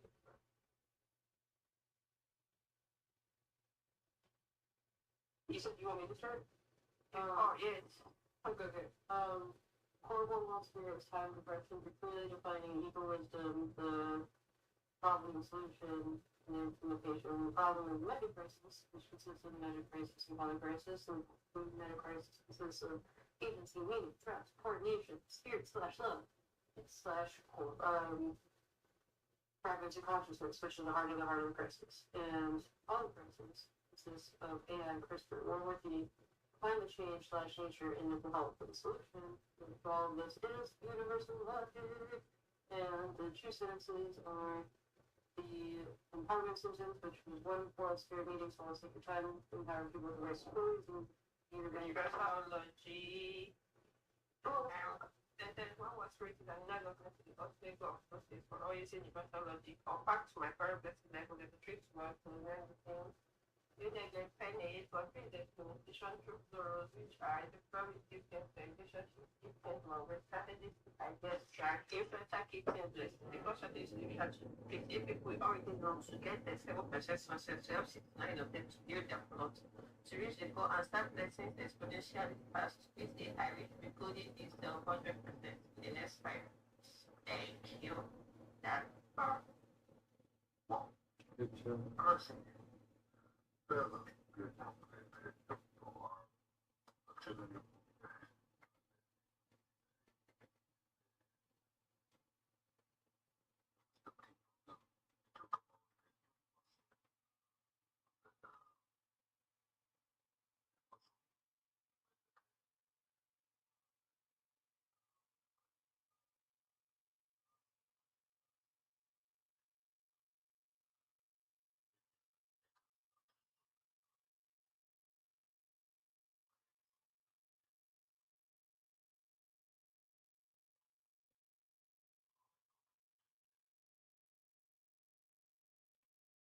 Orlando put a link in the chat. Should we watch it?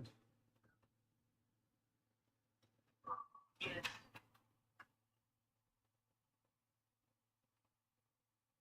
It turns out I would stay for about 15, 20 more minutes.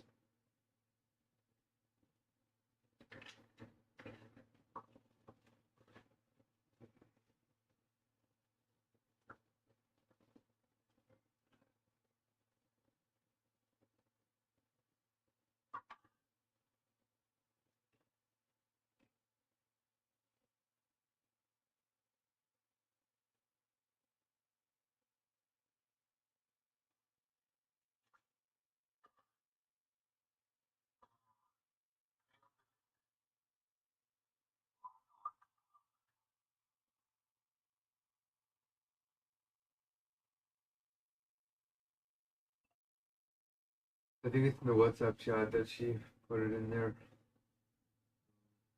Put it in the chat too.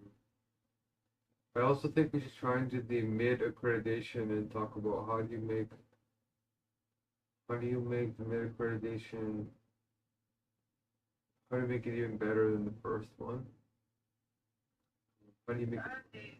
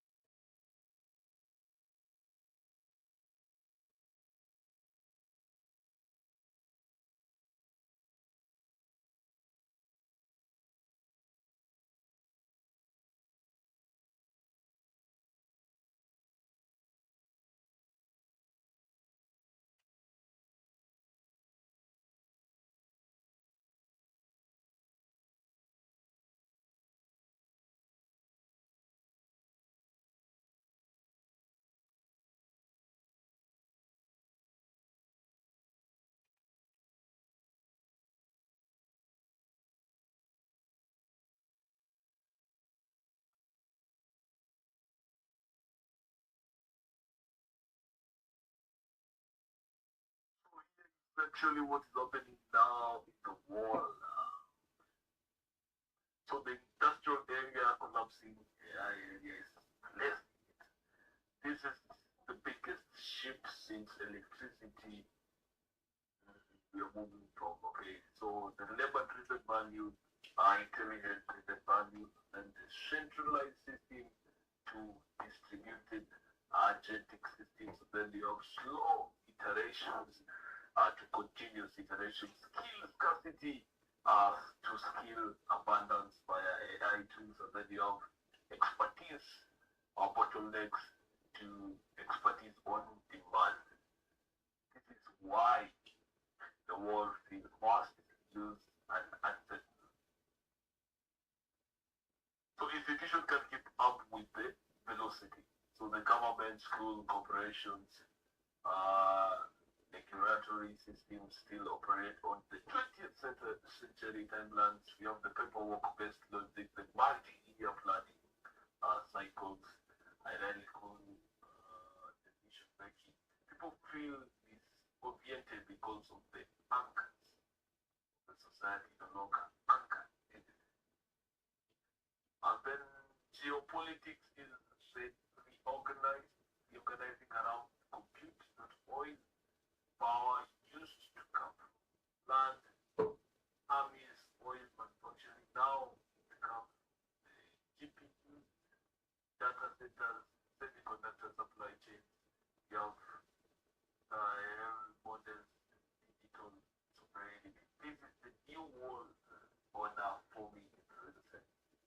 And then you have the labor marketing is fragmenting things now when it's to create adaptive talent.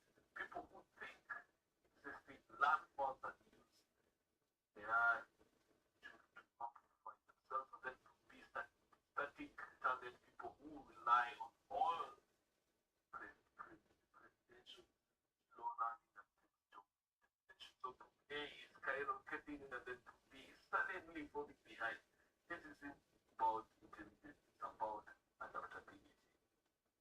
And then attention is the new currency that is fragmenting too. So trust now moves through small networks, credibly voices, long form intelligence, people who can make sense of complexity.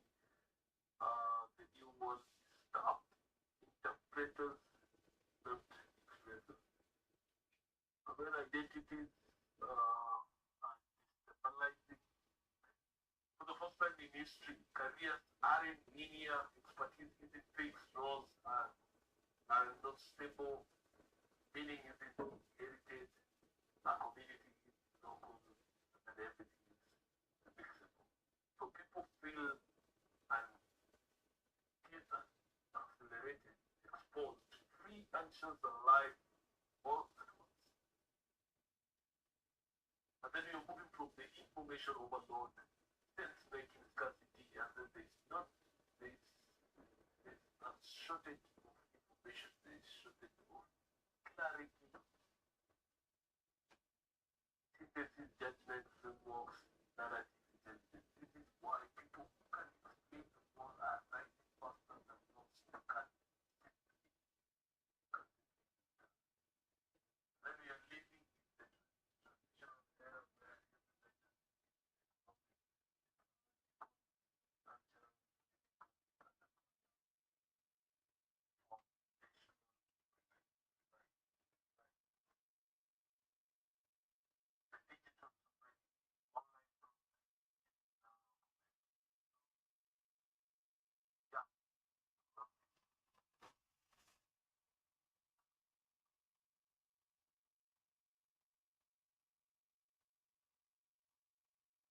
Okay, that's fair. Excuse me. Very interesting, you guys. All right. We're solving that with universal logic, right? We are the clarity, the judgment, the synthesis, all that. Okay, so Han, did you have a particular update?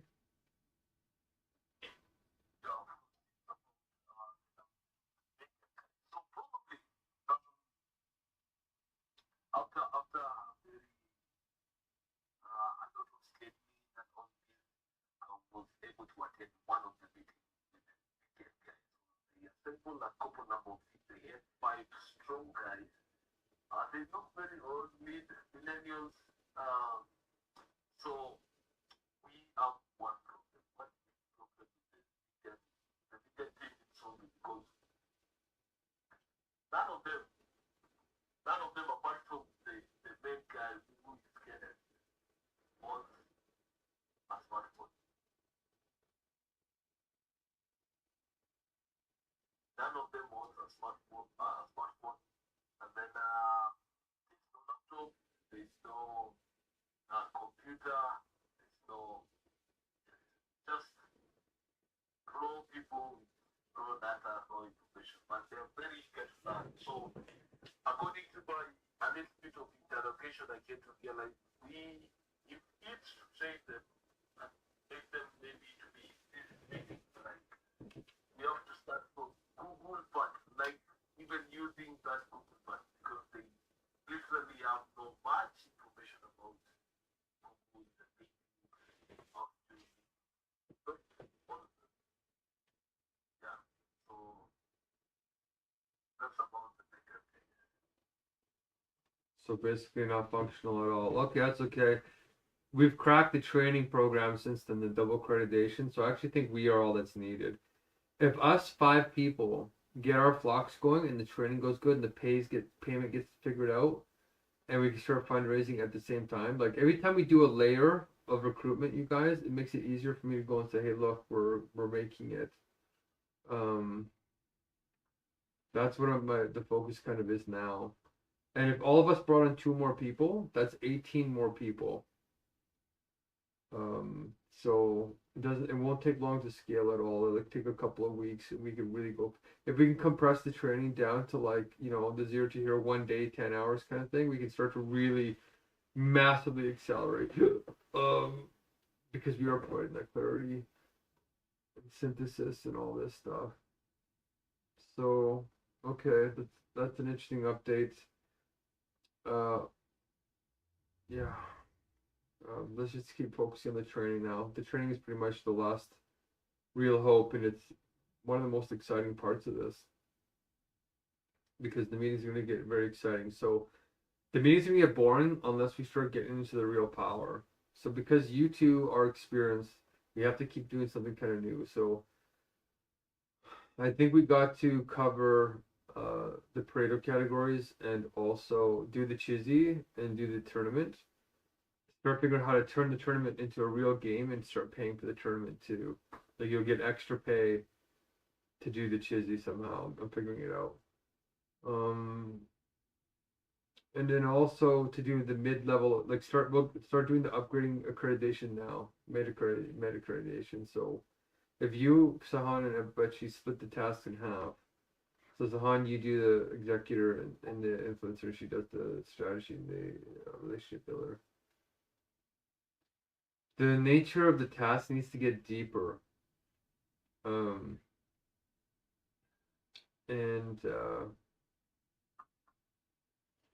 I'm actually wondering if they should be worth 2 blessings instead of 1. Actually, yeah. Maybe each accreditation level counts for more blessings. Just think here for a second.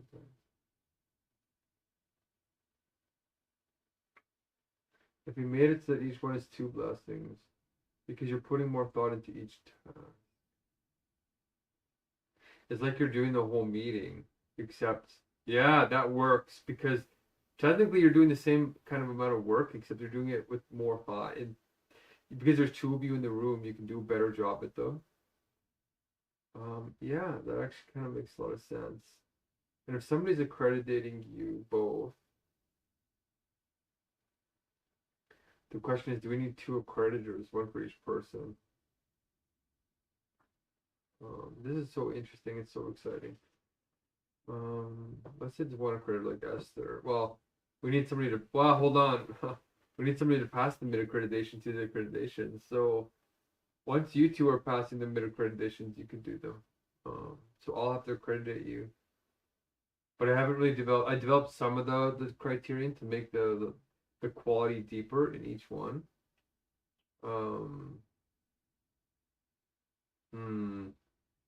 Okay.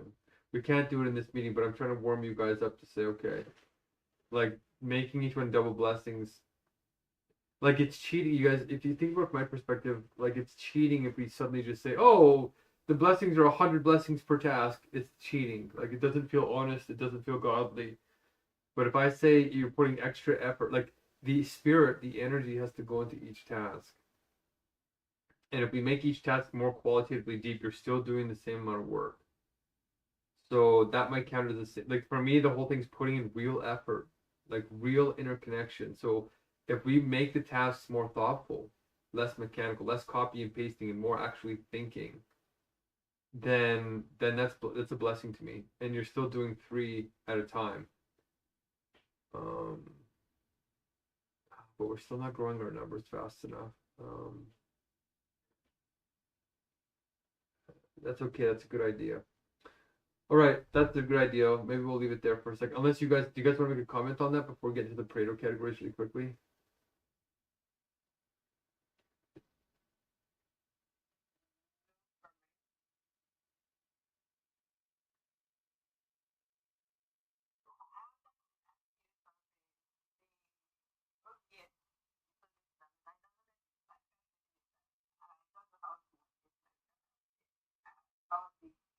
Oh boy. Okay. We're avoiding the Pareto categories. Share your screen, and we're literally only going to spend 3 minutes on this, so you can record it. But I can tell people are avoiding the Pareto categories, and that's normal. But we got to face it. Okay, so we're going to spend 3 minutes on this. So pull it up, and then I'm going to show you how to record. And and and And if you want to make the introduction video to the video I made, Ebubechi, you can do that and say, hey, here's the, if you can do like graphics on the screen and make like a nice presentation, say, there's 4 flow rules. Sahan already made a really wonderful kind of intro to the timers only.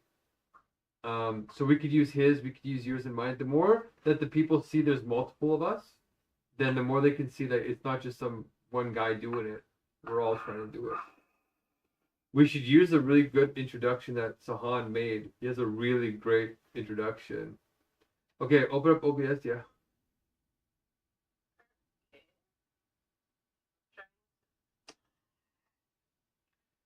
And maybe while this is opening, I'll say I'm try 5, try 5, why 5, try 5, the spirit is high.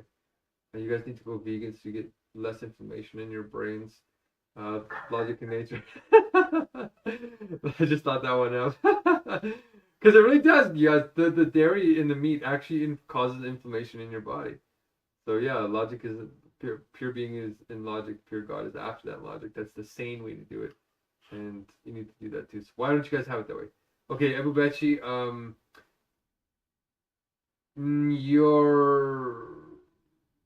you need to what's going on here? You need to go down to go to the plus button down by sources. Go to the bottom left. Nope, no, don't go to scene. No, don't go to scene. Go cancel. And no, go to sources. Do you see sources there? Yeah. Click that. And go to video capture device. Or well, this is gonna capture your face. Yeah, go okay. This is gonna capture you on your camera towards your face. So you can select which camera is working, but the camera won't show if you're in a meeting using your camera already. So you're gonna have to end the Google Meet.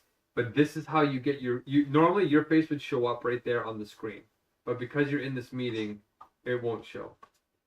So just cancel that. So we'll just cancel. Like once your face is shown on the screen, you can resize it on the screen. Go cancel. Now go. Yeah, go back to the plus sign again. And now go to window capture. So this is kind of the same as what Google Meet has. Go window capture, okay. And now you're going to select go to select the window capture, yep. And you can select click that one. Normally it gives you a bunch of options. Yeah, go okay.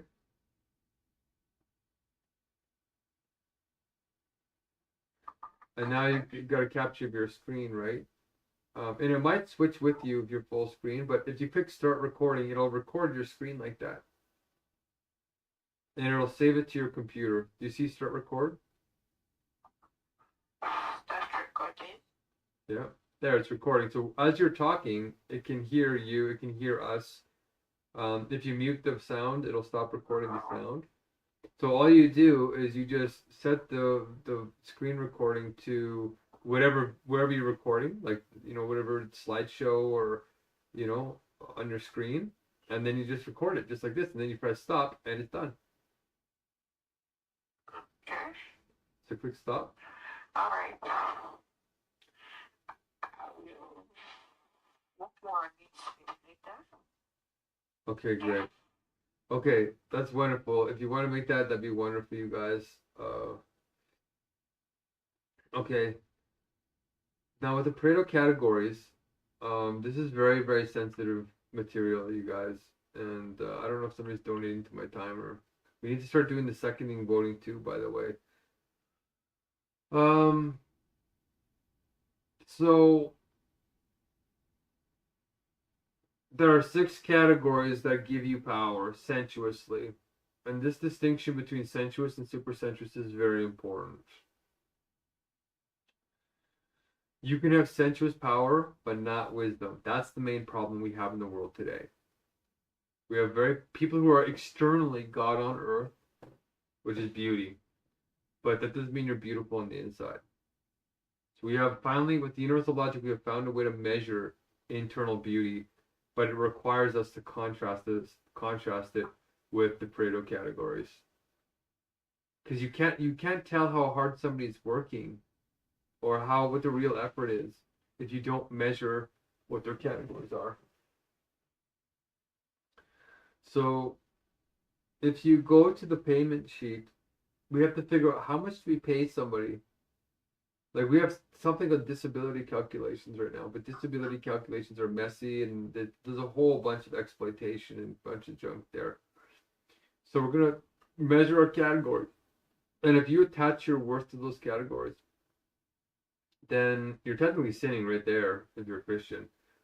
But they're God's gifts to you. And people don't talk about them because they are that powerful. So I rated myself already. Ebubechi and Esther, you guys haven't given your categories. I think Sahan did it once. Did you do your Pareto categories, Sahan? Facial beauty, social beauty, wealth beauty, body beauty, consciousness beauty, IQ beauty? I think you and I did it once. So Esther and Ebubechi, you guys were supposed to send them to me.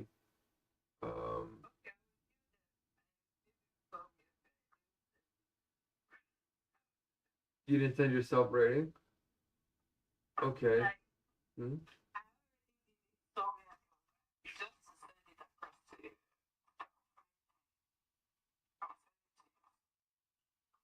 Okay. So you get a total when you make the score, you guys. You get a total, and that total is what I'm going to use to determine the flow roll pay. Like in the new base 1, base 2, we're gonna call it the flow roll crystal, and this is how I'm gonna pay you guys, which is gonna sound kind of controversial. It might mess up at first, but if it doesn't work out, like to be fair, then I'll just pay you. I'll just top you up to what we think is fair.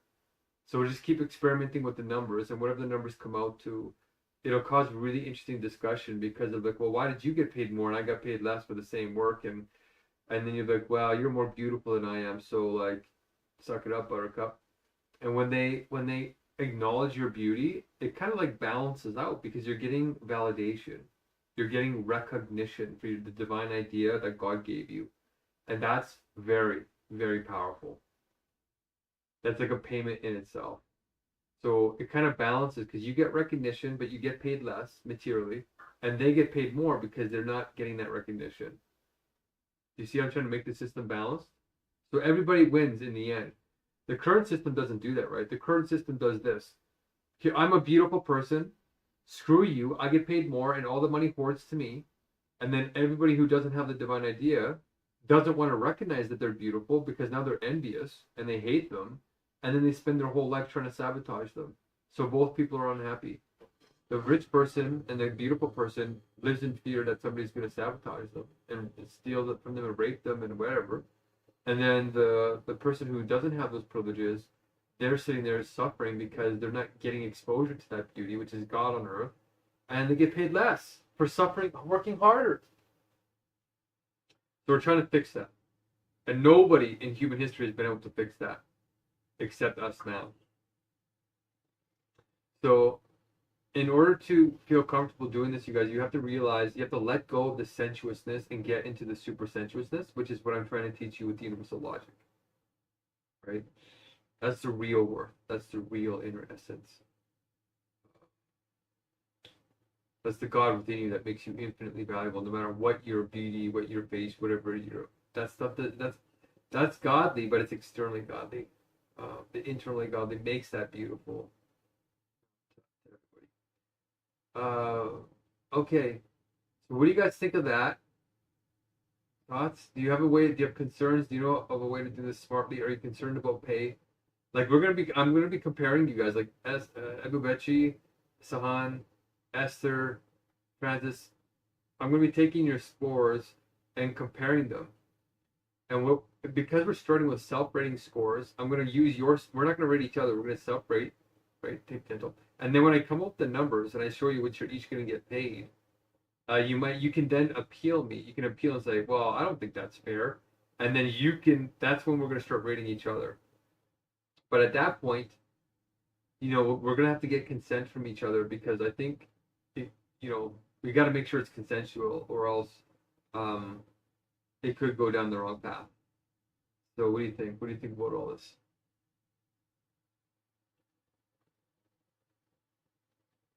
So,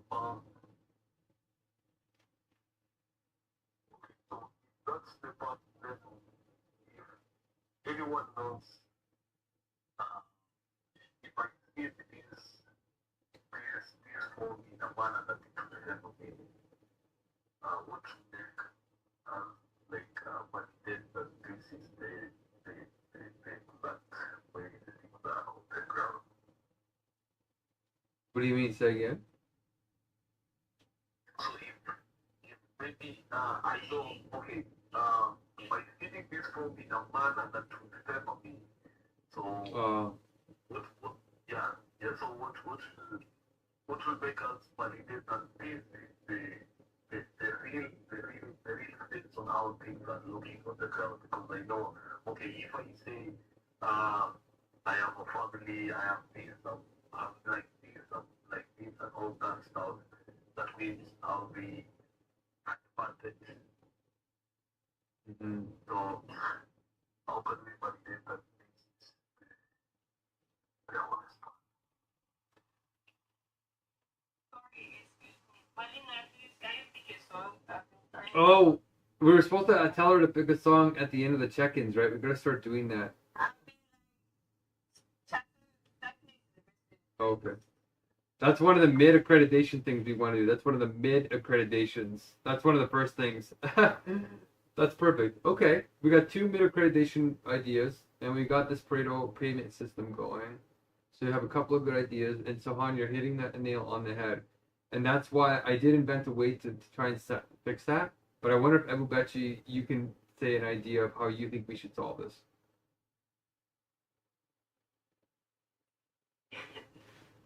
Okay. Like I said earlier, this comparison part is really, really going to be so, like, if we go and not mature or wait, it might clash in a jealousy mindset to start with. There might be jealousy, especially. It's fine if we do the written and give to you, then you compare it.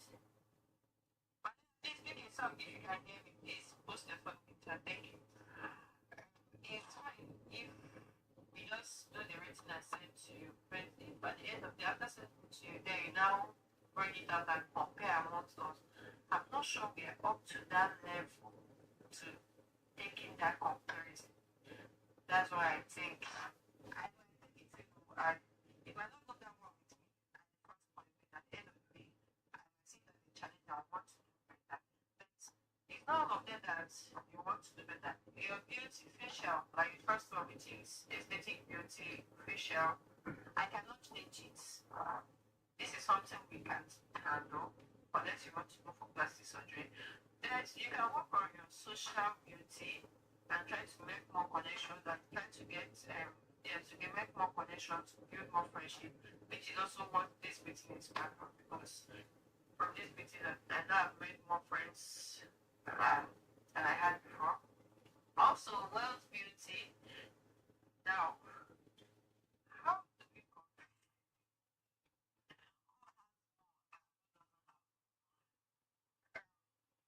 Maybe the effort I put in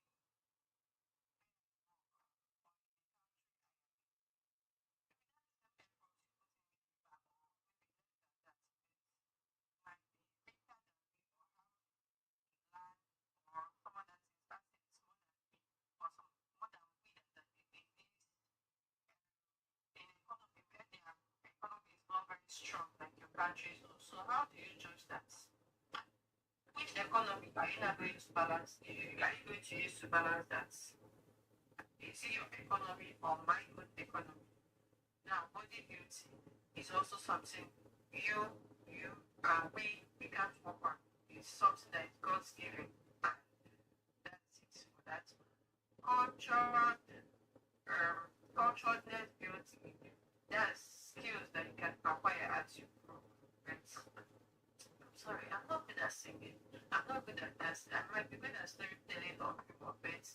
What if there's someone among those that's not good at all these things? How do you judge that person? So I'm saying this thing and then IQ. IQ is not something that we give or we get by ourselves. It's just there, it's God's given.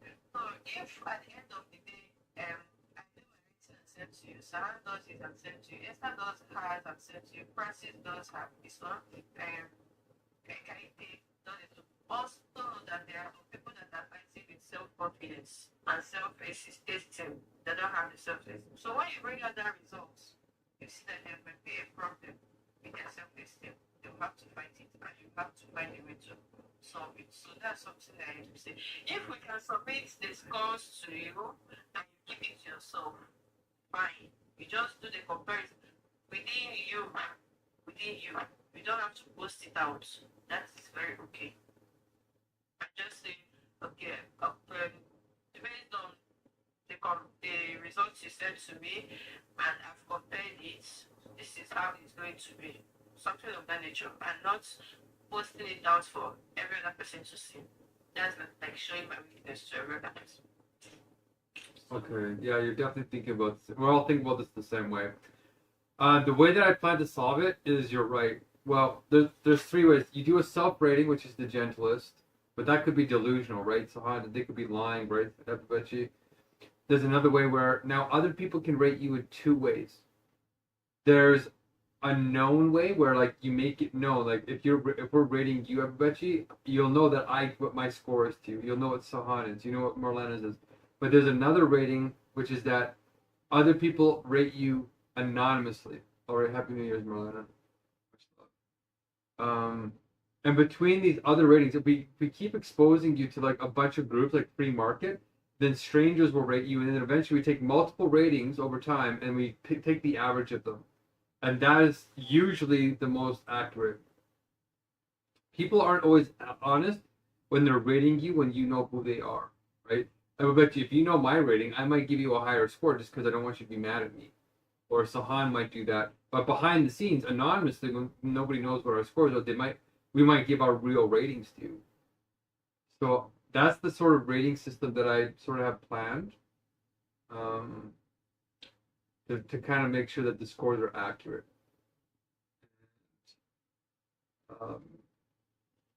And then making sure that the pay is... So I'm going to be really honest here. I think that today, Esther got very mad because the Pareto categories are balanced. So in some sense, I think, just to be radically honest, this is testing the waters a little bit. I think Esther might be a tiny little bit more, might have a better memory than you, Ebubechi. But you might be more beautiful than she is. But you got paid more than her today. So if you are smarter and more beautiful than her, right? And you got more money, which is Pareto category number 3, then it's really stacking the deck in your favor, and she might be feeling jealousy. So, Why do you think she's more intelligent but smarter than I am? because she was able to memorize the core faster, which was it kind of shocked me that she did it in fewer attempts. Okay. I know. Hold on. I'm just saying. If this is true, right? If this is true, I know that you're overwhelmed. I know all this stuff. I know. But if it's true, right, then she might be feeling like, she might be feeling like things are unbalanced. And this is where the Pareto category is going to come. That she might be pissed or I've not even reached out to her. So this is why you're right. Reach out to her. I already did, but That's why in the meeting I really anchored it down to time, that you were just here for 2 weeks when she wasn't here, right? And it really is going to come down to calculating the blessings. So when I calculate the blessings, we're going to see how many more blessings you've done than her. And if you haven't done more blessings than her, then yeah, we got to pay her like the same as I'm paying you, or reduce your pay to equal to hers or something. But I do think that Pareto, we got a little glimpse of the Pareto categories today. So these are the interesting conversations, and when you guys start getting into it, it really is, it's like entertaining and intense and scary and exciting and also honest and authentic, and it's all the right stuff as long as the flow rules keep the nuclear dialectics from going nuclear. That's why the training is very important as we're doing this, right? But okay, this is the perfect discussion. I think you guys are starting to understand. If we don't do these measurements, we're going to end up in the same unfair society where God's being is not being shared properly, and then it's just going to lead to jealousy and sabotaging and no trust and blah blah blah. If it's true, like let's just say in beauty, if it just so happens that like let's say Esther is more beautiful than you, Ebubechi, let's just say, okay, then that means you should get more pay on that category, right? She gets recognition, but you get more pay. Then you leave the meeting being happier. I think I already said that actually. So this is the dynamic that we're aiming for, and you can't do it without measuring those categories. Okay, unless you guys have a better idea. If you can propose something better, tell me. But I've been studying economics for like 15 years, and nobody has solved this. But I have, because of universal logic. Okay, and also just organizing teams for a long time and seeing the same things happening in every group. Okay, great discussion, you guys. If you want to stay for another hour, I could try and tough it out. I'm in pain, but you guys are great. But it is New Year's, so I don't know if you want to take a break. But it's up to you. You can play the song. But if you have to go, I won't be offended. We are under 700 blessings now. We're at about 650. So if we do 100 blessings a day, I can eat in 6 days, 6.5 days.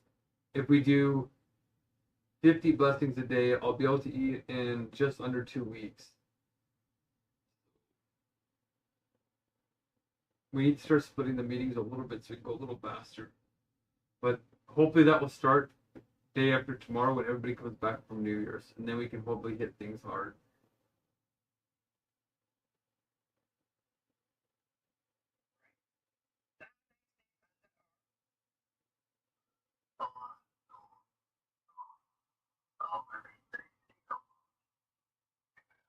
Okay, let's take a break. Let's take a break. Okay, let's take a break, guys.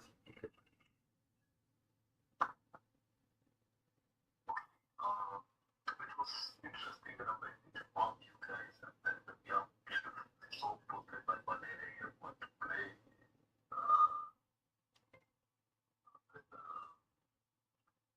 break and see your next session, but I don't know if you're gonna stay in because it's what it is. Okay.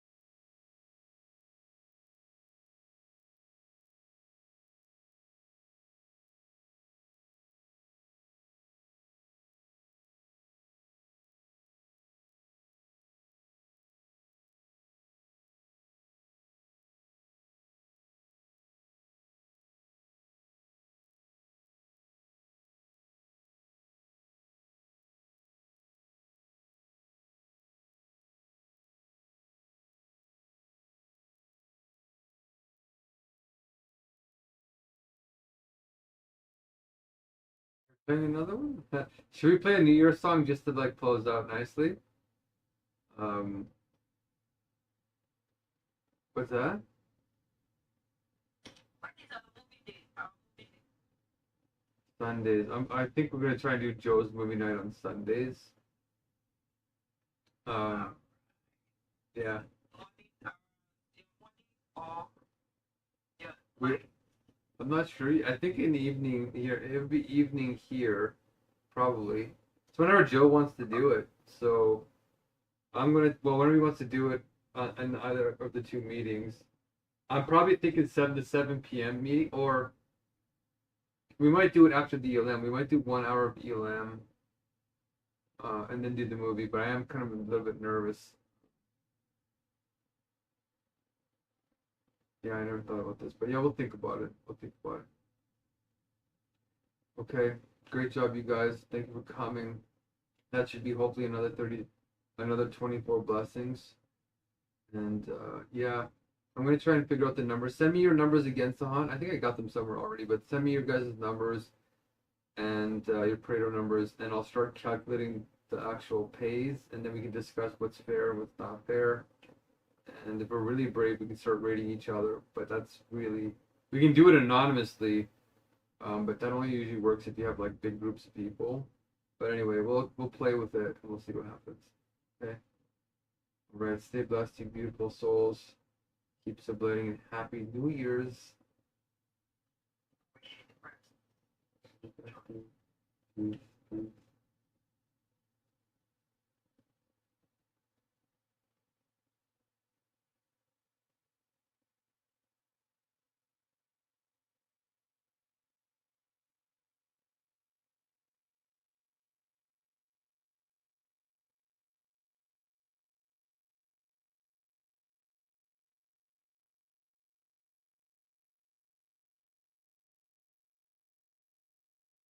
Oh man.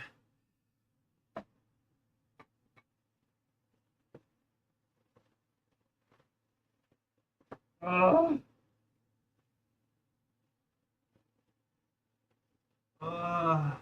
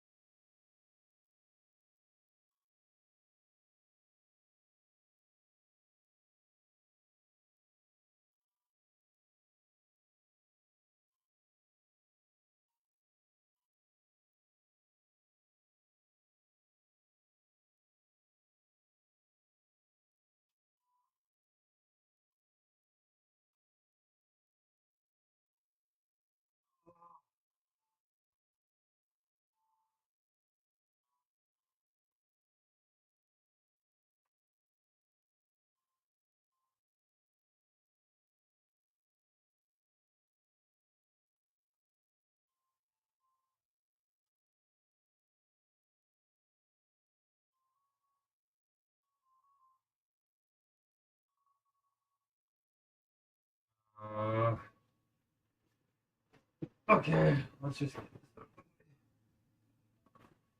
I need to reset the screen.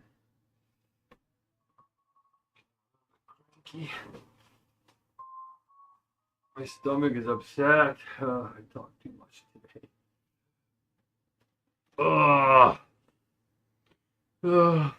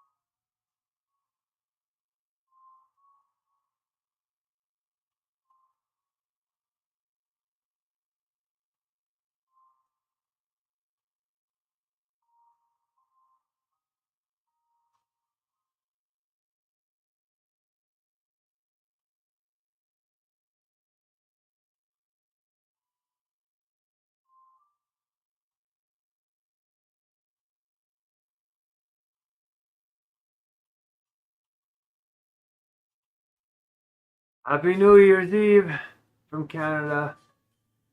Some people around the world have already experienced Happy New Year's or the New Year. I am on day 223 of this hunger strike. I've had about 17 meals in 6.5, 7 months. Oh, welcome, John Smith. Good to see you, man. Good to see you. Beautiful man named John Smith online. Donated a couple $100 to our GoFundMe, and if you want to help out as well, you can. I would love that, truly.